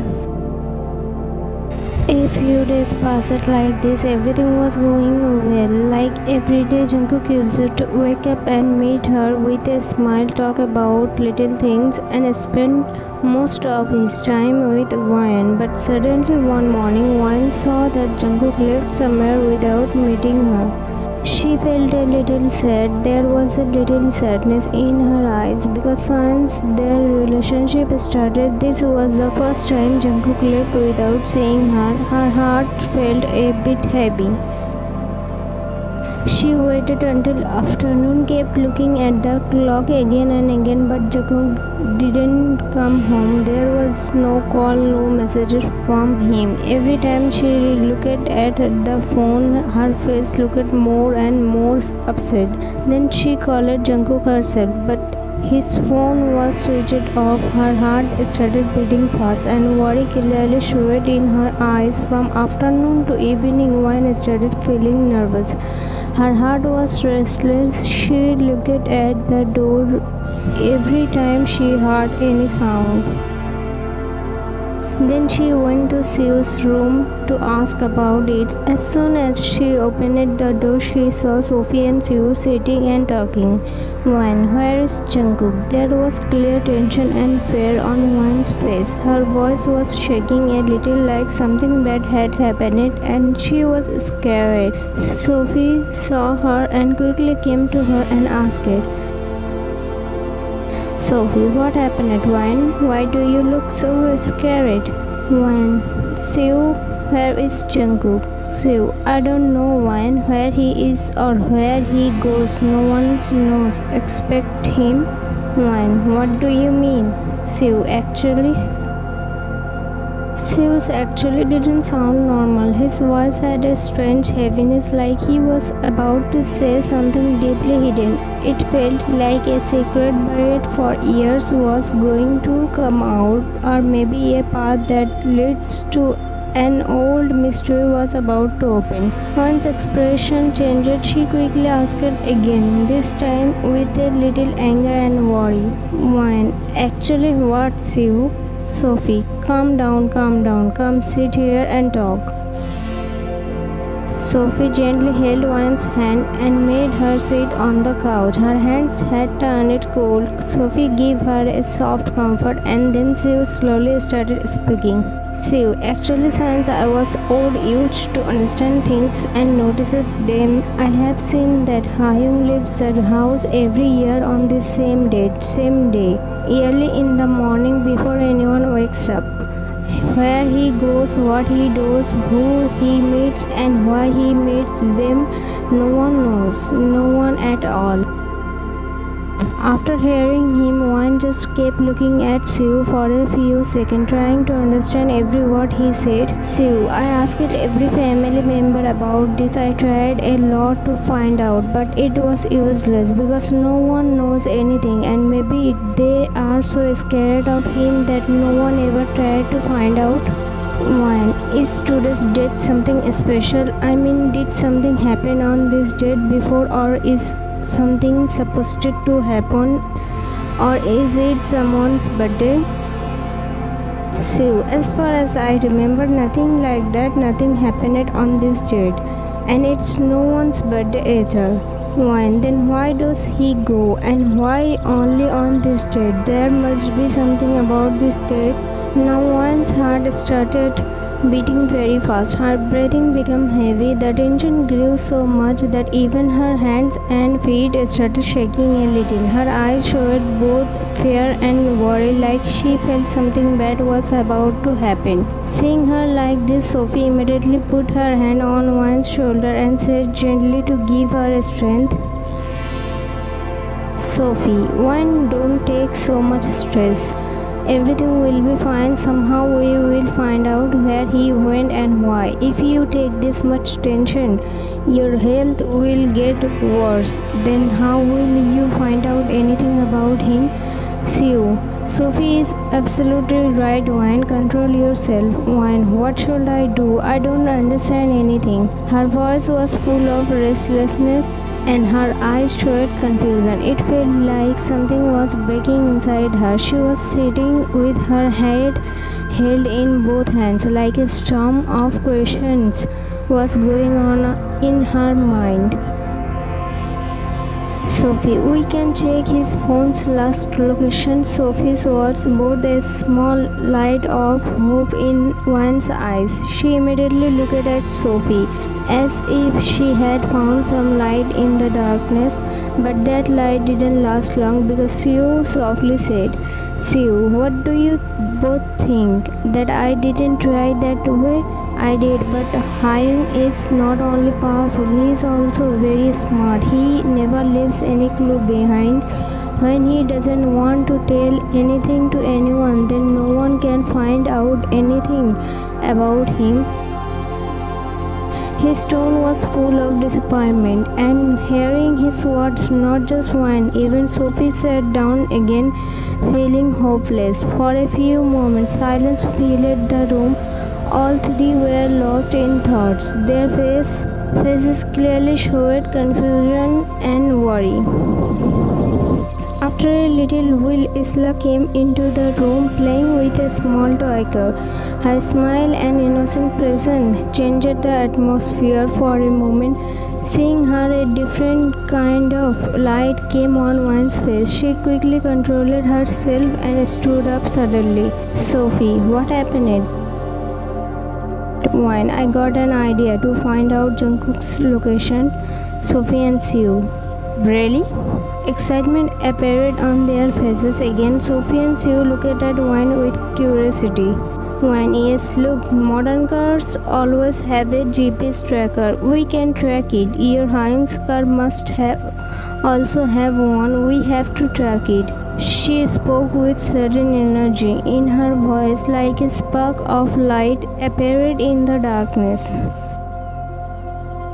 "Sophie, well done." Sophie's eyes showed pride. She smiled and placed her hand on Wine's shoulder. "Sue, you are a genius, but this might take some time." His voice had a little doubt, but seeing Wine's strong determination, he agreed. "Wine, no matter what, just find the location of his cars." Her eyes had only one mission: to find him. Her face was full of anger and worry, but her words were strong. "Sue, okay." Saying this, Sue left the place. After about 1 hour, he came back and saw Wine and Sophie waiting for him. "Sue, unbelievable." His face showed shock, like he couldn't believe what he had just found. "Sophie, what?" Sophie asked quickly. Her heart was feeling restless. "Sue, Hyung has 4 or 5 farmhouses. One of them is about 3-4 hours away from here. The car's location is at that place. And do you know what the most interesting thing is? Last year I wanted to go there with my friends, so I asked Hyung for the keys to that farmhouse. And do you know what he said? He told me that the farmhouse is very old and it has started to break down slowly. He said I can't go there until it's repaired."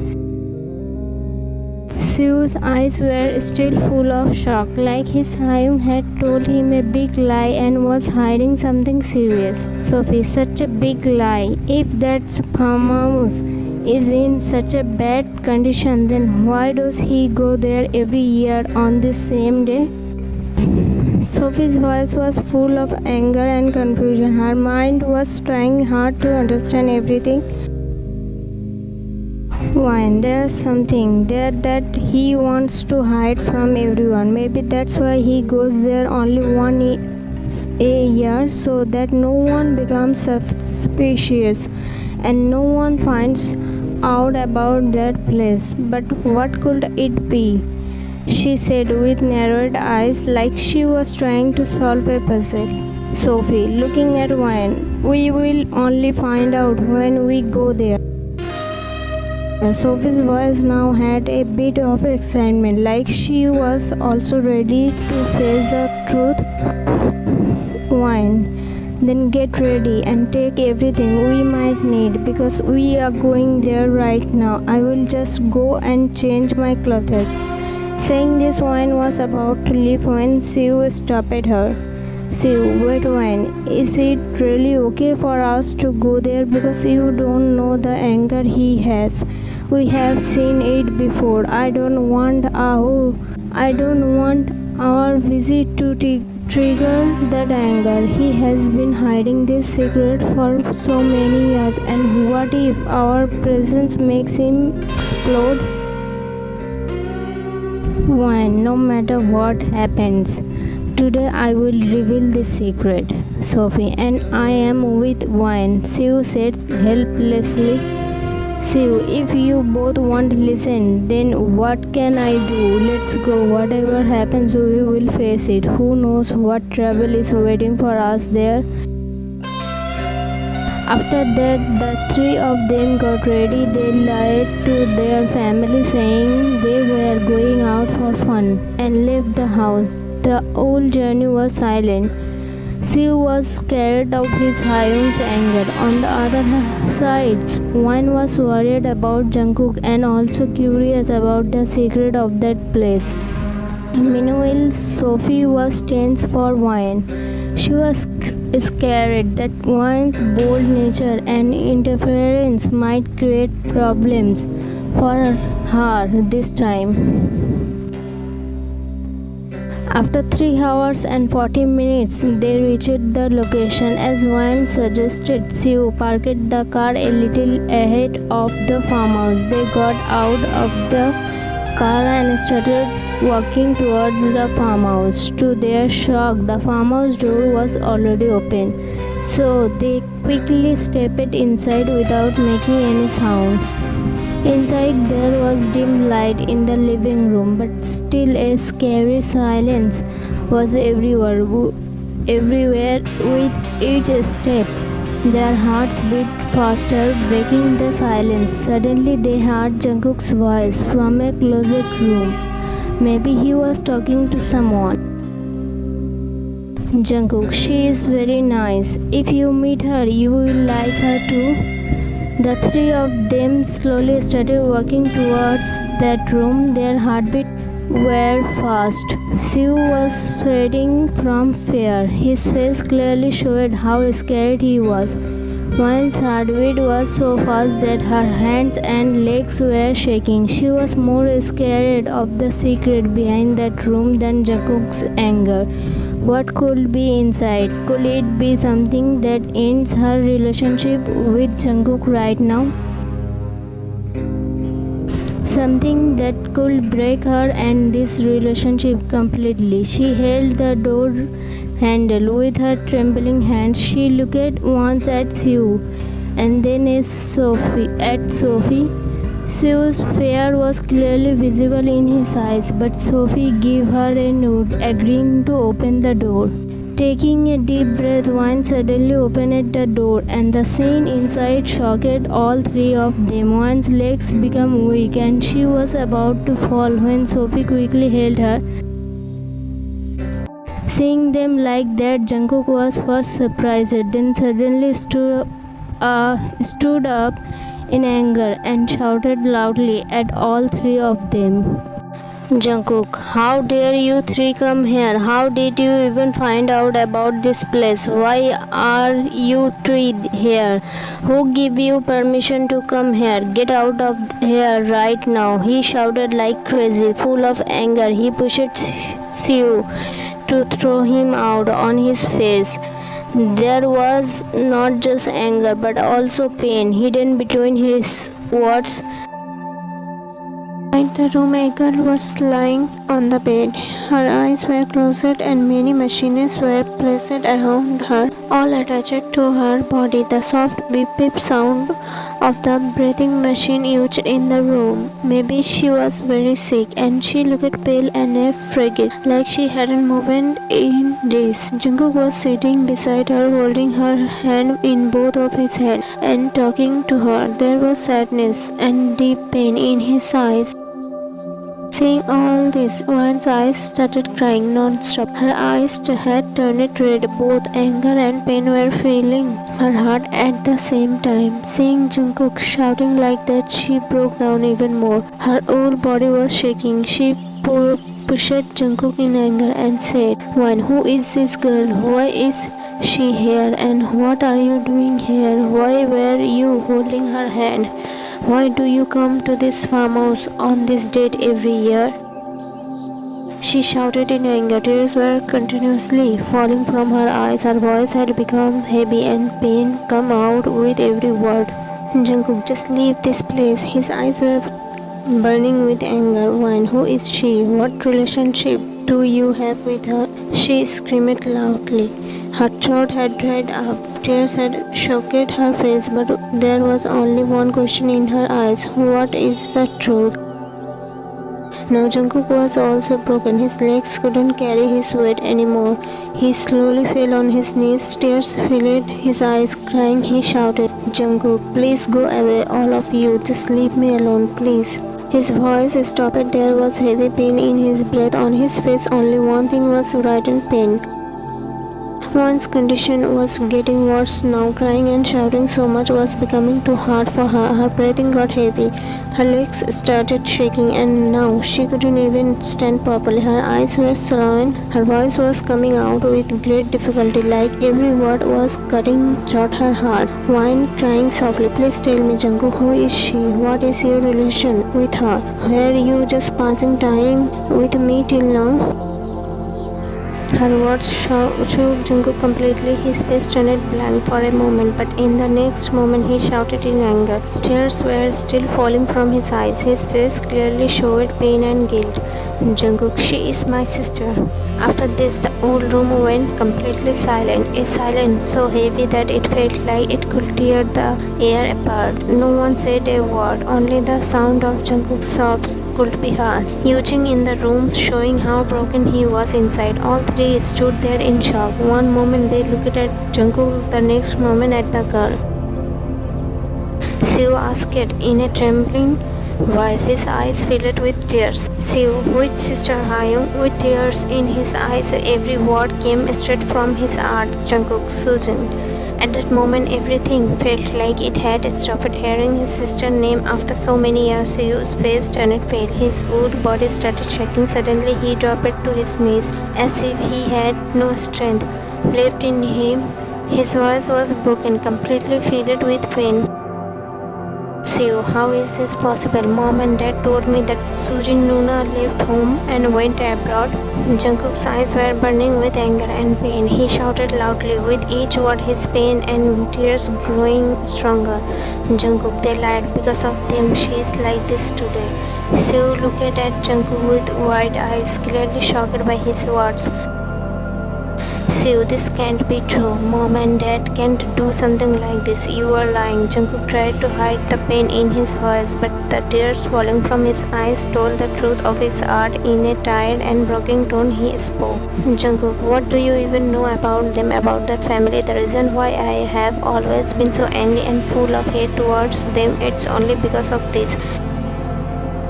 His throat felt tight, and tears kept falling from his eyes. With every word, he was slowly letting go of the pain he had kept inside for so long. Then Wine quickly walked over and hugged Jungkook tightly. His broken and hard heart felt a little better. With just one hug from Wine, Jungkook also held her close, like she was the only support left for his tears. While crying, he softly said near her ear, Jungkook, I really love you, Wine. I could never do anything wrong to you. And today about my sister, I didn't want to tell anyone because I was afraid she might be harmed again. His voice was weak, but there was a deep truth hidden in it. Wine, I know you love me a lot, and I also know that you can never betray me.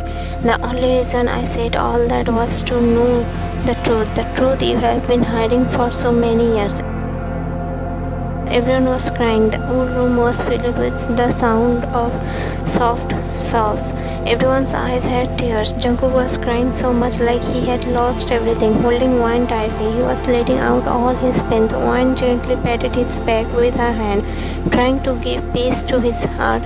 After a while, when Jungkook became a little calm and his breathing slowed down, Wine softly touched his hair and lovingly asked, Wine, what's the truth? And what happened to Sujin Yoni? Why is she here like this? Jungkook's eyes were now slow and tired. Marks of tears were visible on his face. With a voice full of pain, he started to speak. Jungkook, when I was studying abroad, I used to talk to Sujin every day on call. She was my only little sister. I loved her a lot, and she also loved me very much. She shared everything with me, even the smallest thing. One day she told me on the phone that she was in love with a boy. I asked many times about the boy's name. Every time she avoided telling me. Some day passed like this. Then one day suddenly she called. She was crying so much that I got scared just by hearing her voice. I kept asking again and again, what happened to Sujin? Please tell me. But she didn't say anything. She only said that the boy betrayed her trust and her emotionally. And now the family also know everything. The family is very angry with her. After hearing that, I also started getting scared because I know my father very well. His honor is everything for him. For him, nothing is more important than his respect. My heart started shaking. I thought maybe they will force my sister into marriage somewhere. Thinking that, I decided to come back the next day. When I came back the next day, Sujin was not at home. No one even took her name. When I asked the family, they said Sujin had gone abroad. But I didn't believe this even for a moment, because if she was going, she would have told me first. She would have said something before leaving. After that, I sent my men to find her. I never went back abroad again. A few days later, one of my men told me that Sujin was in a hospital. Her condition was very bad. She had a terrible, and after that, she went into. I rushed to the hospital. When I saw her, my whole world broke apart. I wanted to tell the family about it, but first I started an investigation about and when I found out the truth, my soul shocked. This wasn't just a random. Something felt wrong, like someone had planned it. And the biggest shock I got was when I learned the car belonged to our house. I realized that my family may have been involved. How could I tell anyone that my sister is with me? That very moment, I took Susan secretly from the hospital and brought her here. And since then, I have been getting her treated here. So many years have passed, but she still hasn't come out of the. After hearing what happened with Sujin, everyone's eyes filled with tears again. The room filled with silence and sadness once more. Every face looked broken, seeing Jungkook's love and courage for his sister Wan's respect for him grew even more. Then Sophie, a bit hesitantly, softly said, Sophie, Hyung, you could have confirmed the family once, asked them why they did something like this. Jungkook, if I had done that, they would have found out that Sujin is still alive. They could have tried to take her away again. That's why I stayed quiet. But the hate and anger I felt towards them, it started growing inside me every single day. Every word they said, every fake smile of theirs, it all started feeling like a lie. Day and night I lived in fear that one day they might find Sujin and her again.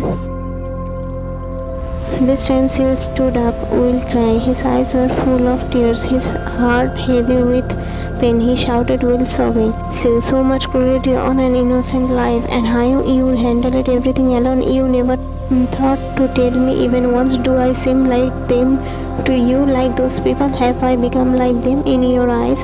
Why did you make me feel like a stranger, Hyung? Jungkook, you are also my little brother. How could I tell you all this? Could you have handled it? You were also studying abroad, and when you came back, I didn't want to take away your smiling and happy life by telling you all this pain. I didn't want your lover to turn into silence like mine.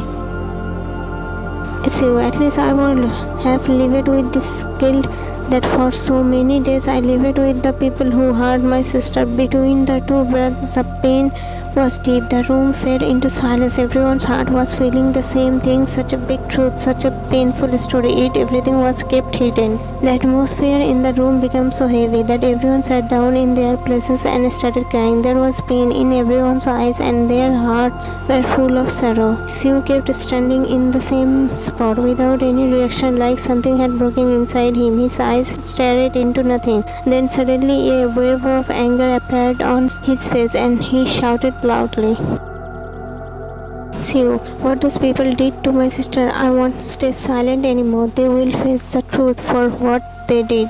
Saying this, Siu ran toward his car like fire in anger. His steps were fast and his breathing was heavy. Seeing him like that, Jungkook, Wine and Sophie suddenly came to their senses and ran after him to stop him. Jungkook shouted while running, "Jungkook, stop, Siu, don't do this. This could bring more trouble for Sujin." Wine, Siu, please stop. We can't take any kind of risks like this. Please understand. Sophie, please, Siu, listen to us. Stop. We will all think about this together. Don't do anything alone. Please don't do this. But Siu didn't listen to anyone. It felt like his ears were shut. His eyes were full of pain and burning with uncontrollable anger. He directly went and sat in his car, and without waiting even a second, he drove away at high speed. The three of them were a bit far from him, so they couldn't stop him. Only the sound of his car going far could be heard. Just then, Wine quickly looked at Jungkook. Her voice was full of panic. Wine, Jungkook, you go after him. He is angry. What if something bad happens? Tell him to slow down the car quickly. Sophie, I will come with you too. He is so angry. What if he puts himself in danger? Wine, okay, Jungkook. But Sujin, her caretaker, still hasn't come back yet. He was hyper and tense. Worry and fear were clearly visible on his face. When it's okay, I will stay here with Yunni until her caretaker comes back. I won't move from here. I will take care of her. Jungkook, thank you. Wine, a small relief appeared on his face. After saying this, Jungkook gave a soft on Wine's forehead that held thankfulness, trust, and deep concern. Then he quickly took the car with Sophie and left for home. Wine sat next to Sujin, held her hand, and started waiting for the caretaker. 3 hours and 30 minutes later at Jeon Mansion.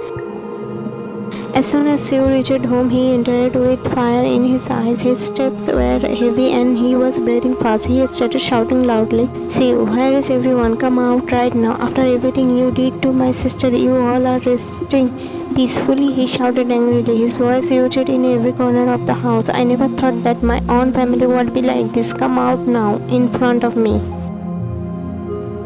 It was late night, and seeing him suddenly shout like that, all the family members got tense. In confusion, they quickly came out of their rooms and reached the living room. Everyone's face was full of shock. Just then, Jungkook and Sophie also reached the mansion. They tried to stop Siu, but before they could reach him, Siu stepped closer to his father, pointing angrily, his voice shaking, and shouted with tears and anger in his eyes, "Siu, what kind of father are you? How could you do this to your own daughter?" Seeing him shout like that while holding his father's, all the family members were shocked, like their breath had stopped. Mrs. Jeon quickly stepped forward, pushed Siu back with force, and shouted in anger, "Mrs. Jeon, have you gone mad? What kind of behavior is this with your father? Siu, why only Dad? I am asking all of you the same question. Why did you all do this to her?" He shouted in anger, his voice loud and shaking. His eyes were red with rage. He yelled at everyone. "Elder uncle, someone first tell us, what did we do and to whom?" "Siu, to my Sujin Nuna. Why did you all do this to her?" Now Siu couldn't stop his tears. His throat was full. His voice was shaking. "Mr. Jeon, what?" Shock and confusion appeared on his face. "Younger uncle, but isn't she Abra?" Siu shouted again, louder this time and with more pain. "Siu, stop this fake act. I know everything now. Haim told me everything now. I understand why he hated you all so much all these years, why he was so angry. It's all clear now. You all deserved this." "Mrs. John, will you please speak clearly? What are you trying to say?" she shouted. Tears started falling from her eyes. Her voice was heavy with emotion.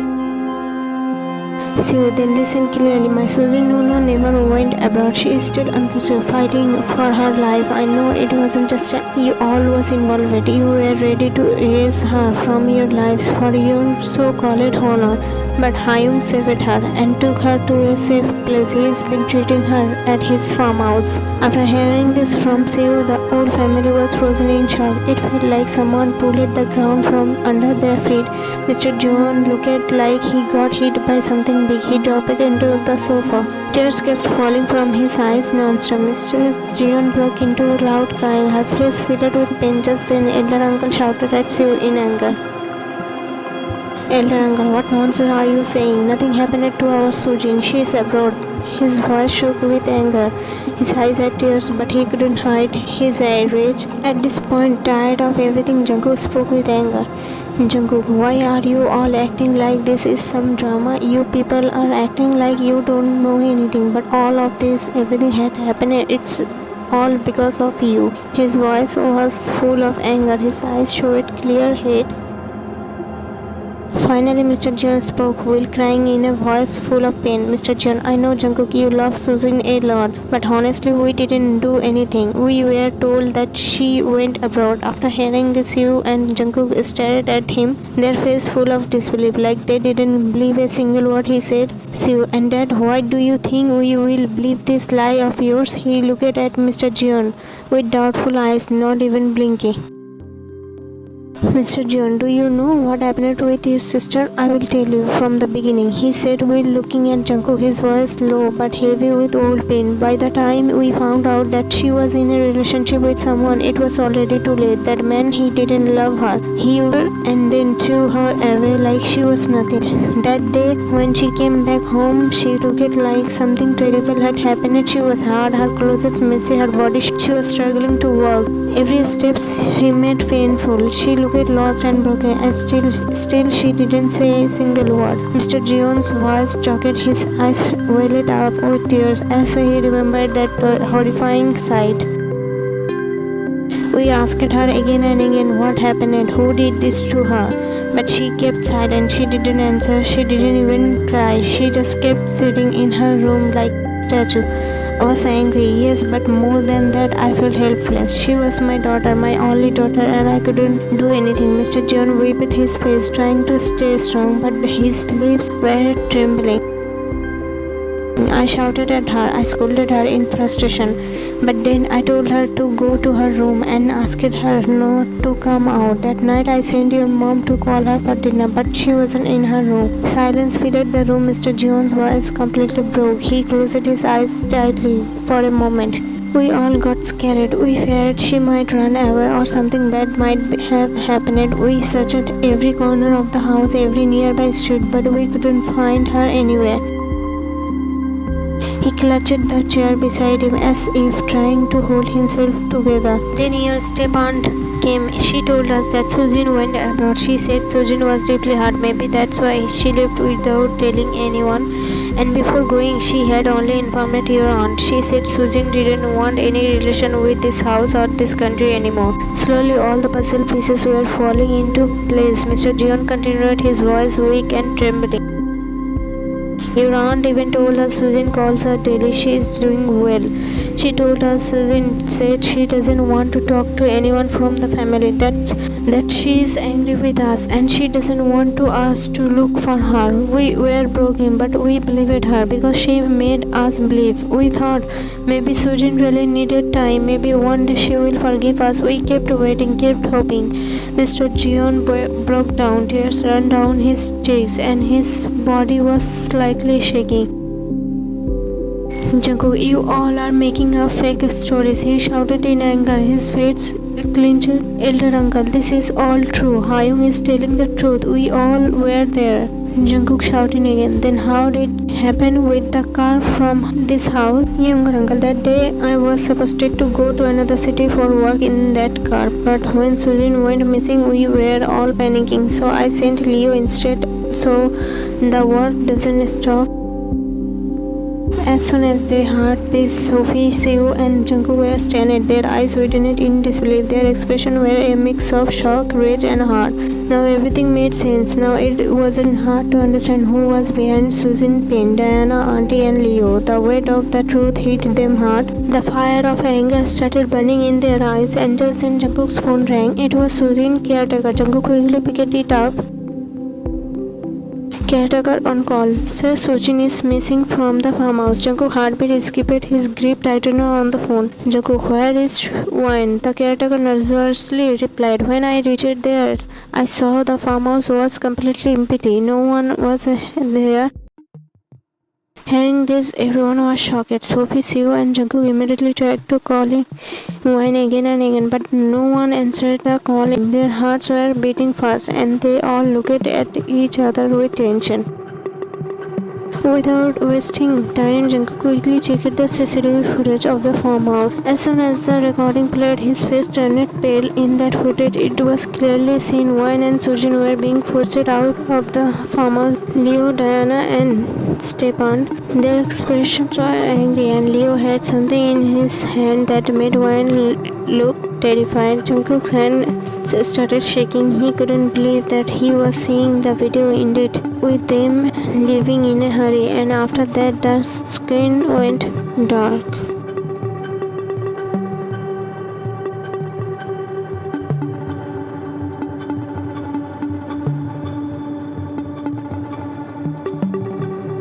Jungkook, but still we can't just sit here. Somehow we must find out their location. Seo, how did you three find out about my location? Upon hearing Jungkook's question, Seo suddenly looked up. His face turned pale. He stuttered a little, got nervous, and began to speak in a scared voice.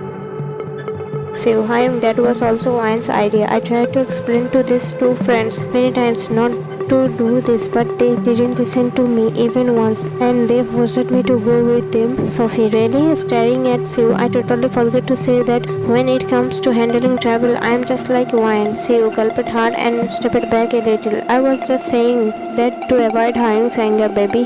Why are you getting angry? Mr. Jeon, anyway, whatever happened, it turned out to be good. At least now everyone knows the truth. Sophie, Hyung, we tracked your car's location. Jungkook, and this was Wine's idea. Sophie nodded slowly. Jungkook, this girl, she's really strong. She can do anything. Saying this, Jungkook immediately opened car's location system and started tracking.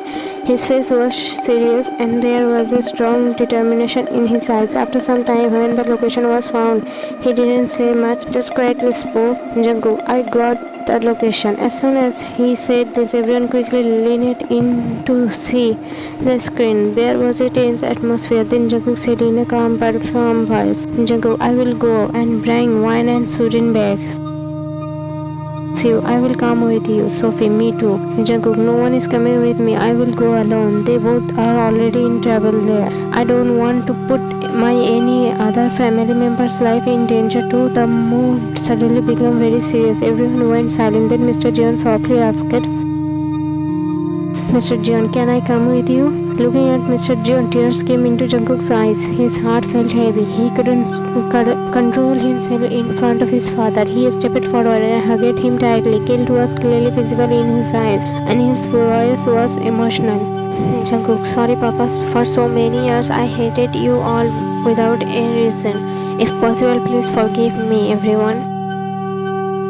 There were tears in everyone's eyes, and all hearts were full of emotion. Mr. Jeon hugged his son tightly and started crying silently without saying a word. After so many years, today he finally got his son back in his arms. There was a pain he had hidden quietly for years. Then elder uncle with tearful eyes said, Elder uncle, son, if possible, please forgive us too. We also never tried to understand your pain or the reason behind your anger. Younger uncle hugging Mr. Jeon and Jungkook, whatever happened, let's forget it now. From today, we all will live happily together again, just like before. Seeing the three of them like that, elder uncle, Max, and Seo couldn't hold back their emotion either. They quickly walked over and hugged them too. That moment felt like a new beginning. Seeing their bond, a soft smile appeared on the women's faces in the house, a smile that had been missing for a long time. Then Jungkook said with a slight smile, Jungkook, everyone stay here. I will go and bring Sujin and Wine right now. Younger uncle, let us come with you, son. Elder uncle, yes. Mr. Jeon, yes. Seo, yes. Hyung, Max, we will all go together and teach those three a lesson they will never forget. Hearing their words, Jungkook understood right away that they weren't going to listen to him, so he spoke loudly in a cold and firm tone. Jungkook, I said it once, I will go alone, no one else will come with me. As soon as he said that, everyone got a little scared and quietly stepped aside. The expression on his face was so serious that no one could say anything to him. Then Jungkook left the house quickly without saying another word. Max, Hyung just scared at us for no reason and left. Mr. Jeon, that habit of his is never going to change. 5 minutes after Jungkook left, Sophie said, Sophie, I am feeling suffocated. I am going out to the garden to get some fresh air. Saying this, Sophie took a deep breath as if she wanted to ease the heavy sadness in her heart. Then, without looking at anyone, she slowly walked out of the house. As soon as the main door closed behind her, her soft eyes turned sharp. Her hands were already shaking slightly, from fear, but from the storm rising inside her. She didn't even look around. She just opened her phone, booked a cab, and whispered, Sophie, just wait, while I am coming. After saying this, she left for the same location where everyone's paths were about to meet. Just 5 minutes after she left, Siu picked up his phone, lifted it up, and said, Siu, there's no signal on my phone here. I will try going outside. Max, yeah, my phone also has no signal. Let's go outside and try. Saying this, the two brothers walked towards the door and went out. As soon as they stepped out, Siu asked Max, a little annoyed, Siu, why are you following me? Max, I know that you are going to the same location where Sojin Nuna is now. If you don't take me with you, I will go tell the family right now. Then even you won't be able to go. Siu, are you blackmailing your own brother? Max, sometimes we have to when it's needed. Siu, fine, then let's go.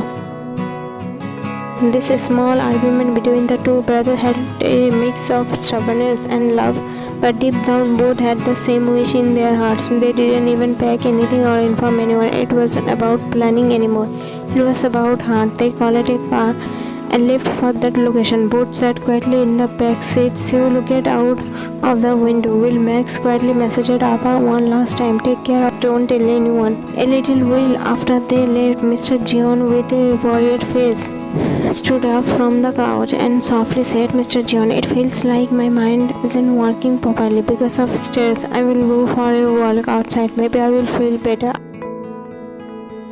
After he said this, the elder uncle and younger uncle looked at each other, then said together, Elder uncle, Hyung, we will also come with you for a walk. Mr. Jeon, alright, then let's go. All three of them left the house together. As they walked outside, Mr. Jeon stayed quiet for a moment, looked around a bit, then softly said, Mr. Jeon, I can't sit in the house like this while being so stressed. It's better if we quietly go to that same location. No one will find out. Younger uncle, you are right, Hyung. The three of them didn't speak much after that. Each step they took outside felt heavier. Then the last, Mr. John looked up at the sky. It was slowly getting darker, as if even the clouds were preparing for a storm. Elder uncle, no matter what happens, we won't let anything happen to our children. A hidden restlessness was clearly visible on all their faces. They also left quietly for that same location, without telling anyone. About 20 minutes after they left, the younger aunt softly said, Younger aunt, they all went out for a walk. Then why haven't they come back yet? After hearing her question, Mrs. Jeon and the elder aunt looked at each other, then turned to the younger aunt as if they couldn't believe what she just said. Mrs. Jeon, do you really think they just went out for a walk? Younger aunt, then elder aunt.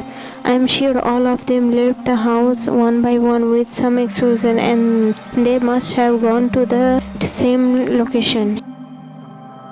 Younger aunt, what? Mrs. Jeon, why should we sit at home? We will also help our family and we will go there too. Elder aunt, yes. She stood up without waiting another second. The seriousness on her face showed she had made up her mind. Even the younger aunt felt a sudden fire inside her. Younger aunt, and Jungkook? Mrs. Jeon, one will take care of him. Elder aunt and younger aunt, huh? Mrs. Jeon, nothing. Now let's go quickly. They quickly packed some essentials, phone, paper, spray, water, and covered their heads with shawls. No one wanted to waste any time anymore. The house was almost empty now, like silence before thunder. Younger aunt, Abba, you stay at home and take care of Isla. There are guards outside, so don't worry. After that, the three of them also left quickly towards that same location.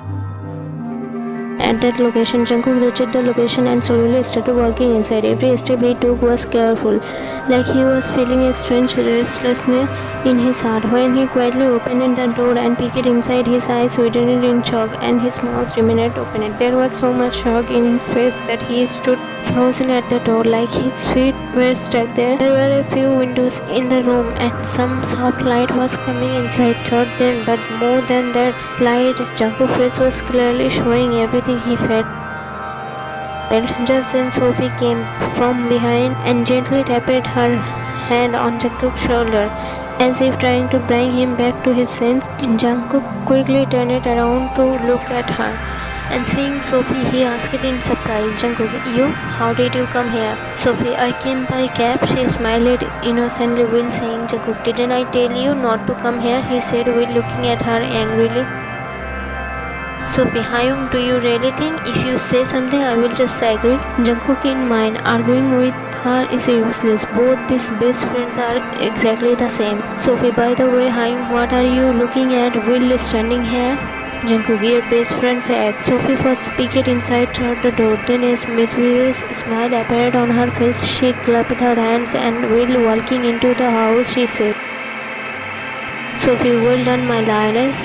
I knew you will do something like this." Her smile became even wider. Jungkook said nothing and just kept looking at Wayne. One of his eyebrows was raised and he had his lips pressed between his teeth. "Wayne, why are you looking at me like that, Mr. Ice Cube?" Jungkook, I am just thinking, if I came a little late, you would have made all three of them dance in a circus. Wayne, actually that's not a bad idea. Jungkook, where is Susan? Wayne, don't worry, wherever she is fine. Hearing that, a soft smile appeared on Jungkook's face, like he quietly felt relieved. Suddenly the door opened with a loud bang, and Seo and Max came rushing in, almost falling. As soon as they got in, they looked around and shouted, "Seo, where are they? Where are those three?" Jungkook and Wayne and Sophie folded their arms across their chest and started looking at them. When Seo and Max saw those three, their reaction also became just like Jungkook's. Their eyes got wide, mouth stayed open, completely shocked. Then Jungkook looked at Sophie with a slight angry expression and asked, "Jungkook, why did you bring these two with you?" "Sophie, I didn't bring them. They came on their own. If I had brought them with me, would they have come inside right with me?" Jungkook understood her words and slowly nodded his head. "Max, what happened to these three?" "Why, nothing big. They just got too dirty, so I just washed them and cleaned them," she said in a calm tone, like it was a small thing. She was still shocked. "Did you wash them with detergent?" "Max, maybe scrubbed them hard with a brush." They were still talking when suddenly a noise came from the window behind them in the dark. A soft sound like someone was trying to quietly come inside. Everyone quickly looked in that direction. The darkness was so deep that no one's face could be seen. Only their shapes were visible. Jungkook, Wayne, Seo, Sophie and Max, all of them suddenly became serious. They quickly got into position, ready to fight anyone if needed. Their faces showed full alertness and their eyes were sharp. But as soon as those three people came into the light, Jungkook's face turned pale. Not only Jungkook, all four of the others also looked completely shocked, like someone had frozen them right in front of them. Jungkook, "Dad? Uncle? You three here?" His voice was soft, but the surprise was clearly showing in his eyes. "Younger uncle said, smiling nervously, "We thought we should help you a little, elder uncle." "But Sophie, Max, Seo, when did you three come?" "Seo, just like you all come, we also came the same way." Until now, Mr. Jeon was silent. He was in shock while looking at the condition of Auntie Diana and Leo. His eyes were stuck there. When elder uncle and younger uncle followed his gaze and looked at the three of them, their faces also turned shocked. There was disbelief in their eyes, like they couldn't believe what they were seeing. Mr. Jeon, still in the same position, his voice was soft and full of surprise. "Jungkook, son, don't you think you hit them a little too much?" Jungkook pointed towards Wayne with his finger. "Jungkook, Papa, this is not my work, it's hers." Mr. Jeon, elder uncle, and younger uncle, all three became even more shocked. Their reaction tended towards Wayne, full of surprise and disbelief. Then Mr. Jeon directly asked her, Mr. Jeon, dear, what did you do to them? He was shocked, very shocked, and his voice had soft surprise in it. Everyone became completely speechless. No one was able to say anything. There was shock, confusion, and disbelief on everyone's face. Just then a loud sound came, sound of glass breaking. Everyone looked in that direction. Now entered Mrs. Jeon, elder aunt, and younger aunt. The three of them came inside after breaking the window. There was nervousness on their faces, but they were trying hard to smile. Then Jungkook took a deep breath full of disbelief and tiredness and said, Jungkook, Ava and Isla didn't come with you all? Elder aunt, no. Jungkook, what was the need to leave both of them at home when the whole family is already here? After Jungkook's words, everyone except Wayne and Sophie started smiling nervously, but there was a little tension hidden behind their smiles, like they were trying to break an awkward silence. Then Jungkook looked at Wayne. There was a gentle expression on his face, and in a soft voice he said, Jungkook, Wayne, what you did was absolutely right. Wayne looked at him, but before saying anything, a slight hesitation could be seen in her eyes. She bit her lower lip as if trying to hide her emotion. Then she slowly lowered her head and said after a small pause, Jungkook, there's something that no one knows. Jungkook, what? There was concern in his voice, like he had a feeling that whatever she was about to say might be something deeply painful. When the person Susan only trusted, the one who hurt her deeply, that person was Leo. Then I told everything to the family members, what I found out, how I came to know. You will find out soon who revealed it all to me. As soon as Wayne said that, Jungkook's face filled with anger. His entire expression changed and fire lit up in his eyes. He stared, looking at those three with eyes full of rage. Susan's pain came rushing to his mind. Her smile, her pain, her silence, everything came back. Tears started falling from his eyes, but those tears weren't just for sadness. They were also filled with anger and silent pain. Not only Jungkook, the entire family went into deep shock. Elder uncle, younger uncle, Mr. Jeon all had anger on their faces, but also tears in their eyes. Everyone's heart was hurting for Susan. Each face showed only one emotion. How can someone be so cruel? Jungkook started walking towards those people in anger, like he was not going to stop until he did something. But just then, Wayne quickly held his hand and stopped him, saying, Wayne, no, Jungkook, I have already touched them a good lesson. Now you don't need to do anything. There was comfort in her voice, but fire was also present in her eyes. It wasn't just a request, it was an assurance that they had already received what they deserved. But Jungkook shouted in anger, Jungkook, how can I not do anything to them? Because of them, my sister is in this condition today, and because of them, I spent so many years hating my own family, staying with them, but still behaving like a stranger. And you want me to let these people go? The ones who ruined my sister and my life? Wayne, I am not saying you should forgive them. I am just saying someone else will punish these sinners. Sophie, someone else? Who? Wayne, the ones they hurt. Yonni. As soon as Wayne called it out, Yonni, Susan slowly came out of a nearby, holding onto the wall and walking weakly. Her steps were shaky, but there was deep pain in her eyes. Seeing her like that, the smiles disappeared from everyone's faces. Tears filled everyone's eyes. All the family members rushed to her heart. Mrs. Jeon hugged her tightly while crying like she had found a lost part of herself again. She kissed her face again and again with tears falling from her eyes one by one. Everyone started hugging her. On everyone's face there was the same emotion, a mix of peace and pain. Then Jungkook looked at her with loving eyes and asked with a soft smile,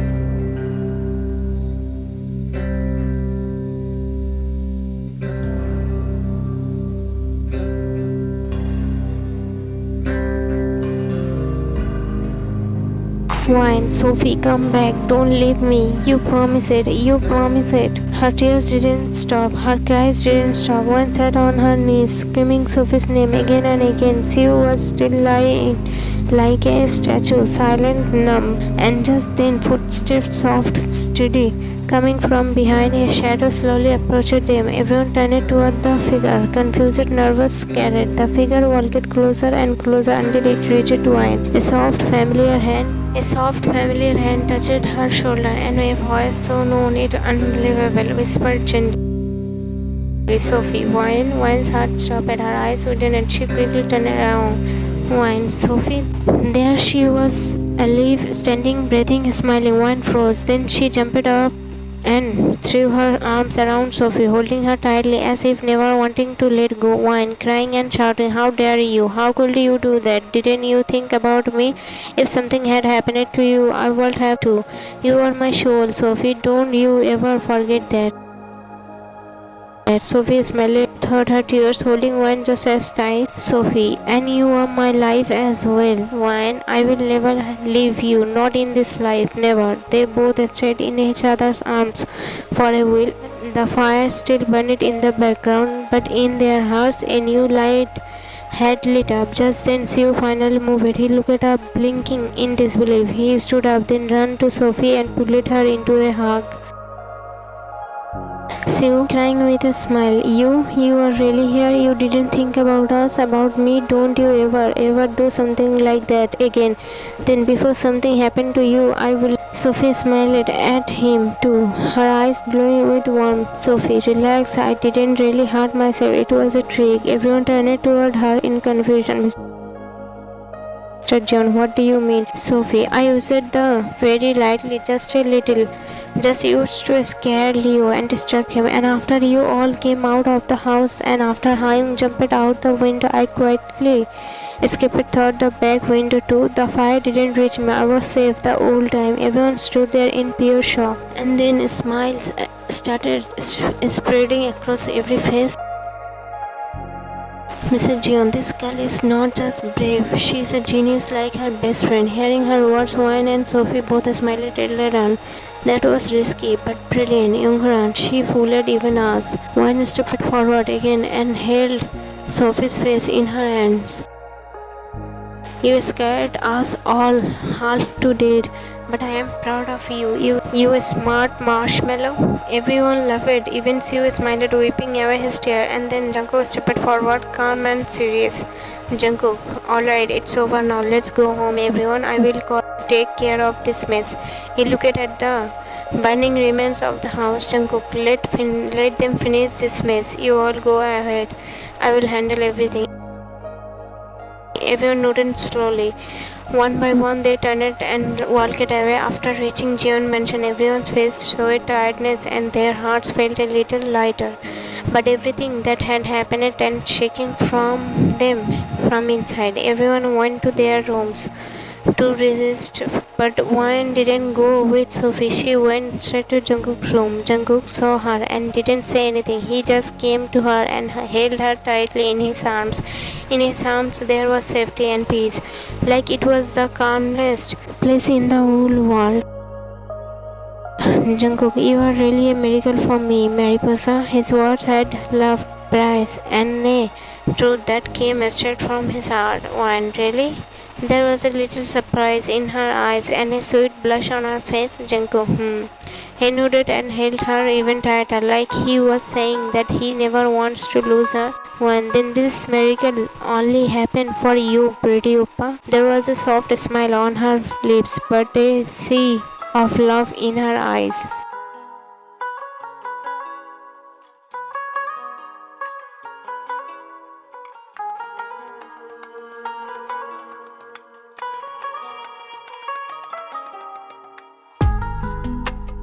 Some more days passed in love and happiness. One afternoon, while everyone was having lunch, suddenly Wine started feeling like throwing up. All the color from her face disappeared. She quickly got up from the chair and ran towards the bathroom while covering her mouth with her hand.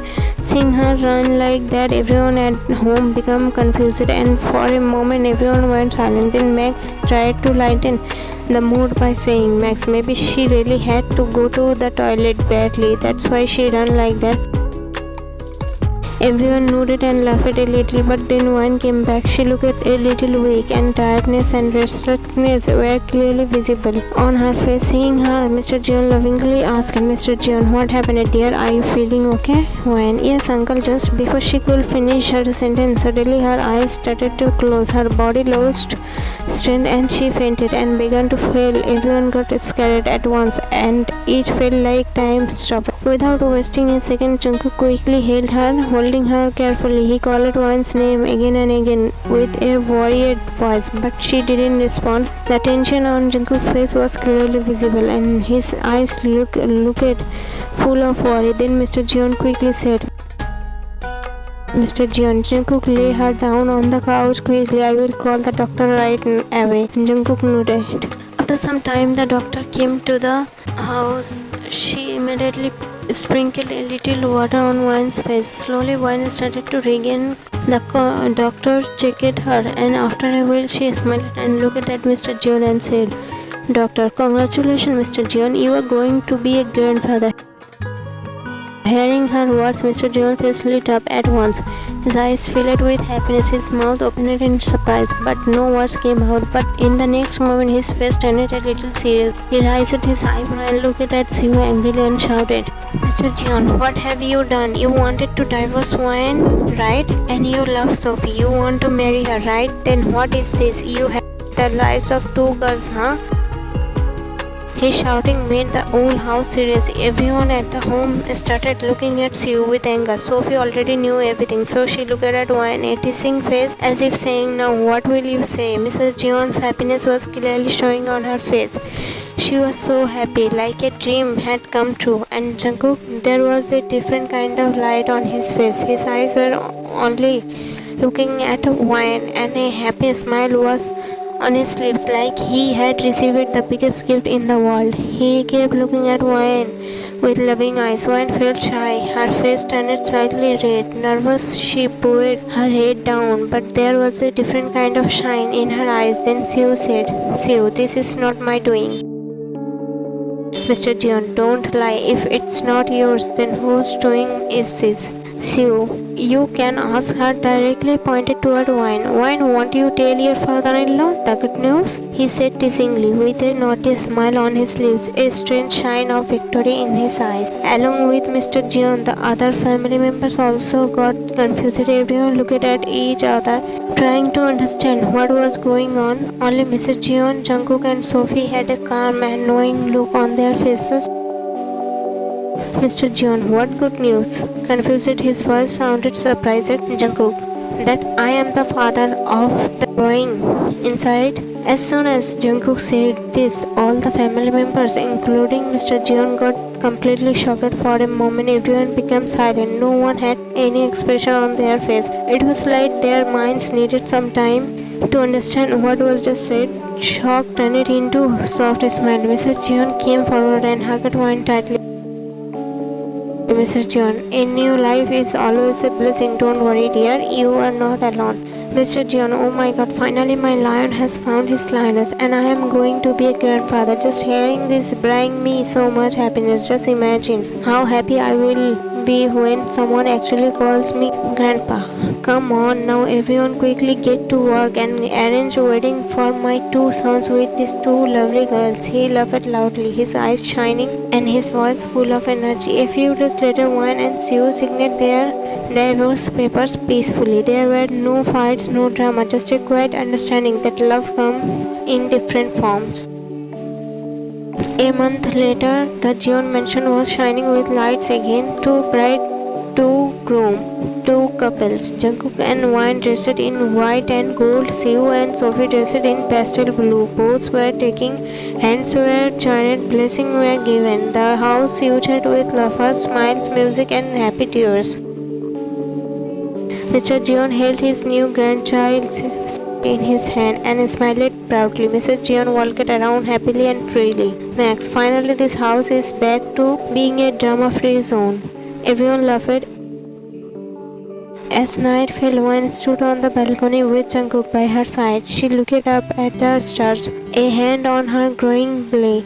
while smiling softly. After everything, I never thought I'd find this peace. Jungkook her forehead gently. Jungkook, and I never thought I'd deserve you. But now I will never let go. And from another room inside Sophie's lover used as he trailed her during their first dance. The family was wool again. Once had healed, tears had turned into smile, and finally the story ended where it was always meant to, in love, in truth, and in togetherness. Everyone loves, but not every love gets completed. Sometimes destiny writes a different ending. True love is when someone keeps loving silently, without expectation, without hope, knowing the one they love may never be theirs, and still their love stay pure, selfless, and forever true.